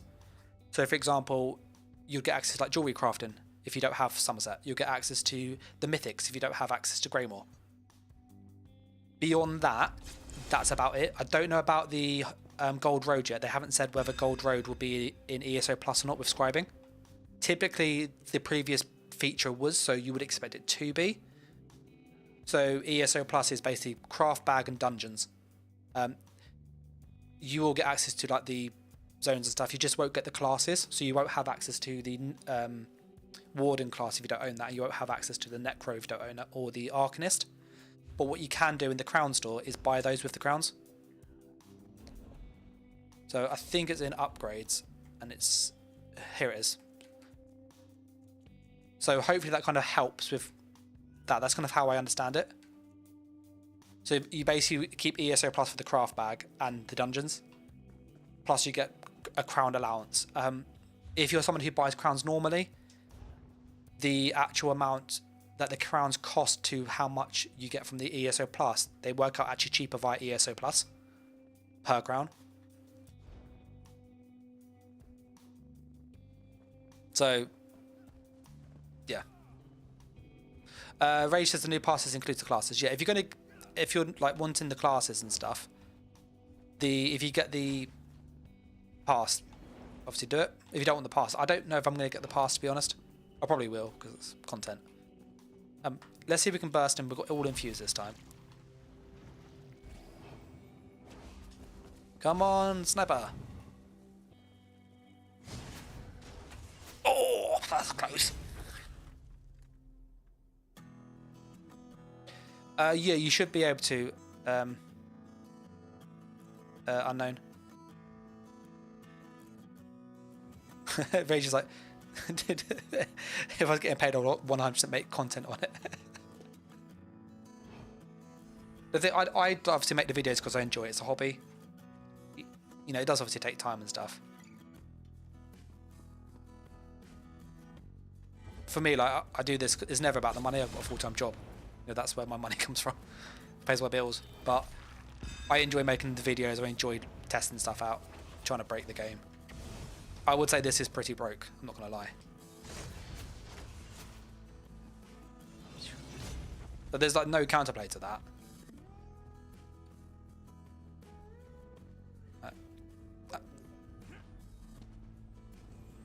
Is it better though than now? Let's save it, build, and we'll switch, and then we'll see what's better: the Sulk,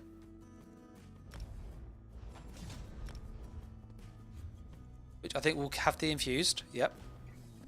Is the Sulk version with the Storm Calling better or worse than having the Arcanist on him? Tell him to block. He's got Gaze of Sithis, so it won't make any difference. But if he's blocking, you're never going to attack somebody blocking, I'm sorry. If someone's blocking, you're going to wait. You wait till they stop blocking and then you attack them. You know, it's never a real situation, people blocking. He's got 31,000 armor already. He's got 2.2k crit resist. He's got 31k health. He is tanky.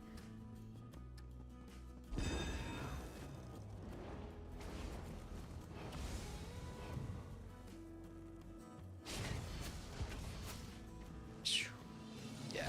The time to kill is basically the same between the two. I think the choice comes down to, do you want access to Overload and Streak or not? That's basically the choice. If you're a Sulk, do it this way. If you're not a Sulk, you're going to have to go the other route.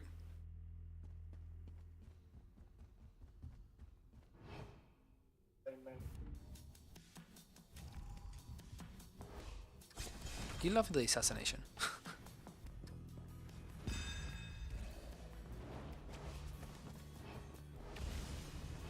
I didn't put my damage buff on. Let me put all this buff up again.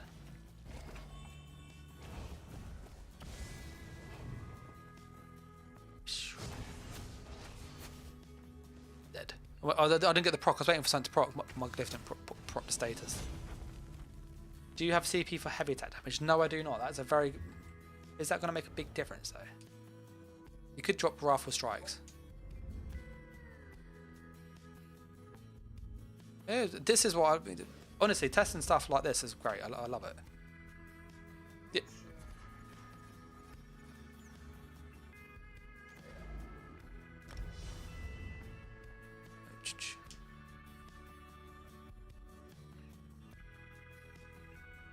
Yeah, so we've got the best ones we can for the moment. Fighting Finesse, Master Arms, Weapon Expert, Deadly Aim.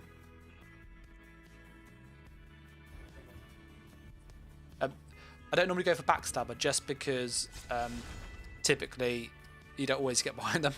Like, you should, because obviously what we're trying to do.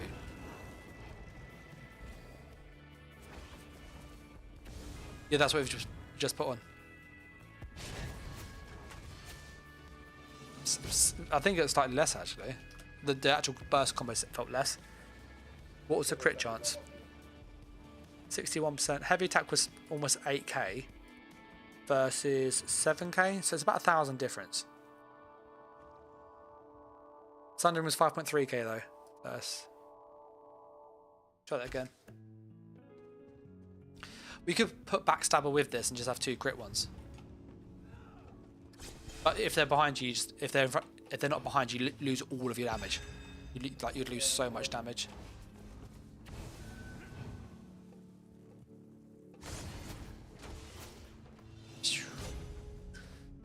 That is very, very... Okay, let's put on Backstabber. Let's try it. God, we're testing stuff out for science. Fighting Finesse, single target direct. Oh, they're all good stuff. Let's go with that one. Because the actual class mastery is AoE, isn't it?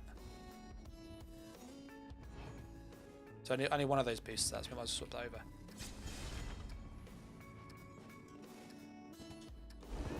Oh yeah, the ESO Plus doesn't include this year's stuff, it's only last year and the years before.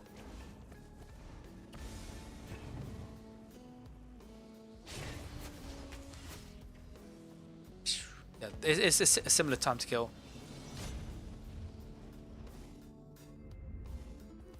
I personally wouldn't use Backstabber, I'd just use the Deadly Aim instead.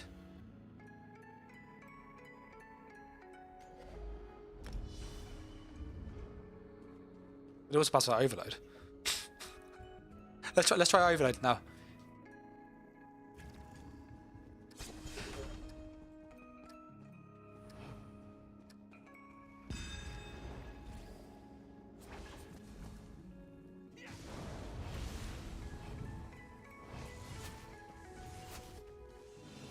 That works.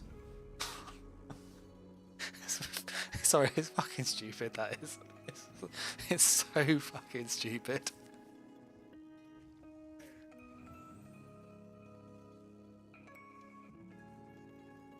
I'll put Overload. Overload keeps you... You can put it on like whilst you do your buff. So like overload's on. This is my hurricane, yeah. So I've got overload on at the moment. So I'm all in stealth at the moment. Overload's still on.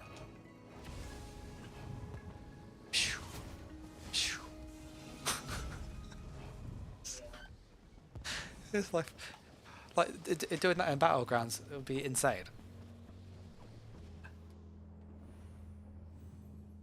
This is definitely going to be my new favourite build.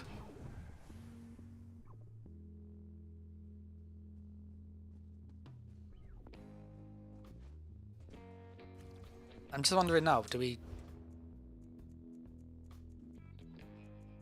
Oh, I've just... The cloak is nice, but I just wonder, is it worth just dropping the shadow and just running the Herald of the Tome? And just having that as well with overload, just one shot overload.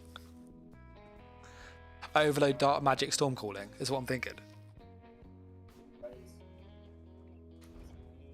Let's try this. I can switch this over. I'll save this build here. Because we know this works. This is like stupid.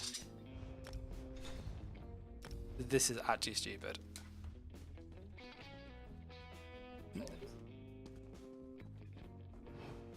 This is going to be one of the videos where it'll be called like this needs nerfing. It's going to be one of those titles.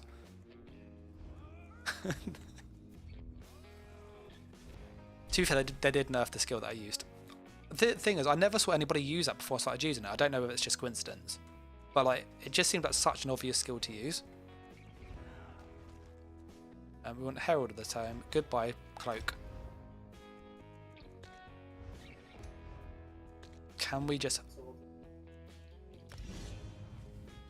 Yeah, I just want to see if I can just one-shot you with overload. That's the next one. That's the next thing. Because why not? If I can one-shot you with overload, you're gonna be obscene. Because the thing is, I wouldn't even need to be. Obviously, I could back bar overload and then front bar Dawnbreaker and overload Dawnbreaker, and that'd be nasty. One sec.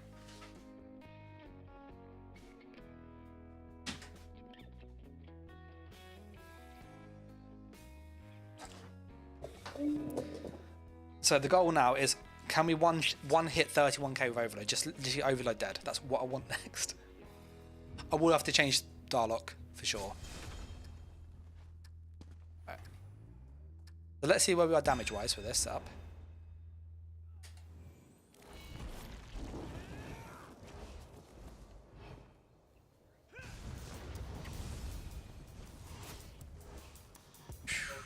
That was a lot of damage there. He's dead. Okay, let me put on a damage skill here just to put some more damage. Because overload's dirt cheap. Well, this is the thing as well, it's stupidly cheap. And all I would do, it sounds disgusting, is put on the Vampiric Drain and just put on Exhilarating Drain. I don't know if you've used this is like stupidly busted. Have you ever used Exhilarating Drain or not?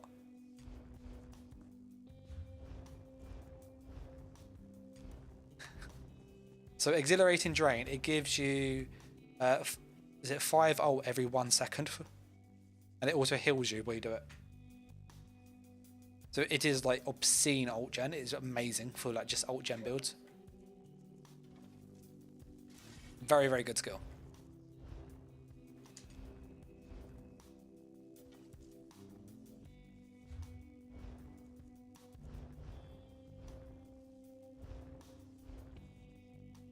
We should go with a bow, with a staff, lightning staff. Let's go with lightning staff. We're moving away from the. We are moving away from a build. No, not that. I've got a better idea. What's a front bar set? Recent Shattered Fate. So we've got to find Shattered Fate weapons, yeah? So if we're going to down the route of this, where's Shattered Fate? How much pen do we have? We should have loads of pen. 18k almost. Plus major breach, that's, what's that? 24,000? We're looking for Shattered Fate. I want a maul. I want a maul and a lightning staff. Do you know I want a maul, Zelos, or not? So with a maul, Overload is one of those weird skills, but you can still shoot it even with a maul. So it still applies the penetration bonus. And pen is the best source of damage boost. So let's go to weapons. Shatterface Maul. Sharpened. And then because it's a melee weapon, you actually get more damage on the actual weapon itself than you do from a bow. So, even more damage. Yeah, it's great. Let's put on a glyph as well. So the aim of this is, can we one-shot him? Rage, I'm going to say this because I like you. Try throwing knife. From the scribes. Oh, because of you got the physical boost, didn't you, on that?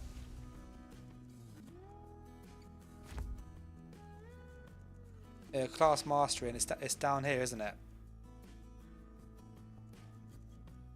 Yeah, we could do that. Go with, I prefer mace because you get the stam regen, but yeah, it's more. You get very similar damage, probably slightly with the dual wield, as you say. Let's get a glyph and daggers for more crit. Use axes for more crit damage. Daggers would be good though. I would imagine shock would be very similar at this point. Oh, we got poison. Let's put poison on it. So for anybody that's joined us, we are basically trying to one-shot him now. He's got an obscene amount of health and resistance, yeah? And the aim of the build, and we've only got one proc set. We do lose the heavy attack though from this. I don't think this is going to work as well as I'd like the overload. We need to change the monsters to that, don't we? Let's put my overload on. You had to turn around the other way, please. Mercy. Let's put on our buffs. So it's this one.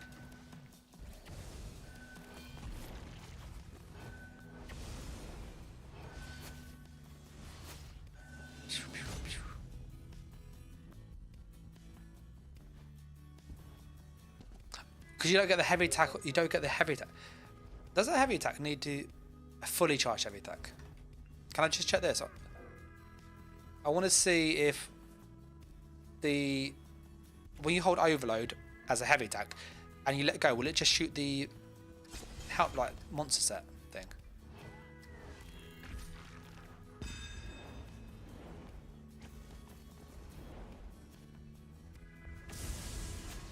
No, it doesn't.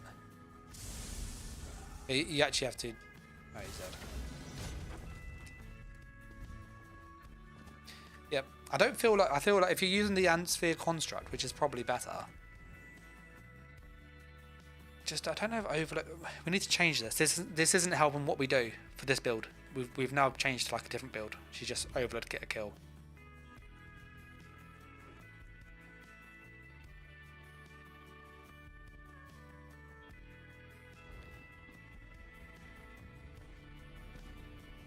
Obviously, we can do the overload Dawnbreaker. That will kill him. We all know that. If you haven't seen it, it is pretty stupid. So you basically back bar overload. You turn it on. Then you then light attack and then swap bar Dawnbreaker. You light attack Dawnbreaker and it just shoots both. It's actually both stupid.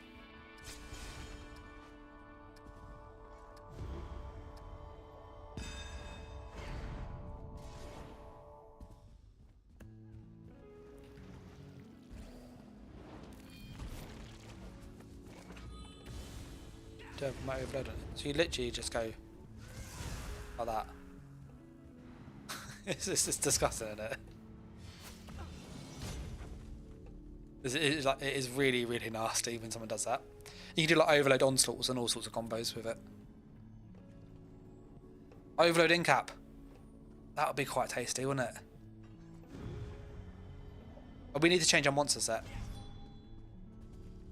Oh, some people want to try BGs. Let me queue up to the. I'll do BG.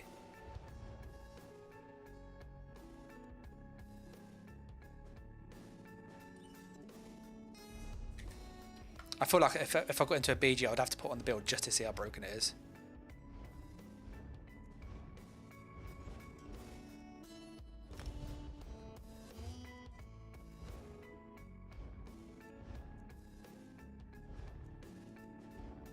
Yeah, it's not gonna. We are looking for battlegrounds.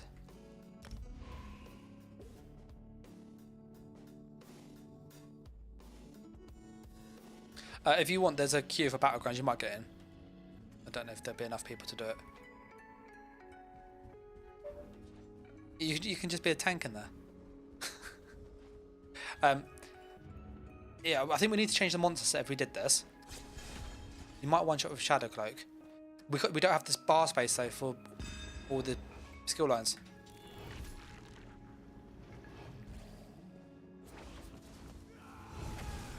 Oh bugger! I forgot I had Dawnbreaker there.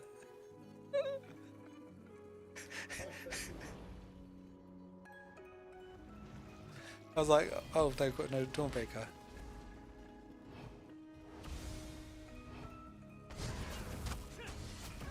That was the works.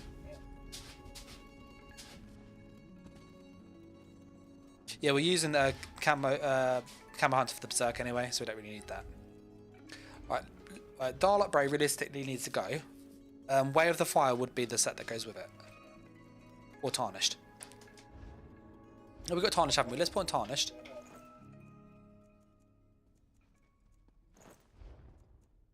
Can I just try Tarnished quick with the Overload? I just want to just. Let me just quickly change the monster to something useful. That's not doing us anything. Even if it's like, what do we have? Our pen is 12k.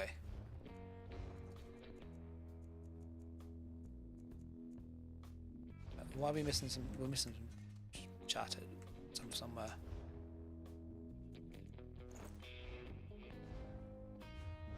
So our pen is. What's our pen on? 20,000. That's pretty freaking high. That is. We could though probably do this actually. We go monster sets. I'm just gonna grab 2 monster sets and then change my Wonderstone to the Shadow.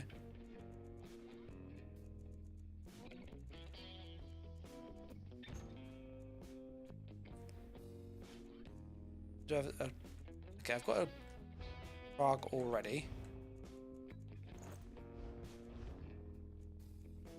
Let me grab. I've got a mythic as it is. So that's on. That's on.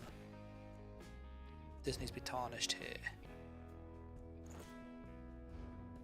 Not tarnished. That's on, and that's on. Okay. This mythic on the bottom doesn't actually do anything for us. So better use marking.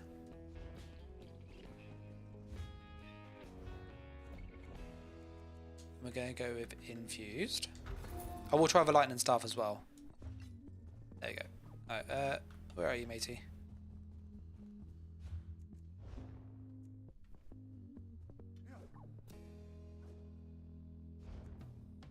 It's just actually quite silly the stuff you can do.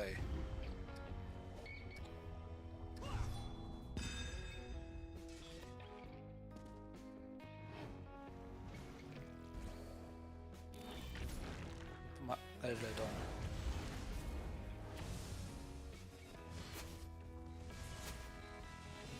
Feels very similar to the heavy attack. Like I had very little crits there.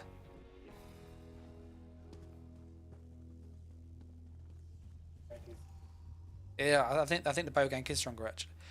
Like our pen's obscenely high. Let's change my Mundus because that was why we went up with that pen, didn't we?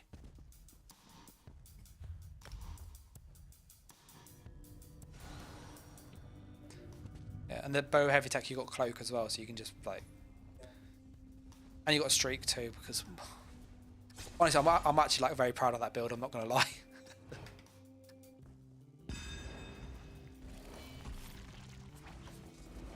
Oh, I did it again. Freaking Dawnbreaker. Let's see how much damage we can do just with a heavy attack into.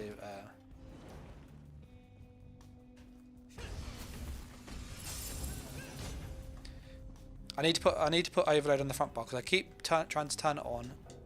It's because I'm tired. Sorry.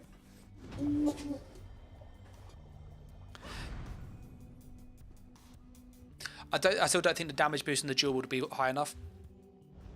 If you look at the passives from dual wood to 2H. So dual wood. Increased damage done with dual wood abilities doesn't help us. While dual wood increases your weapon offhand by 6%, so it's a little bit of bonus damage. That doesn't do damage.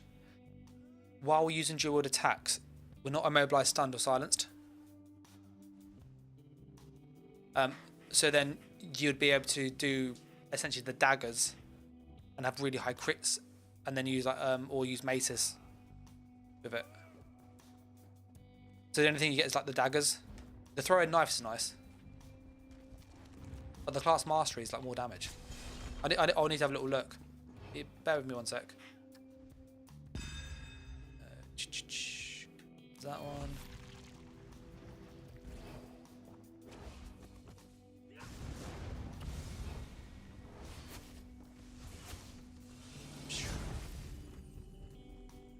To be fair, it is pretty freaking quick.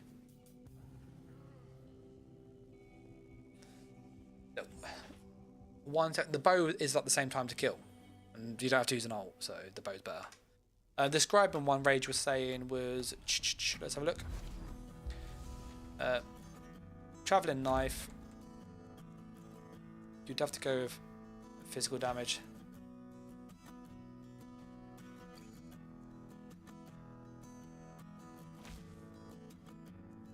The warrior's opportunity. That's 8% martial damage. I'm trying to keep it ranged. This is also 15 meters, so it's very close.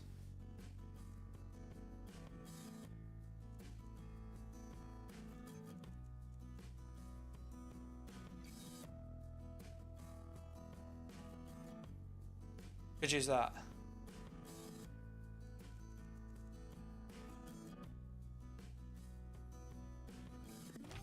If you had this, for example, if compared to what we have currently, so that's basically 10,000 plus the 12,000 there, yeah?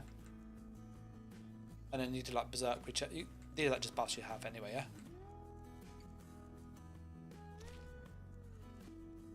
If you look at that, that's 9.3, that's 9.5, 11,500 is more damage. I think they're very similar. Yeah, very, very similar.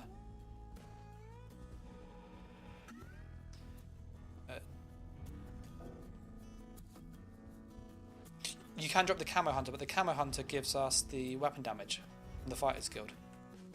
Down in the skilled Slayer.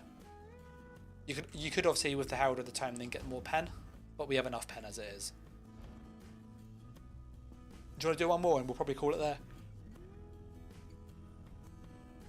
Oh, it has been very interesting the testing though for sure. Let me put lightning stuff on.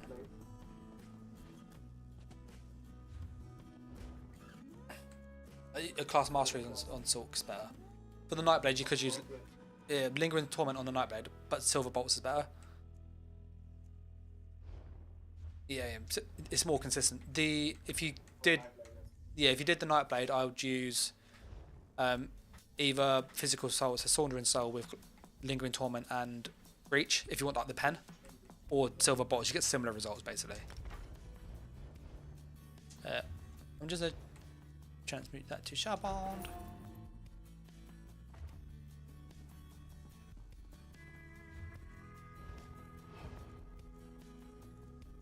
Okay.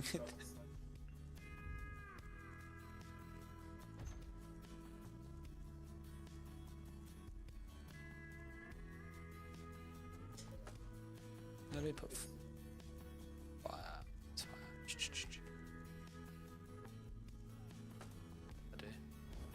I just need to put something on this quickly. There you go. Okay, so we got something there.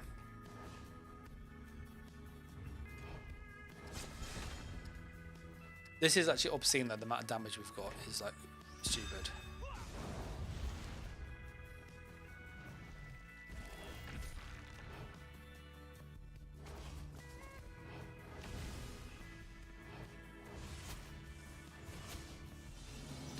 There's 11k overload that was. That's nasty. Yeah, I think the bow's better. I think, you know, if you want to try and one-shot with Overload, I don't think it's particularly too possible, in all honesty, as much as it sounds cool.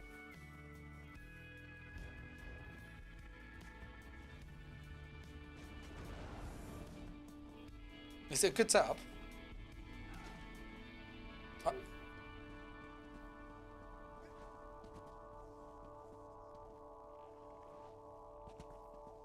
In tower hobbing. Trying to hide.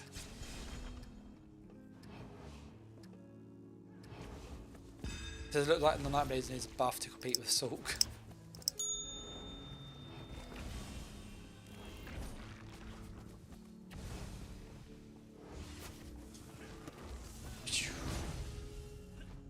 Yeah. Honestly, it's. Can you vampire ult? Actually, I just wonder if this the bow had around 33 to 35k burst. Like if you had a good roll. I wonder if this has slightly higher. Because do you see what I mean? Ace, like, it's tough being a gangster, isn't it, Unified? This is going to get nerfed into oblivion. They cannot let this go live. Well, I hope they do, because it's going to be stupidly broke.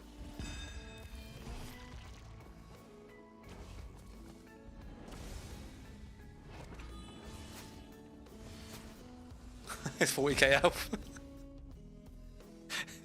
He had 40k health with max resist. Can you put a vigor as well to put in max resist?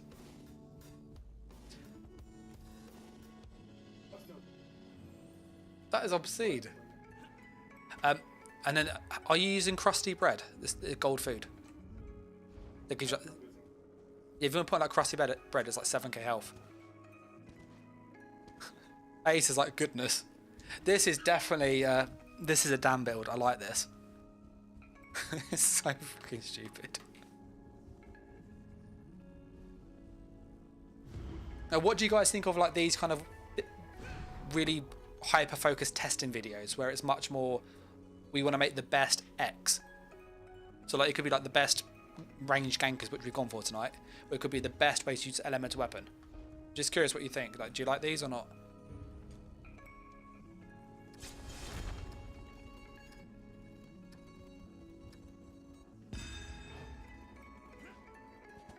It's a gold one. If you can't find crusted bread, you can use like I don't need to be able to open the box now. Test the lunchbox. No, they haven't put it in there, but it does exist. Use like skulls or something. Pickled fish. He's gonna go like even more health. We're gonna see, can we burst him with our overload shenanigans? So look, we've got 35k, 36, 37k. So he has 47k health in a moment. And look, he died.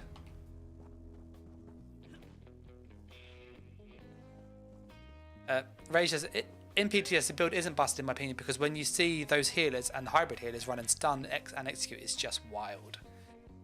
It is and it isn't. I've fought people on here quite a bit actually. You basically find for hyper-focused dueling, there's a big damage spike. For like your typical gank build, big damage spike, but for your average build, there isn't. So what that basically means is in a 1v1, there's more damage. In bursting people, there's more burst.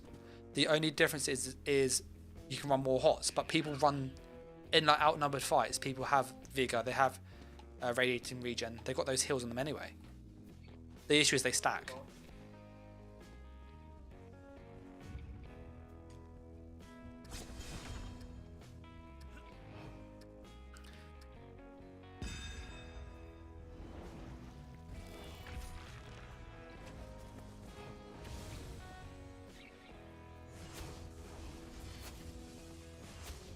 I just do 4. That is, I'm not happy with 4. That's awful.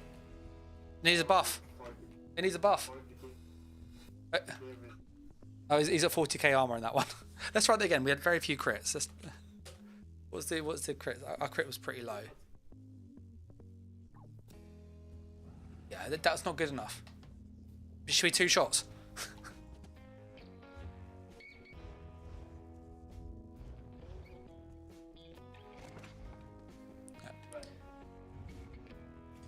He's going to max armor, so he had 40,000 resistance that time. He's going to go to 30, about 3k armor or something around there. He's got 33k exact, which is great.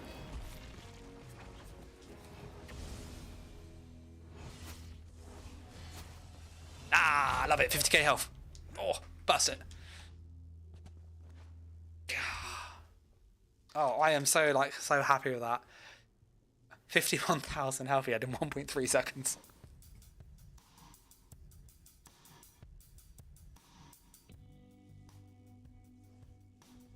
Like, you know, if people 1vx and someone does this, you're gonna be so pissed off. Like, you're walking around and you got like 40k health and then you go down to like 5k and 1 hit.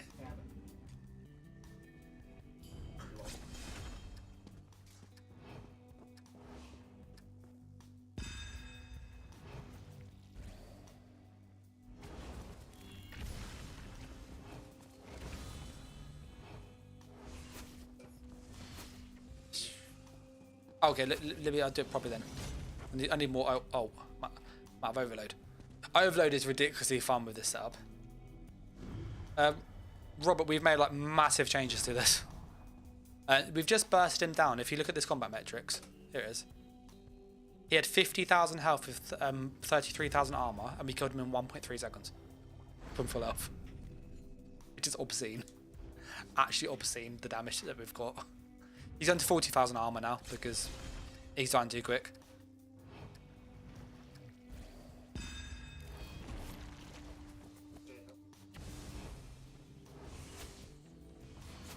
Oh, my overload didn't fire. I'm out of fucking overload. Sorry, let me get my overload back. It said I swear I had 500, but maybe it was 50.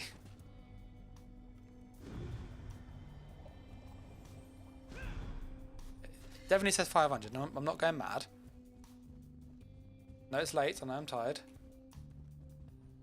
I'm going to put the lever back on as well because we changed a few things, didn't we?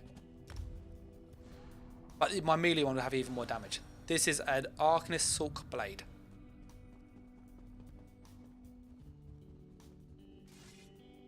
Is it? No. It's a Sulk Arc. This is just a Sorcerer Arcanist gank build. Just to see how much damage could we stack with.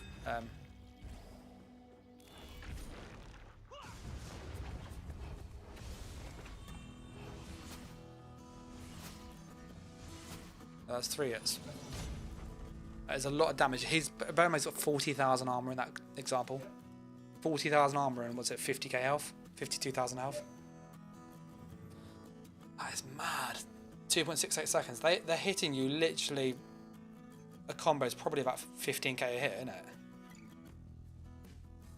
Can you buff up fully? I'm gonna try it, but without vampire. Wait, so 40k health. But by putting your 40k armor, like, you're just mad stuff.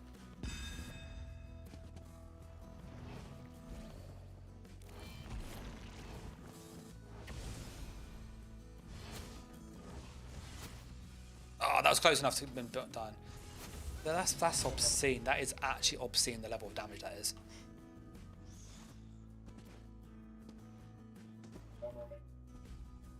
It does make a big difference. Who overcaps to 40,000 armor though? In all honesty, like, he runs around with 40,000 armor. Yeah, 35 is pretty common, but 40.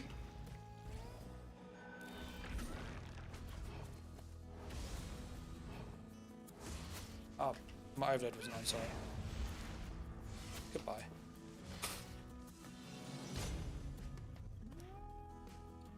Tanks. But even tanks though.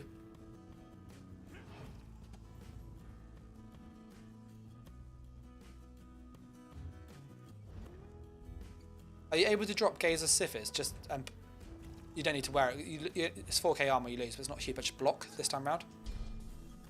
I just want to see if because you got this stupid block tank shit. Can I kill block tank basically? So if you're a block tank, can I kill you? That's like the plan. every brawler uses Pariah, yeah? But even if you've got Pariah, that only puts you up to about 33 to 35k armor. Unless you're in full heavy armor and you have like another defensive set.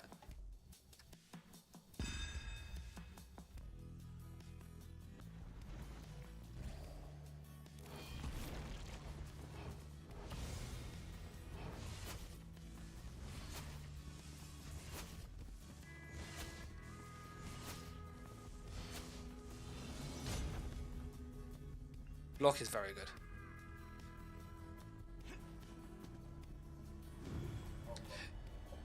Yeah, so Rage is saying if you've got 33k before, but it does, but you got to bear in mind that 9k that you get is like when you're really low health.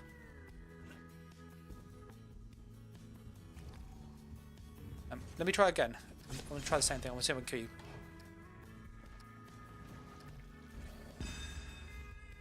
Oh no, it's a block tank. What do we do?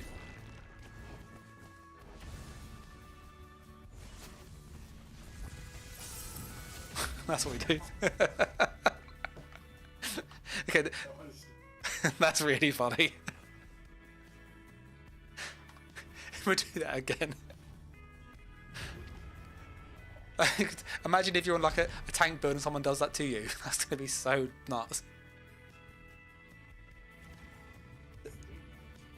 Yeah, Streak works really well with this setup, doesn't it? To the sustain on this build, this is literally you go in for a kill with an ult.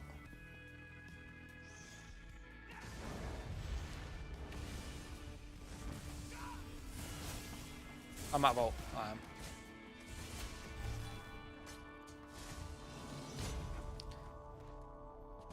Rob was like, then when they whisper you saying you're hacking.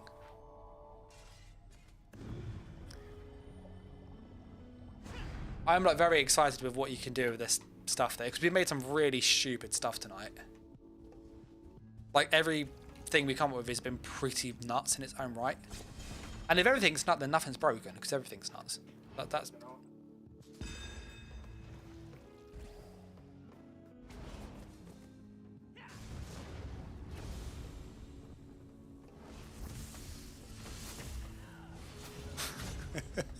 it's just literally, if you're blocking as well, it bursts a tank down. That does. Yeah, he was holding block. He died. 2 seconds. 35k health. And imagine if he wasn't having armor on. Try a real duel with him. If you got this much damage, you'd kill him at anything in a real duel. In all honesty, look.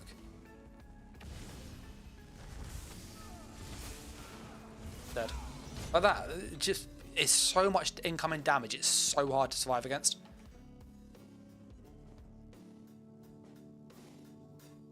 I want to see if there's any people dueling that I can just kind of like, I can't say abuse them, but take advantage of the changes. So I see I did it there and it didn't give it. It's not me going mad. And that's the second time. The tank buster, Robert said. Maybe it's because I've got it toggled on. Yeah, so you can't reset it when you have it toggled on. Let me message Vex and see if he wants to see something funny.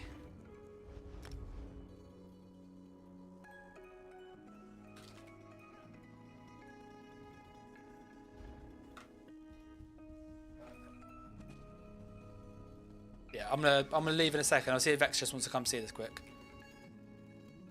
This is mad though. That spiked bone shield there is. Spiked bone shield is fun.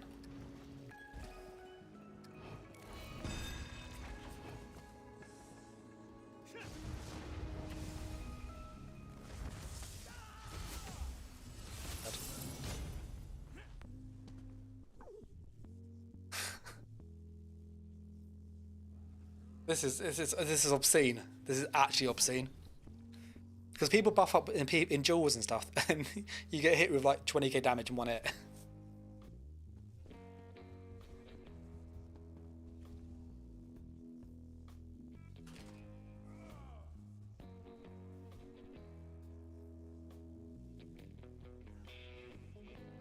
This is a Bad. If you've got an idea, like you've got something you want to see next time, let me know in the chat and I'll have a look and see if I can come up with something in mind. Like, this is what people are asking about. Finding like the...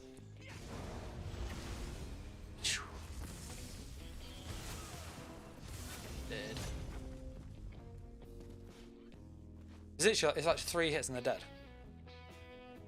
Oh, Vex is going to switch tunes. He PvPs a lot, by the way, Vex. This is a pure, like, gank. So it'll be interesting to see what he brings. But yeah, cheers for helping test tonight, Zelos. Definitely been interesting. Learned a lot from this. Found like really good setups for next patch. And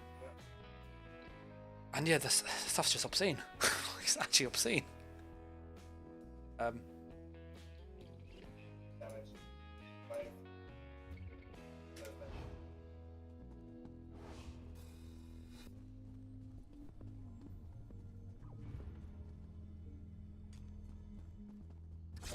I think obviously it'll just be healing that will be like the counter to this, which is always a counter to any build. Heals are just OP as hell.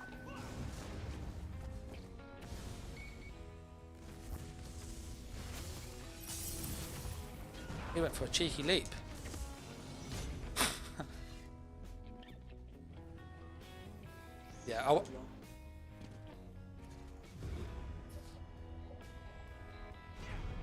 Yeah, yeah, drop me a message in Discord, Zealous, and then we'll see if we can sync up. Obviously, I've got some work to set up for like teaching and stuff, so.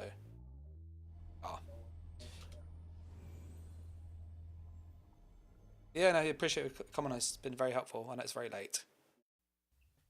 I'll catch you in a bit, Zealous. Cheers, mate. Baby.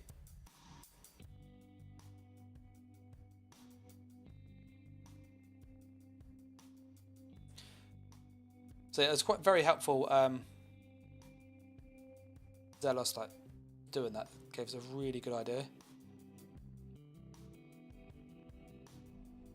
So we've got Vex on his way. I'm going to show him this once and then we'll probably shoot off. Oh, he's on 30k health.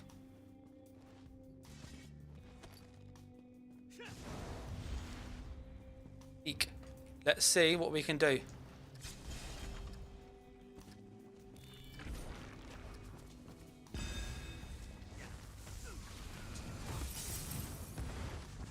Oh, he hit me something really hard. I almost had him in one hit. He got me with a lot of dots. I didn't get all my buffs on at the start. Let me get used the range. That was nasty though. He just put for F's sake.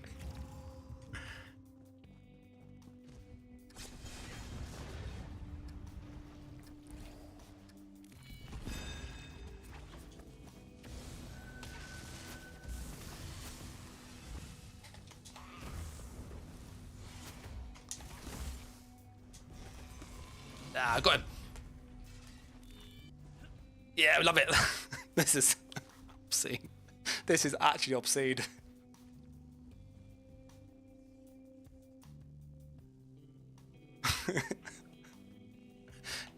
It's like my build.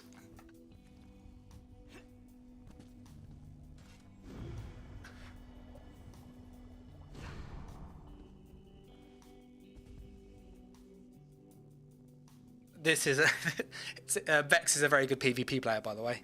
He's a very, very good PvP player.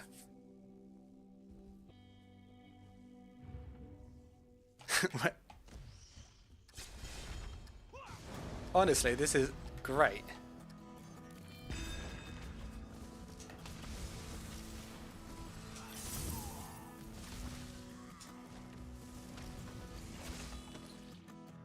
It's all the dots that got me. These dots are nasty. They hit me with Tree Ties as well. Tree Ties is awesome.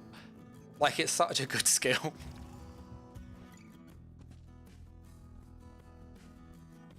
It literally, when you play a ganker like this, it comes down to if you hit them or they hit you, there's like no in the middle. I have 0 heals. me get my buffs on. Okay, I'm actually buffed up this time.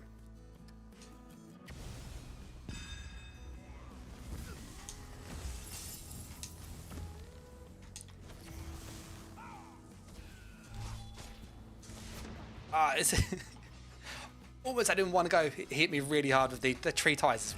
Great.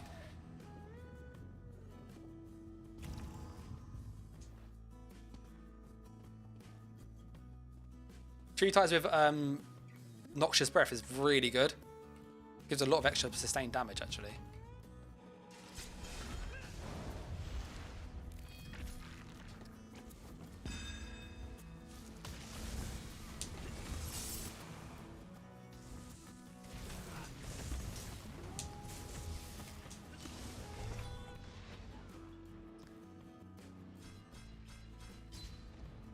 So it looks like he's using Storm Calling, Ardent Flame, and Held at the time.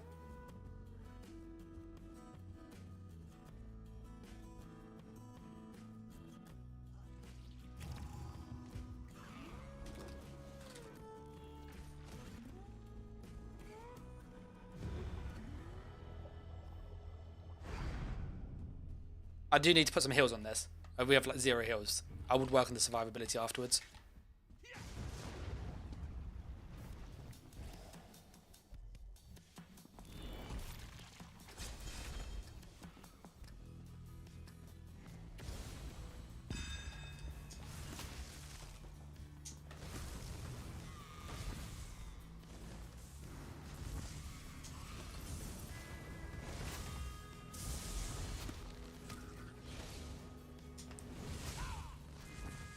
Ah, it's all the dots. I have 0 healing on this.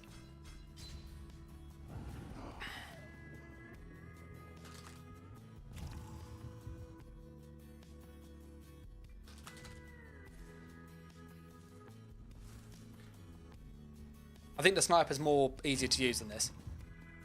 This is just silly. I like this. This is silly.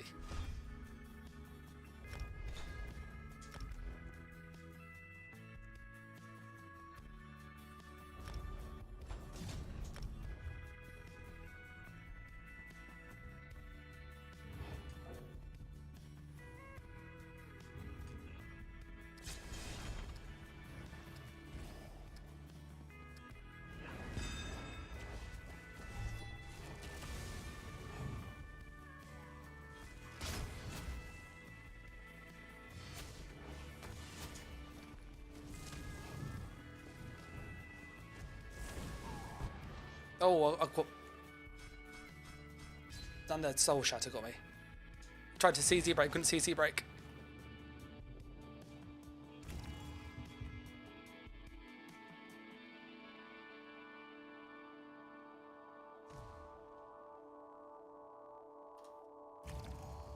Well, he's obviously got a 4 on spec.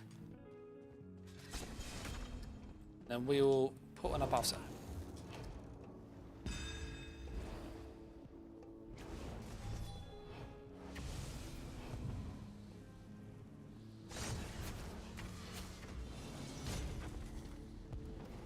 Yeah, that works.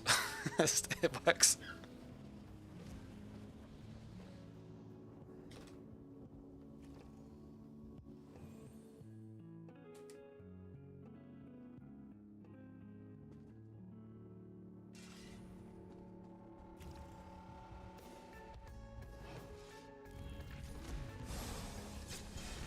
So when I did the thing, but he's a good target to test against. You can see like he's got a solid build he has.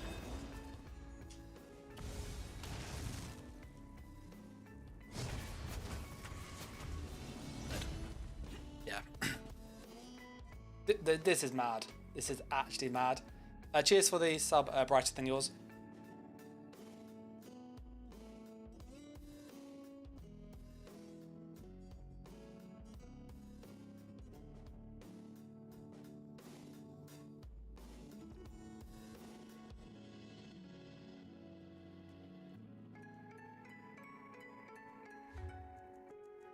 Love my Darlock.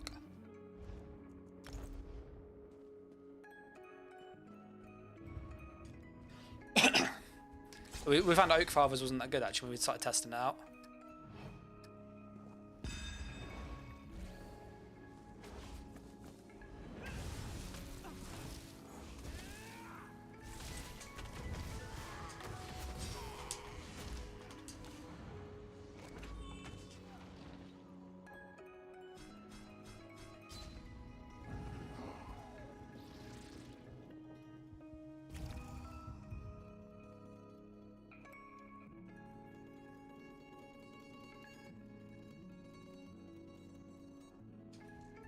I do need to put up the healing on this. I need to put up Vigor. I'll probably drop defensive room for Vigor. In all honesty, I think it's more useful.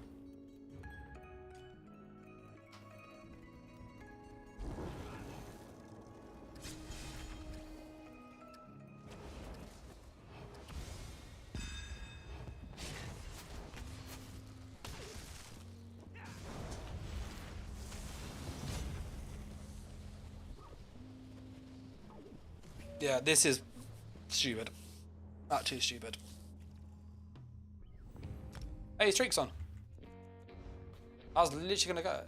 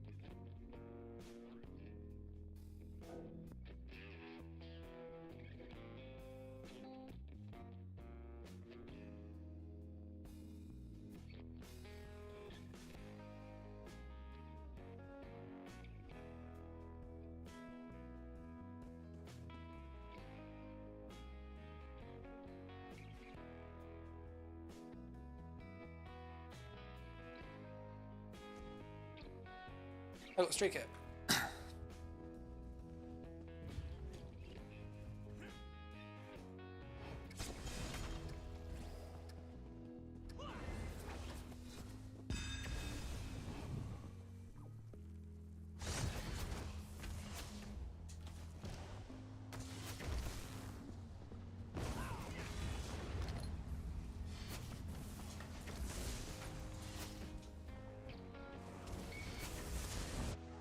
Oh, I went to go for the streak.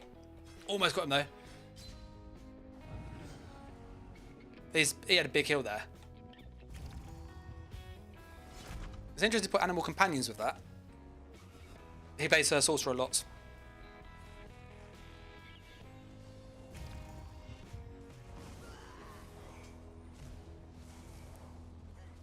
I can see thinking of like trying this skill, the Arcanist one, Herald of the Tome. I can see that being used on loads of people because it gives you just free damage on everything, and sustain is amazing. Like, it's a really, really good skill. So that's the Herald of the Tome there doing all the work with all the dots.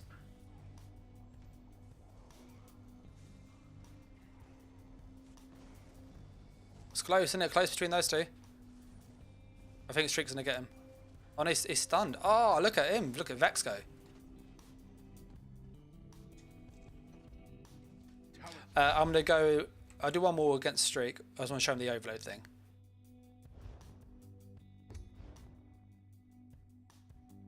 Yeah, that was the overload one.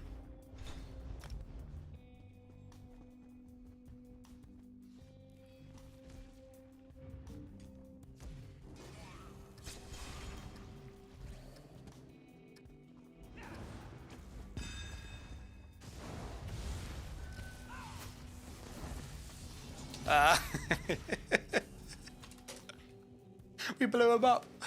We blew him up.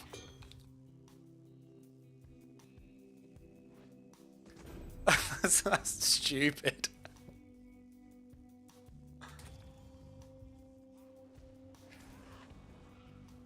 He had full health and we could have won it. That is obscene.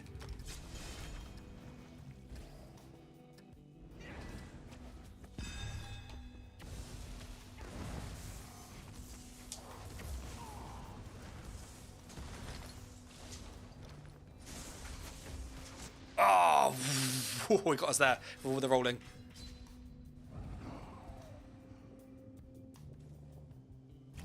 Yeah, the burst though. Love it. I'm gonna message him actually, Al.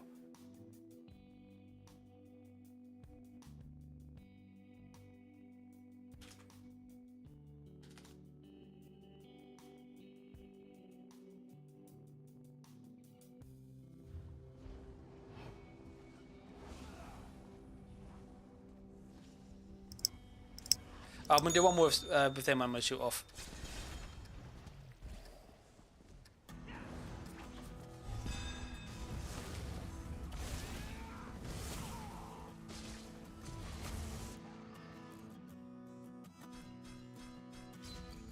That tree ties is so good. Procs a lot. But yeah, I'm going to call it here. We've definitely been able to make some gank builds that actually hit really, really hard. We made the sniper. We got literally the best setup. When we used it against Vex, it was one-shotting him, like, with the combo, which is just obscene. He's got 30k health. He's on a PvP build. So I'm very happy with what we achieved tonight. If you like these kind of videos where I go through and test stuff like thoroughly, trying to find out what is the best min-maxed, race set, skill combos given the new subclassing, then let me know in the comments if you watch this in the future or in my Discord. That would really help out. If you want to stay up to date with the videos stuff, obviously subscribe if you haven't. And if you do want to obviously get exclusive content and early access, there's a Patreon, there's a YouTube member stuff, details down below. But as always, I'm going to say a massive thanks for the support. I'll catch you in the next video, next stream. So thanks for watching, guys. Take care. And bye.